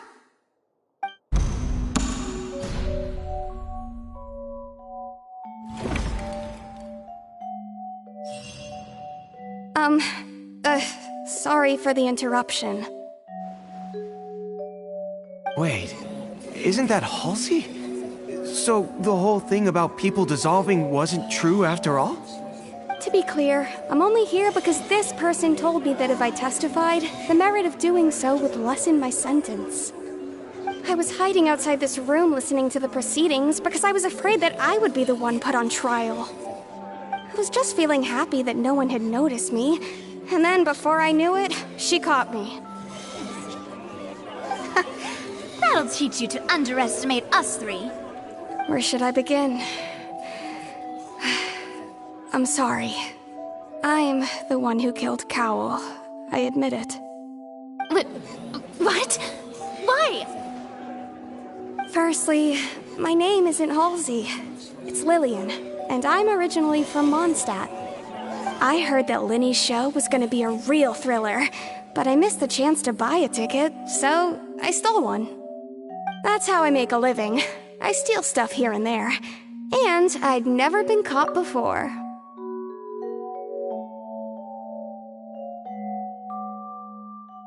But I was noticed at the harbor a few days ago, and I barely got away. Lenny was the one who caught me in the act. Hey, no wonder you look familiar. So you were the thief! Lenny even mentioned that you were pretty skilled. Well, and I thought that would have been the end of it, but then the number selector chose me. He even mentioned the Fortress of Meripede. That's a prison, isn't it? So you can imagine how shocked I was. I thought he was onto me for sure. So I played along with the show while looking for an opening to flee, but then I got water poured on me for no reason, and then someone jumped into the tunnel to nab me. I wasn't going to take that lying down, so I knocked him out and stuffed him into the box. There was nowhere to run from there, though, so I had to change my clothes and hide in a box containing performance costumes. I slipped out after the first guard arrived at the scene and continued hiding inside the opera house. Can a person even hide in there?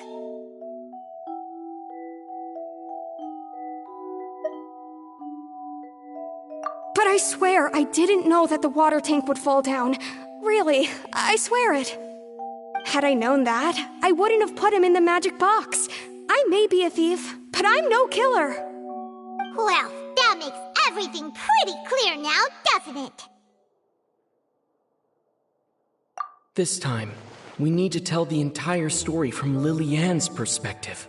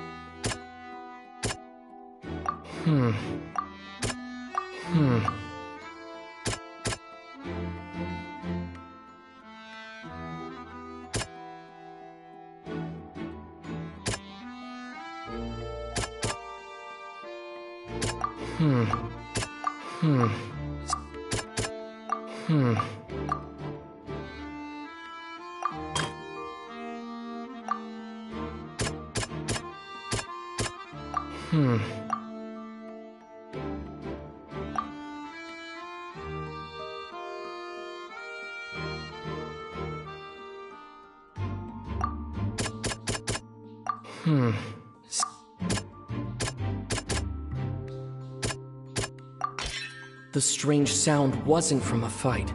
It was Lillian's attempt to break out when she was frightened.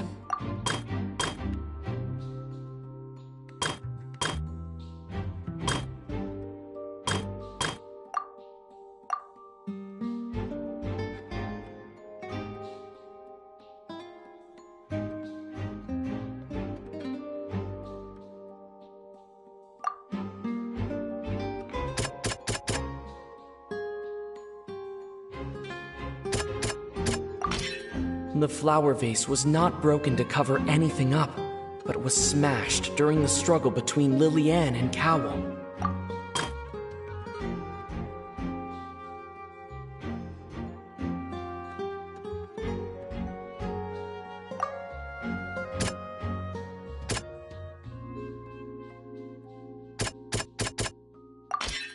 Lillian was afraid that she would be recognized if she left, so she changed clothes and hid, biding her time. Just what one might expect of an experienced thief. And it's Ace Detective Paimon time! Having been selected out of the blue, Lillian panicked. Her panic only intensified after she entered the tunnel and had water poured on her head. So she kicked the door open, producing the thud we all heard. Hearing the commotion, Cowl leapt in to discover that Lillian had not dissolved. He did not know that Lillian was not from Fontaine, but was a thief who made her way in by stealing a ticket. Mistakenly believing that the water from the primordial sea needed time to take effect, he tried to force Lillian back into the box. The two broke the flower vase during the struggle, but Lillian came out on top, knocking Cowl out and putting him in the box. With no way of escaping, she changed her clothes and hid in the costume trunk until the performance ended.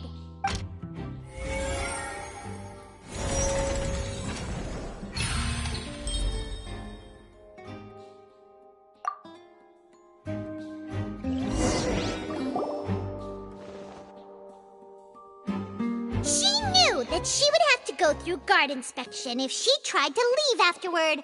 So, she has been trapped in the Opera House these last 2 days. She had already become desperately hungry by the time we were chatting over macarons. So, she swiped 2 of them right under our noses. Talk about a sneaky thief. At this point, all the events that happened in the tunnel have now come to light. Ah, so that's the whole story. Bravo! Bravo! Now then, Lady Farina, do you wish to speak against the defense's statements? Please answer the question, Lady Farina. Also, if I may add, the trial has not yet ended. As such, I request that the prosecution not leave the room before the proceedings have concluded. What? Are you reading my mind now? No, I have no further arguments. I admit defeat. But really, could you at least have left me with some dignity? Wow, look at that! She's like a deflated balloon now. If there are no objections, then as the Chief Justice of Fontaine, I shall once again repeat the full sequence of events. The actual perpetrator of the serial disappearances, Cowl, selected his next victim from the audience reservation list. With some modifications to the selector, he could ensure that the pre-selected young woman would be chosen. To cover up any evidence while committing the deed, Cowl thought of allowing the water tank to fall, which would conceal the water left behind after the young woman was dissolved. He also tampered with the rope suspending the water tank, using the fireworks at the end of the performance to cause the tank to drop and hide the watermarks. He poured the water from the primordial sea into a balloon during the preparation of the magic box and stuck it to the box's lid. Finally, he passed the prepared hook on a rope through the gap in the magic box's door when bringing the young woman to said box. When the magic trick officially began, the box containing the woman was lowered into the tunnel, tightening the hook rope and bursting the balloon containing the water. If all had gone to plan, the young woman would be dissolved at this time. However, Lillian was not from Fontaine and thus fled the box with a loud noise. Realizing that there was trouble, Cowl entered the tunnel and met Lillian. Thinking that the waters had not yet taken effect, he decided to proceed. However, his opponent was more capable than he thought, and he was overcome, knocked unconscious, and placed into the magic box, and thus became his own final victim. Lillian, according to her own statements, then changed clothes and hid until the performance ended, before hiding in other parts of the opera house.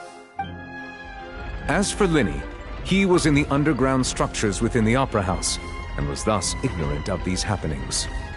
From this reconstruction of events, we can conclude that Lenny, the accused, is in fact innocent.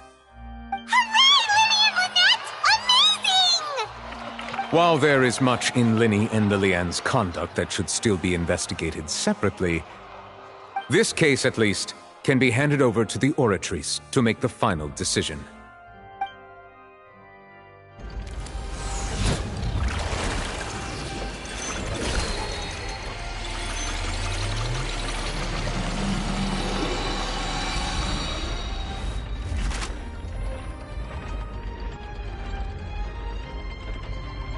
As such, Lenny and Lynette are officially declared not guilty.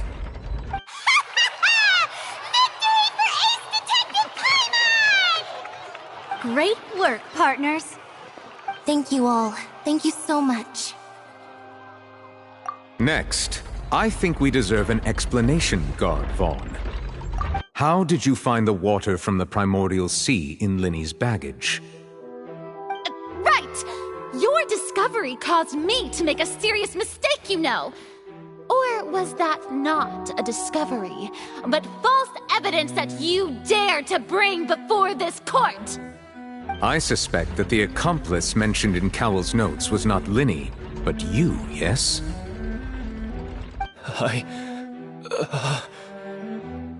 I'm sure you know what you must do to lessen your sentence. Speak quickly! Unless you want to earn yourself a one-way ticket to Coupon Town. I was just following orders. We were supposed to place blame for the serial disappearances onto Lenny, and thus cause suspicion to fall on the Fatui. The higher-ups said this was the best opportunity to do so.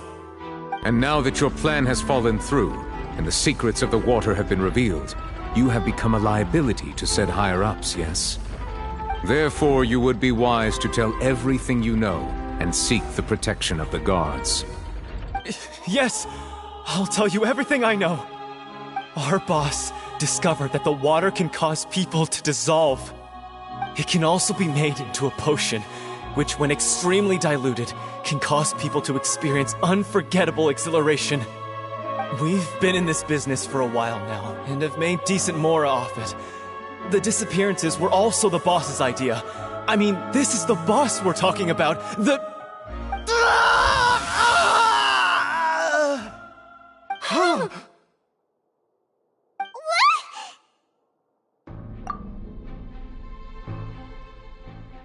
And now he can no longer talk.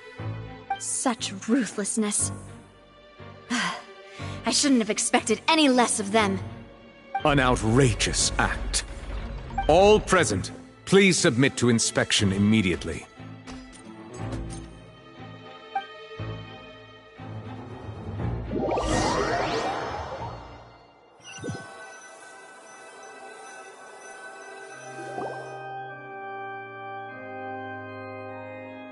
So, we're just going back now?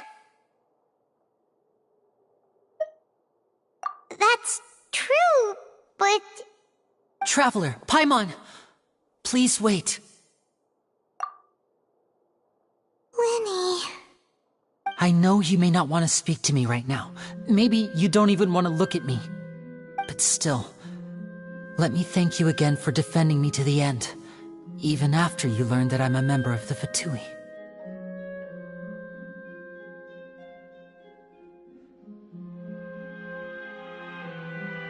I guess. But regardless, I'd like the opportunity to set things straight. I didn't approach you with any ulterior motives or ill intent. I've spoken to you as myself, just plain Lenny this entire time. As for why I'm a Fatus, it's because the goals of the House of the Hearth align with those of an orphan like me. That's all. That was how Father, who you might know as the Knave, approached recruiting us back then too. A knave? The one who controls the House of the Hearth? She's your father? That's right. And since we're here, I was wondering, would you mind hearing a story? It's about my past. Back when our parents first died, Lynette and I were left wandering the streets. To survive, I took to surreptitiously observing an older street performer who did magic. It took me several days to figure out how he pulled off his amazing tricks. I took my sister through several streets until we found a crowded corner, and we began to perform magic tricks there. To my surprise, we proved to be pretty popular, and we could at least stop worrying about where our next meal would come from for a time. But I didn't want my sister to remain a street rat together with me forever. Before long, an aristocrat came to me and claimed that he wished to take us in after watching my performances. So you went from orphans to nobility just like that? That was how we felt at first, too. As if fate was on our side and we could say goodbye to those painful days. But I gradually discovered that while we were called foster children, he was really after my talent for magic tricks. He would constantly take me to all sorts of banquets to garner attention, which he would then use to expand his social circles. That doesn't seem too bad. In the streets, at any rate. It took a while for me to realize just how dark his heart really was. After one particular performance at a banquet, I discovered that Lynette was not on the same return vehicle as me. I waited a long time after we returned home, but she did not come back. I went to that noble's bedroom and asked him about her whereabouts. The answer he gave me was, she caught the eye of the most eminent person at the banquet, so I sent her over as a gift. I mean, you'll be able to perform your magic regardless of who your assistant is, yes? Oh no. So he was gonna... But wouldn't Fontaine's laws deal with such people?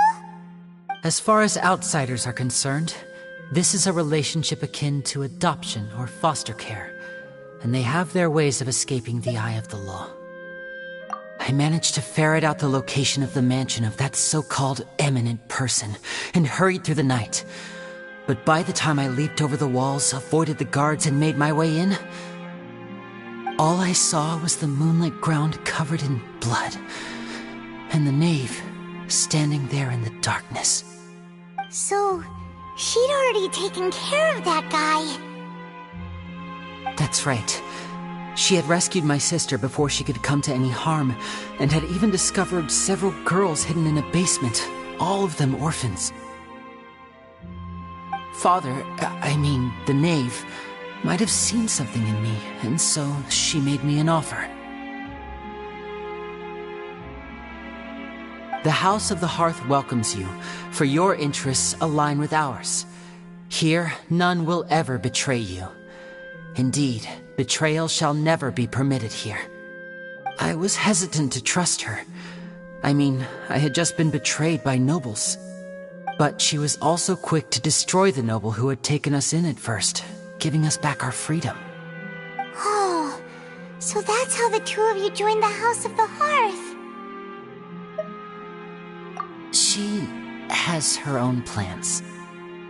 She has gained permission from the Tsaritsa to first use the Gnosis' power once she obtains it. She plans to use it to find a way to break the prophecy and save Fontaine. So, she believes in that prophecy too? That's right.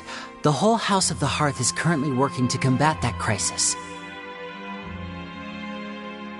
Today's case has also proven that people from Fontaine can indeed dissolve into some sort of water, thus further supporting the prophecy.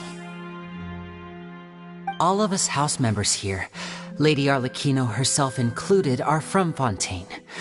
We won't give up on defending our homeland. To us orphans, the only connection we have left to this world, apart from our family, is our homeland. So, from small deeds like distributing magic pockets to huge schemes like stealing a Gnosis, everything is aimed at dealing with that prophecy.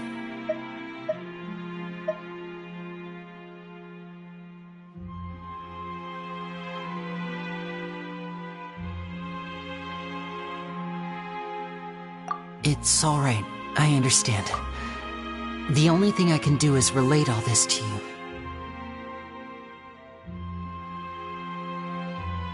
I I just hope you can understand that even as a member of the House, I have never stopped making my own decisions, and that I believe what I'm doing is right. If you should need anything at all in the future, feel free to find me. I will do my best to help you, as plain Lenny.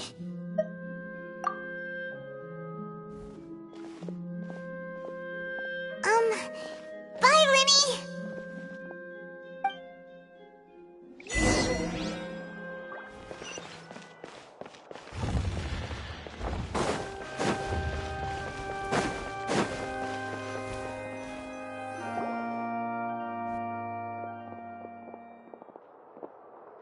Hey there! What was with the disappearing act you pulled right as the trial ended? Were you looking for us, Navia? Well, this whole thing isn't exactly over, is it? I do feel that we're getting closer to solving the serial disappearances case, though. Don't you think so, too? Huh? What's wrong, my dear partner?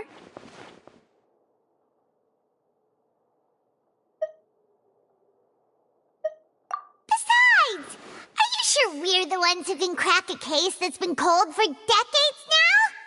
And given that there's new evidence from the trial, there should be a trail of breadcrumbs for the Hydro Archon's people to follow now, right? Ah. I see. Well, I won't lie. I'm a little shocked to hear that from you. But I suppose you are just travelers who have only arrived in Fontaine after all.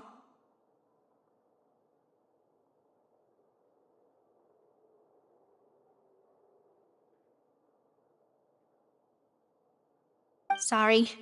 I might have been too presumptuous. Don't say that, Navia. Ah, and we were having so much fun investigating with you, too. It was like having new waters flowing into a stagnant mire, causing new hope to spring forth, and the reflection in the murk to become clearer. Well, sorry about that. I'm a bit prone to nostalgia. Don't mind me. Wait, shall we have a farewell meal? You know, to commemorate our time as partners? Huh? Do we really need to get that formal? Well, guess you really did treat us as partners, huh? Well, I'd just like to have a proper ending to every important memory.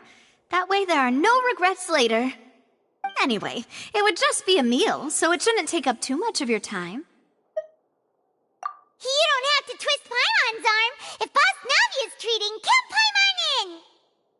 Oh, wonderful. In that case, why don't we return to the Court of Fontaine and head to the Hotel de Boer? I believe we'll make it just in time for dinner. All right, then. Let's have our farewell meal.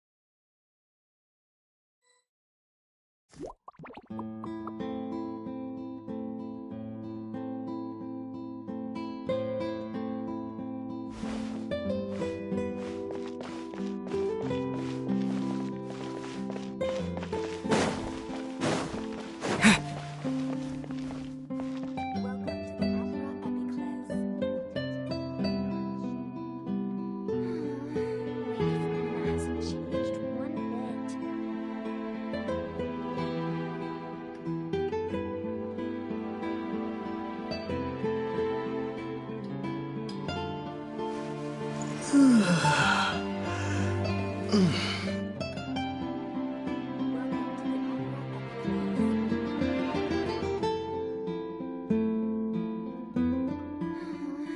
Farina hasn't changed one bit.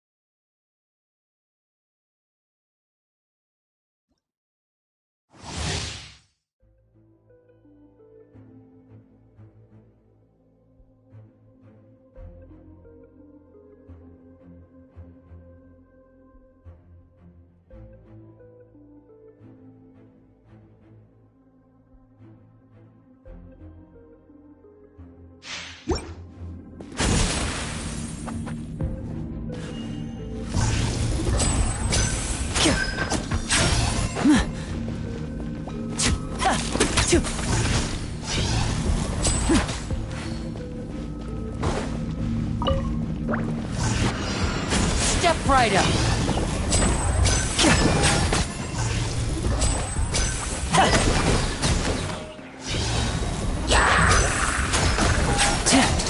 A round of applause. And voila!